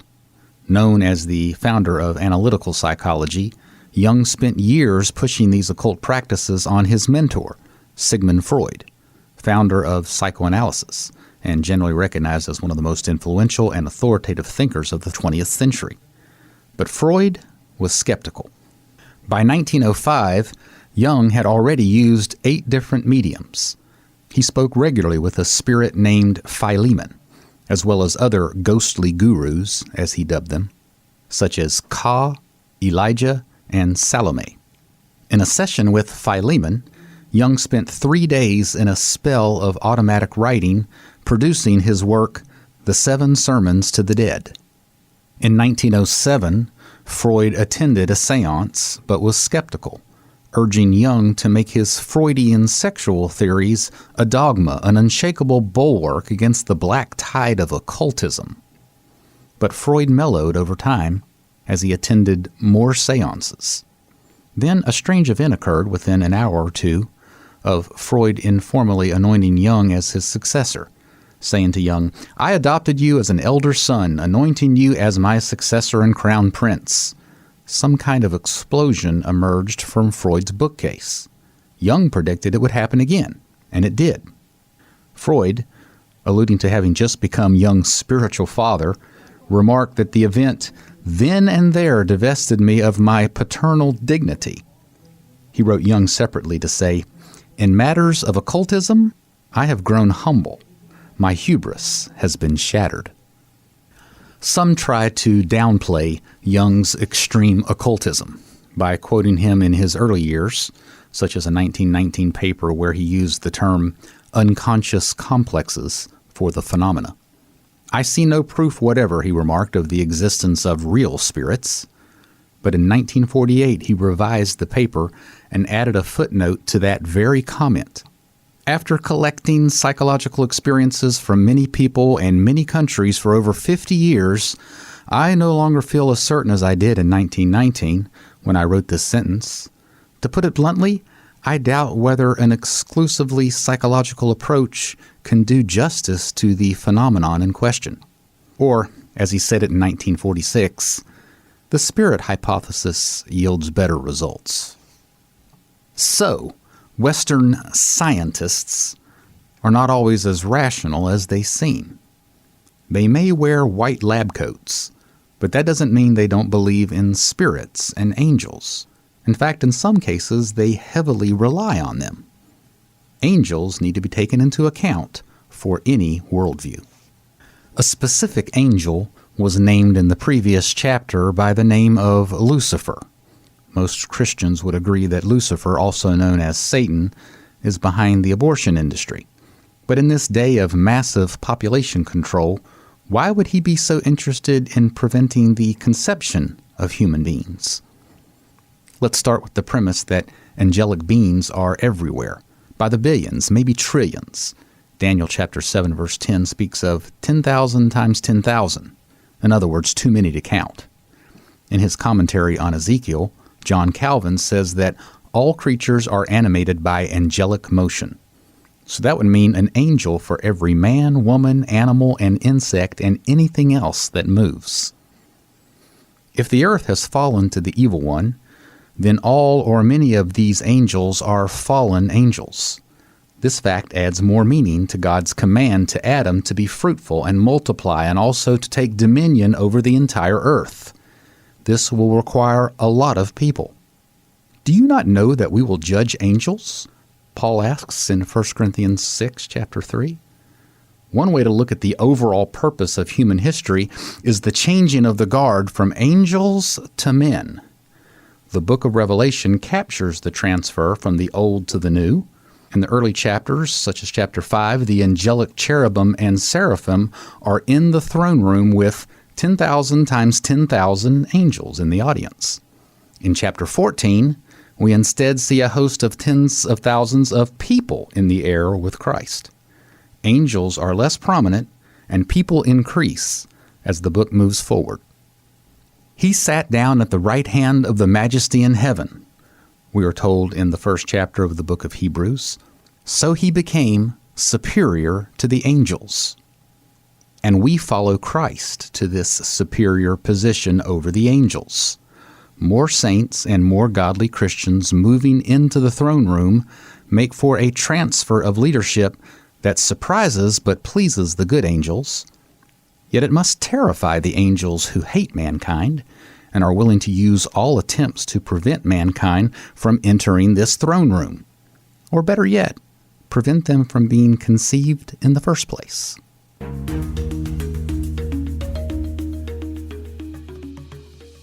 After my many interviews with Girma Batu, I shared my honest feelings about the many claims of the Ethiopian Christians.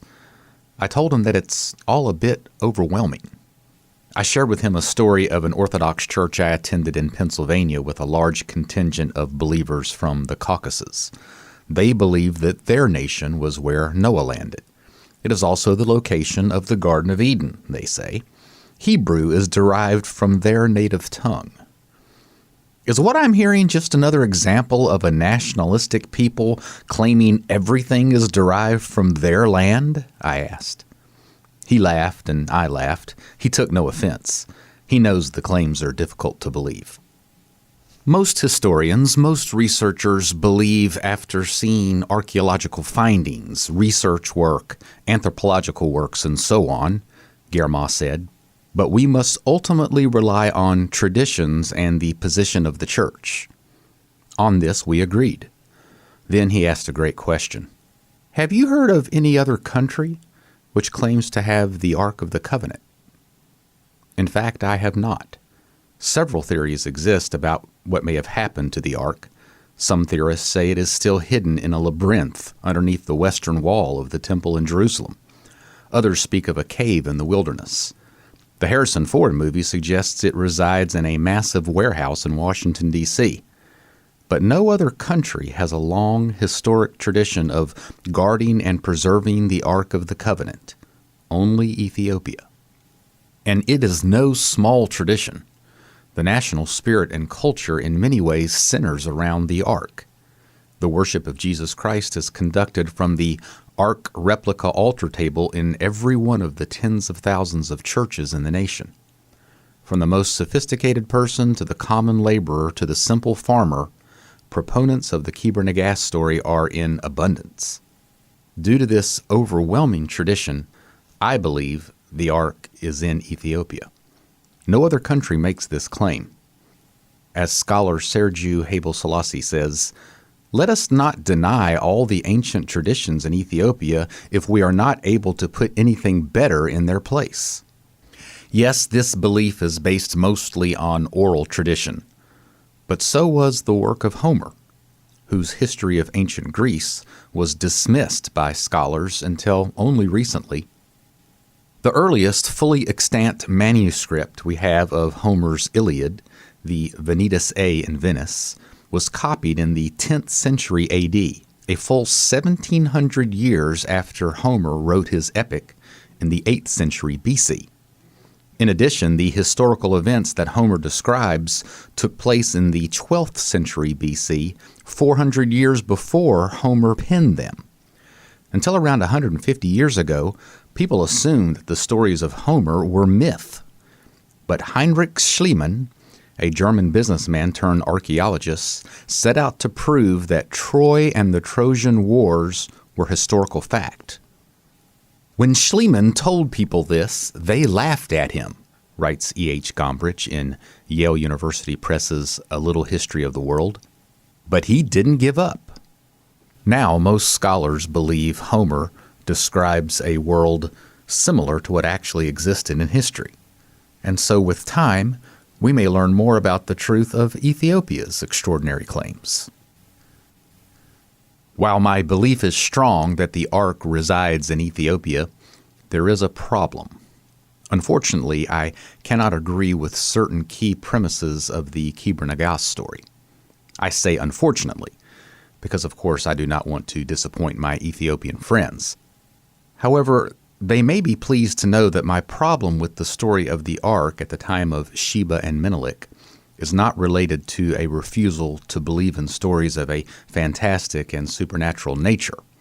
As my Ethiopian friend Elias put it, Bible-supporting Christians believe in a talking donkey, so why not? With God, anything is possible.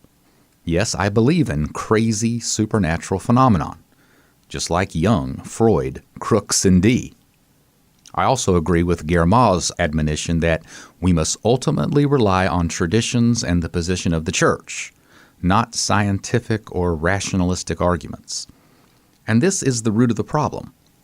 I am an Eastern Orthodox Christian, and like the Ethiopians and unlike the Protestants, we include in our Bible the books between the Old and New Testaments, what we call the deuterocanonical books, popularly known as the Apocrypha. Such works as Baruch, Esdras, Tobit, Judith, the Wisdom of Solomon, Sirach, and for the Eastern Orthodox, the Maccabees. These books have been a part of the Church's canon of the Bible since the beginning. Protestants, while pointing to the ancient Church as the authority for what books Christians place in the Bible, curiously cut out the ancient Church's deuterocanonical books in Thomas Jefferson-like fashion. That decision leaves a Protestant free to accept the Kebra Nagast with no biblical contradiction. However, for the Orthodox and Roman Catholics, the second book of Maccabees, chapter 2, says the following.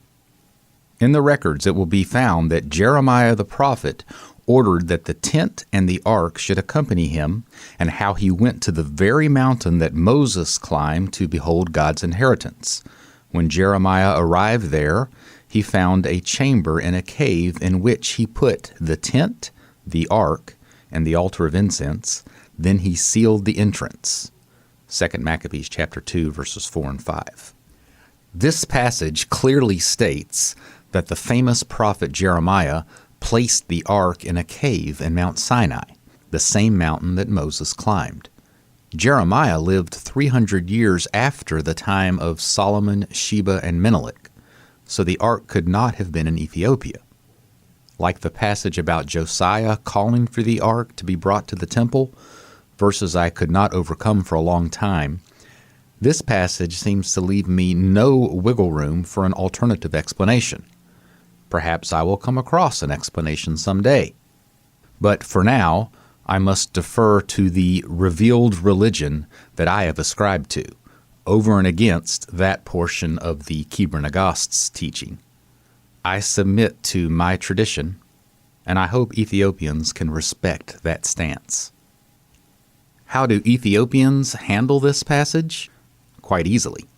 Although we agree on most of the Deuterocanon as part of the Bible, the Ethiopians do not include the Maccabees.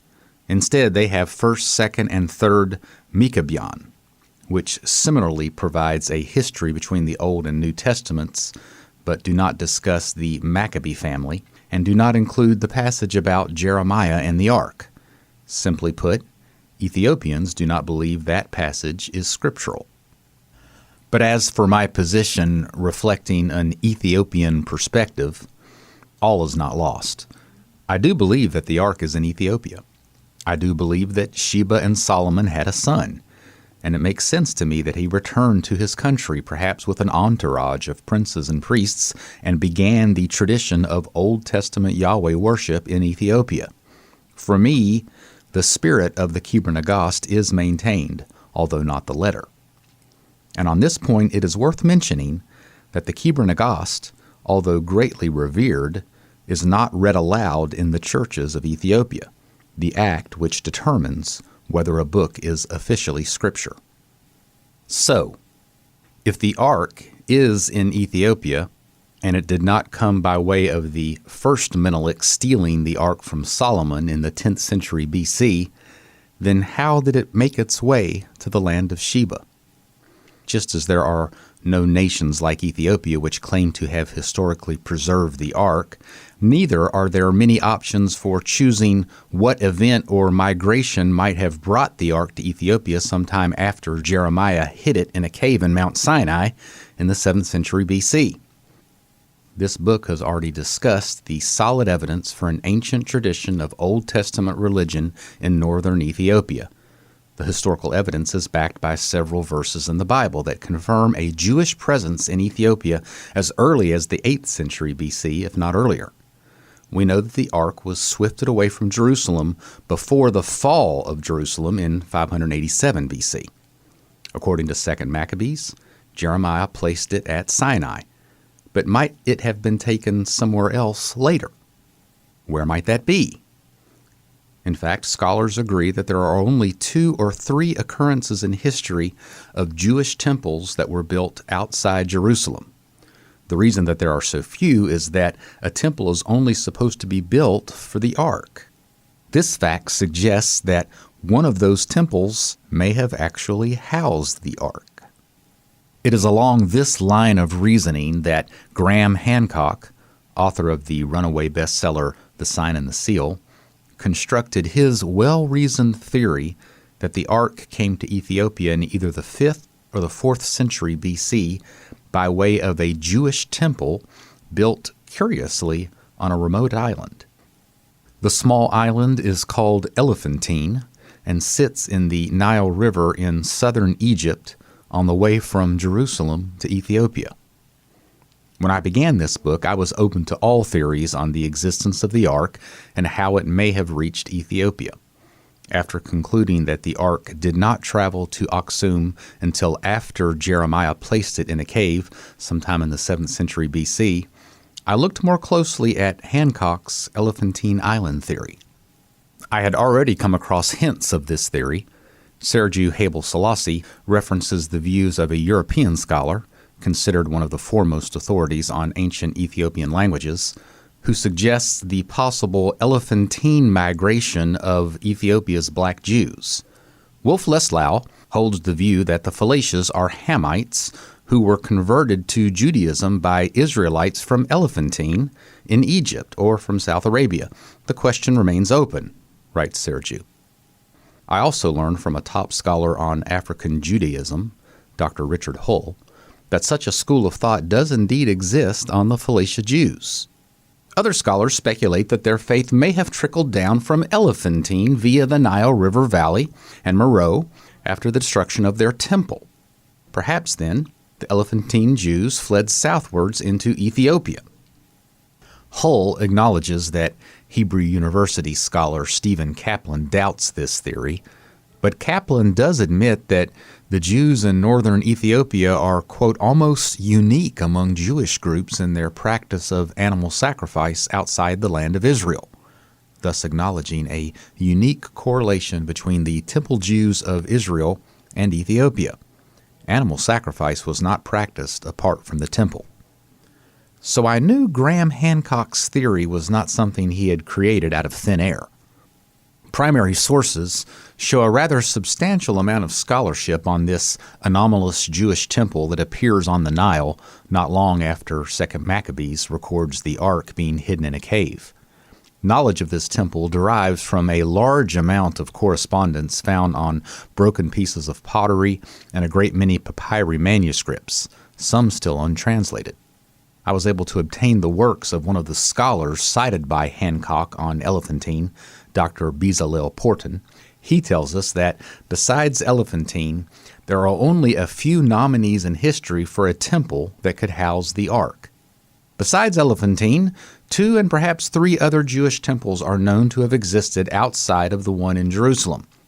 The temple of Onias at Leontopolis in Egypt, the Samaritan temple on Mount Gerizim, and perhaps the Transjordan palace of Hyrcanus.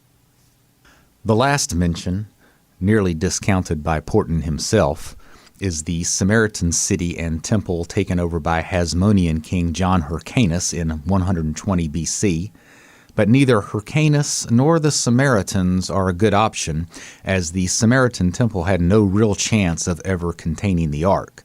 From the Bible, we know the Hyrcanus site as a heretical temple with a golden calf built a century before the time of Jeremiah, 1 Kings 12. If devout Jews were custodians of the ark, the Samaritans would never be considered for preserving it. The remaining option is a temple built by a Syrian Jewish prince named Onias, who fled to Leontopolis, Egypt, and was granted permission by the Ptolemy king to build a temple in 155 BC. However, we know of no larger migration from Leontopolis to Ethiopia, and this temple is in northern Egypt, much further away from Ethiopia than Elephantine. The final tipping point? Porton tells us the Elephantine temple, compared to the others, was, quote, unusually lavish.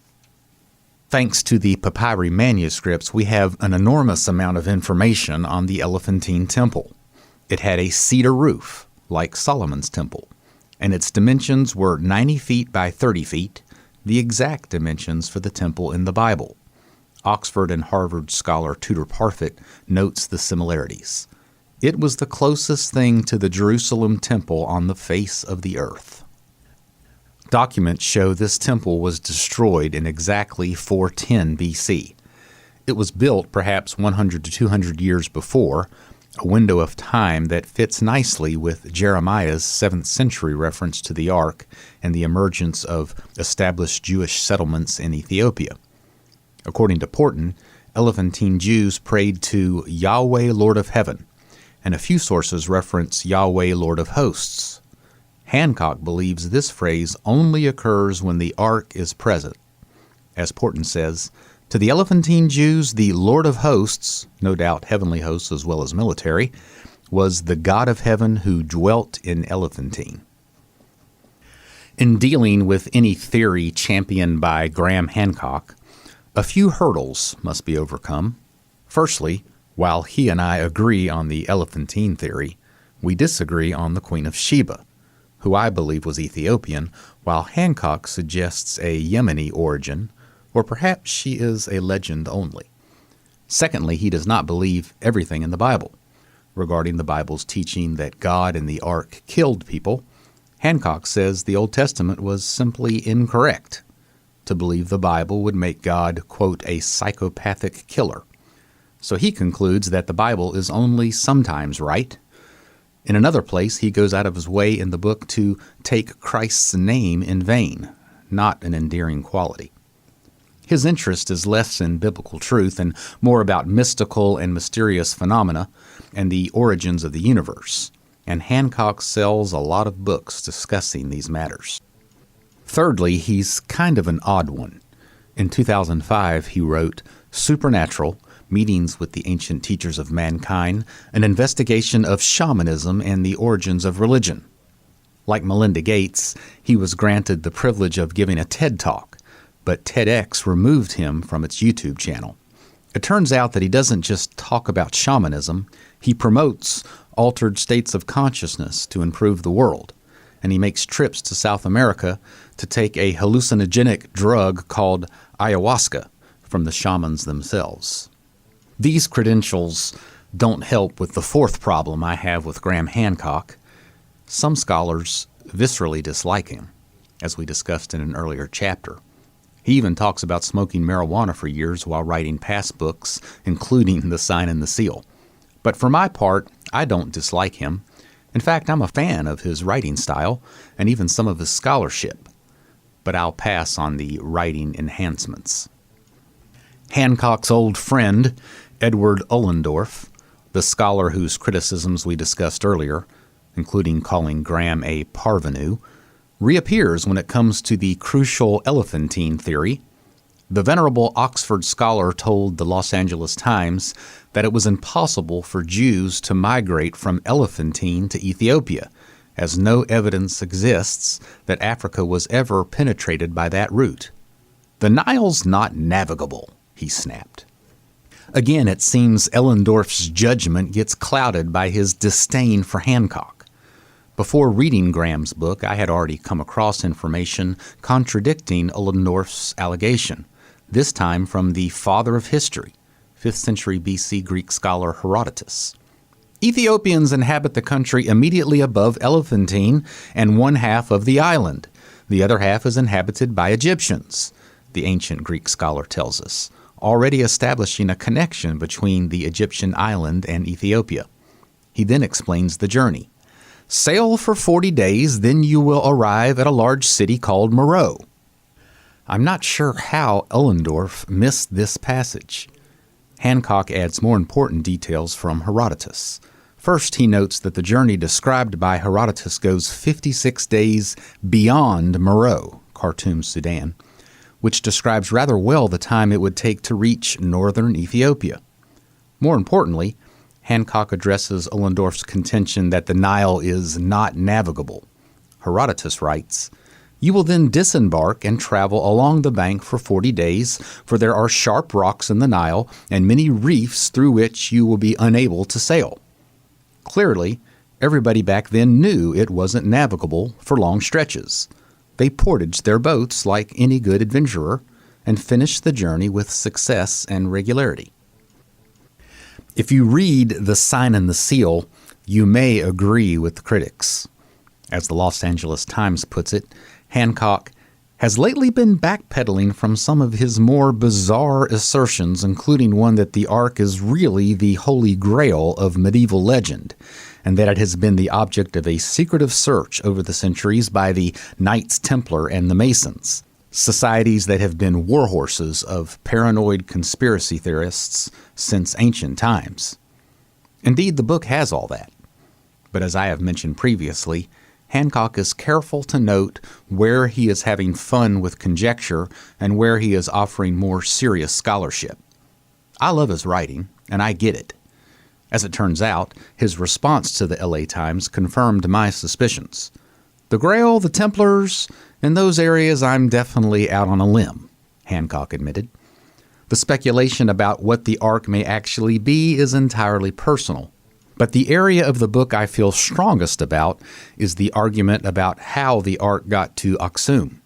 The evidence for it is strong, makes sense, and explains a lot of anomalies. I agree. After all that work to establish Hancock's elephantine theory for how the Ark of the Covenant found its way to Ethiopia, there is one little curious note that deserves a second look. The critical 2 Maccabees passage seems pretty clear. Then again, let's look one more time at the larger passage and especially the two highlighted phrases. In the records, it will be found that Jeremiah the prophet ordered the deportees to take some of the fire with them as indicated, and he exhorted them that the law should not depart from their hearts. The same document also tells how the prophet, in virtue of an oracle, ordered that the tent and the ark should accompany him, and how he went to the very mountain that Moses climbed to behold God's inheritance. When Jeremiah arrived there, he found a chamber in a cave in which he put the tent, the ark, and the altar of incense, and then he sealed the entrance. 2 Maccabees chapter 2, verses 1, 4, and 5. On its face, this passage seems to end the argument. It says Jeremiah put the ark in a cave. But it doesn't quite say that. It says, in the records. Other translations say, according to the archives. Why add this? Why is this phrase in this passage along with the same document also tells us? Does the Bible use this kind of language regarding Moses parting the Red Sea? In the records it will be found that Moses parted the Red Sea? No. Does it say, according to the archives, David killed Goliath? No, it just states as fact what actually happened. So, why did the writer of Maccabees feel compelled to add this clarification? I could not find a phrase like this one anywhere else in the scriptures. Is it because the records or archives may not have been exactly accurate? As a writer, I know how to quote with some finesse and dexterity, and that would be a clever little trick without being untrue. Could it be that the writer of Maccabees was intentionally trying to throw people off the scent regarding the true location of the ark? To me, this interpretation does not seem likely, but I believe it is worth mentioning. One more thing. The rest of the Maccabees passage I find quite interesting. The place is to remain unknown until God gathers his people together again and shows them mercy. Then the Lord will disclose these things, and the glory of the Lord and the cloud will be seen, just as they appeared in the time of Moses and Solomon, when he prayed that the place might be greatly sanctified. 2 Maccabees chapter 2, verses 7 and 8. This prophecy, to me, is in line with the Kibur Nagas and what it teaches about what will happen with the ark throughout history. Nothing. And how no one will see it, not until it reappears at the end of history. Until then, the people of Ethiopia face strong headwinds. I do believe that the ark is preserved there today and has been for many centuries. I can take confidence in that fact, considering the many trials and challenges now facing the great Ethiopian people. Will they succumb to modernism? Will a great people who have never been conquered finally give way to the sinister suicide tablet of the West? The ark itself has always been associated with the blessing of fertility. I must believe that God will continue to honor those who preserve the ark, and more importantly, those who honor the fulfillment of the ark. This challenge is not their first. In the days of Emperor Menelik II, a great army rose up to defeat the invading Europeans, and an army carrying the Ark, or a Tabat replica, achieved Africa's greatest military victory over Europe.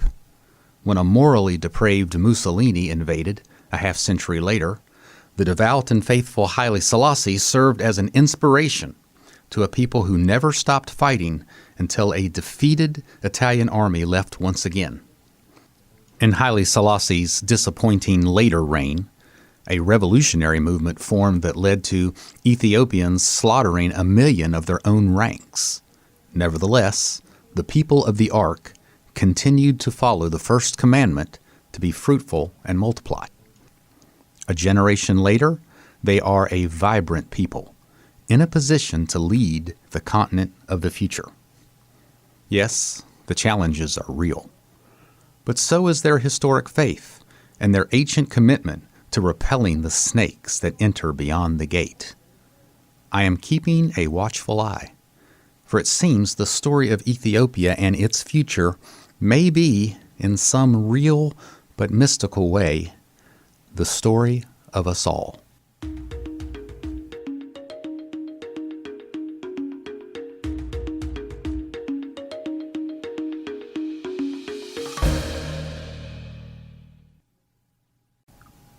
Epilogue. The barefoot Ethiopian ran 1 pace ahead of his Moroccan opponent, Radi bin Abdesalam, in the final stretch of the 1960 Olympic Marathon as they raced down the Appian Way, the most famous highway of ancient Rome. "The little Abyssinian," said an Australian journalist, "races along with his thin, sinewy legs like some long-distance runner of biblical times, nimble as a deer."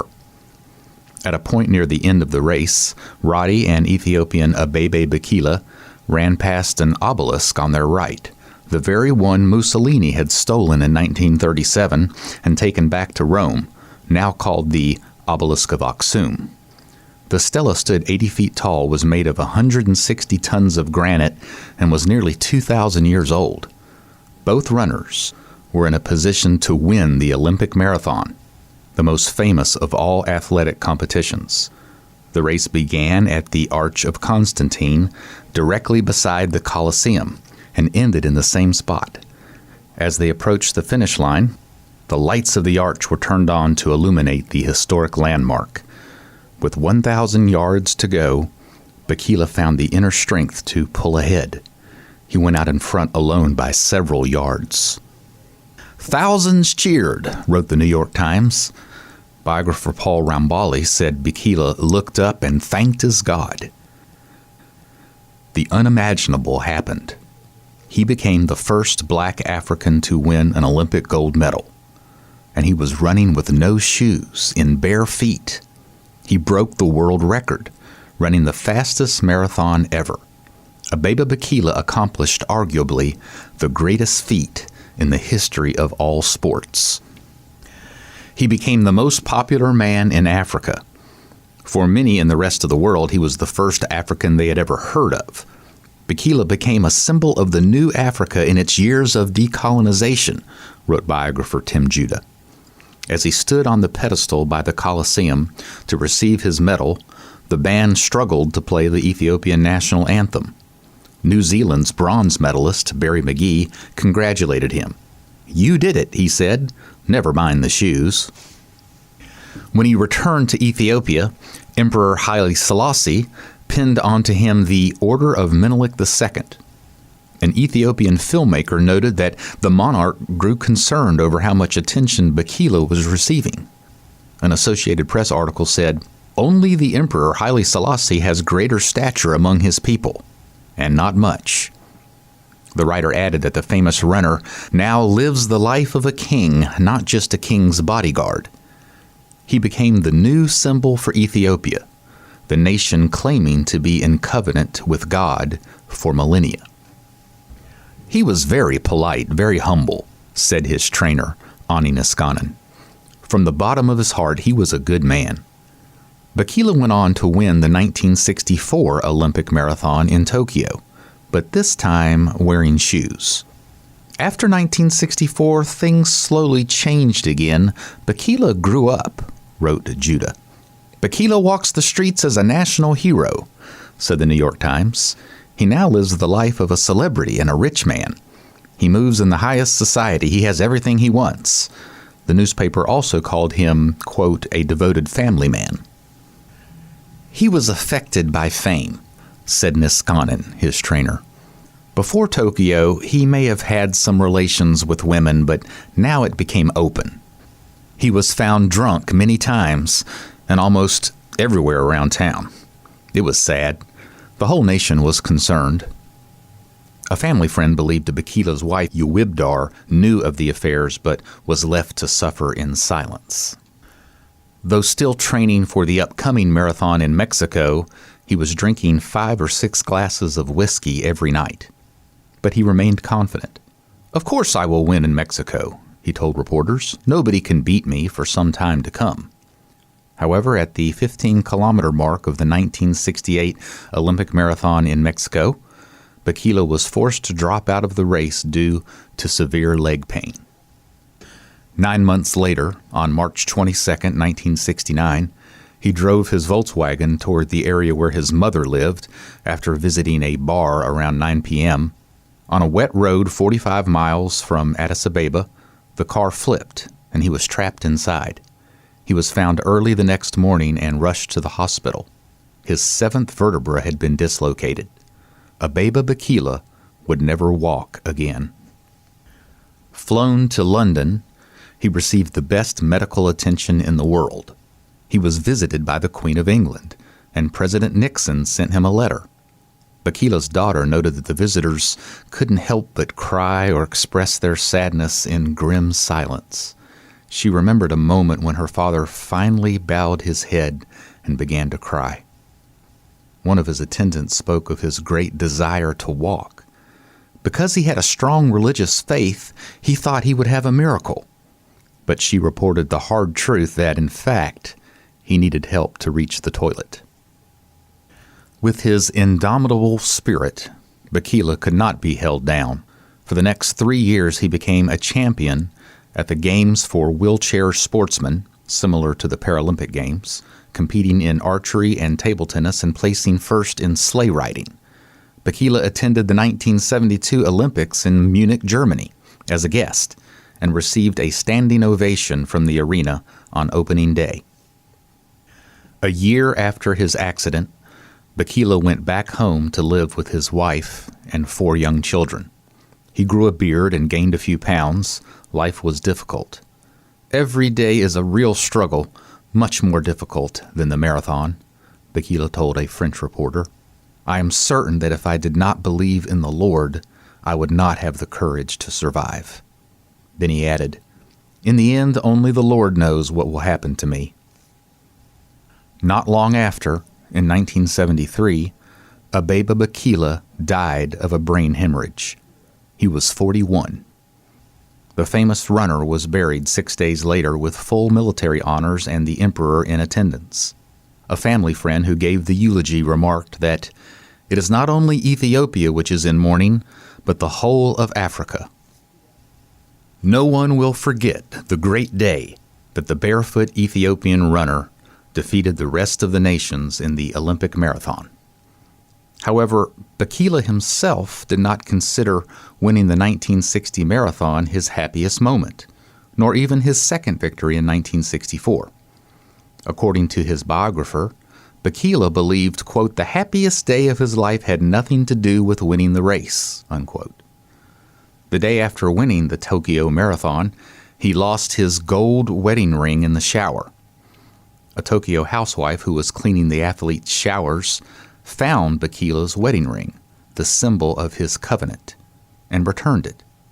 That, he said, was his happiest day.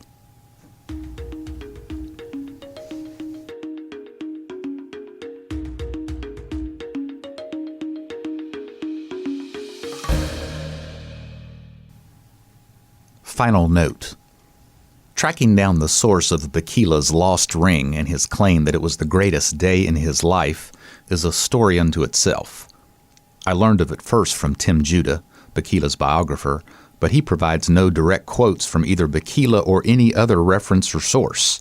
The paragraph in the book that discusses the incident only mentions the Ethiopian Herald in passing, without writers' names or dates. No searches for Bakila and the Ethiopian Herald provided any results. Judah's book has some loose ends. For example, he identifies bronze medalist Barry McGee throughout as an Irishman, not a New Zealander. Seeing that this anecdote of Bakila finding his ring and calling it his greatest day had become the final metaphor for my book, I felt it important to document the story. That meant tracking down copies of the Ethiopian Herald. My searches show that it was archived in only two places, the Library of Congress and Howard University Library in Washington, D.C. I corresponded with the Library of Congress, and they could not find any articles for me on Bakila. My attempts to contact Howard University Library brought no response, so I emailed Tim Judah himself. He said it was too long ago to track down. His book came out over 10 years ago, and he actually wrote it 10 years before it was published.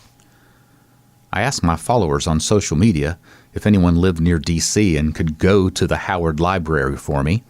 Doug, a childhood friend who now lives nearby in Maryland, contacted me. Although he works a real job and is raising 8 kids, Doug found some time somehow to visit Howard. We talked on the phone with a bad connection while he scrolled through microfilm. Then he found an article about Bakila in the Ethiopian Herald dated November 29, 1964, a month or two after the Tokyo Olympics, about Bakila finding his lost ring. This discovery seemed like a cause to celebrate, but Doug's sleuthing presented 2 new problems. One, the article mentions Bakila finding his ring after losing it, but makes no mention of it being his greatest day. And 2, the article does not call it a wedding ring. The ring was given to Lieutenant Bakila by His Imperial Majesty Haile Selassie, the Herald reports. However, the publication provided one lifeline of hope for further research. The Herald said it got the story from the mass circulation newspaper Mainichi. Mainichi is a Japanese news source in Tokyo. Internet searches for Mainichi were also fruitless. I did find a library in Indiana that held bound hard copies of every Mainichi issue. So I ordered a volume through interlibrary loan. A few days later, I got the prize, 500 pages of tiny print in Japanese. I asked locals on social media if anyone could read Japanese. The silence was deafening. I turned to my good friend Todd, a lover of languages who had just moved to Thailand from my hometown to teach ancient church history. As circumstances would have it, he was actually in Tokyo, where he met his Japanese wife years ago. Fluent in Japanese, Todd Skyped me, and we carefully looked through the difficult-to-read pages for references to Bakila. There were none. He did find an article later in the Kyoto News, and also found a couple of articles in the Mainichi after visiting a library in Japan. But these sources also make no mention of Bakila finding his ring as his greatest day. As a last attempt, I put out a $100 reward on Craigslist, New York City, for anyone who could find the article, and I set a 2-week deadline. A number of excited researchers took the bait, emailing me with questions, but they found nothing. A couple of them did tell me they found a book online with all the information I was looking for, but it turned out to be this book. I had placed online a private advance review copy of my manuscript, not thinking the Google robots would find it. A few days after my deadline for the Craigslist researchers had passed, I concluded my quest had failed. Then I got an email from James Payne in New York asking me if anyone had found the article. No, I responded. I believe I have located it. I had heard this before. There are various articles out there about him finding a ring, I said, but does he call it the greatest day of his life? Yeah, I have that. You sure it's not my book that found its way onto the internet? No, it's from the 1970s. So, hoping I wasn't being scammed, I sent him $100. James Payne had earned his keep. He sent me the quote, the source, and a great deal of documentation on the magazine that cites Bakila, saying that the day he found his, quote, wedding ring was his, quote, happiest day, which had nothing to do with gold medals. A digital snippet of the quote is available online through Google Books under a secondary publisher, the African Journal Limited 1973, that released a year's worth of the magazine's issues. The original article was entitled Tribute to Abeba Bikila in Africa, an International Business, Economic, and Political Monthly, December 1973. James happens to sell rare and uncommon magazines and said this is a fairly rare magazine. This particular account and some others refer to a wedding ring. Other accounts say it is an imperial ring from Emperor Haile Selassie. Perhaps Bikila used it as a wedding ring. Certain aspects of this anecdote remain blurry, but the story of Abeba Bikila, who considered the recovery of his wedding ring as the, quote, greatest day of his life, helps me as a writer to make a point about the larger story of Ethiopia. I want this story to be true. Ironically, the story of the story also serves as a metaphor for much of the discussion in this book about tradition and oral history. How much is true? How firmly can we believe it? Will further information confirm the reports? In this case, the adage, "Seek and ye shall find," proved to take us a considerable way toward reaching the truth. The end.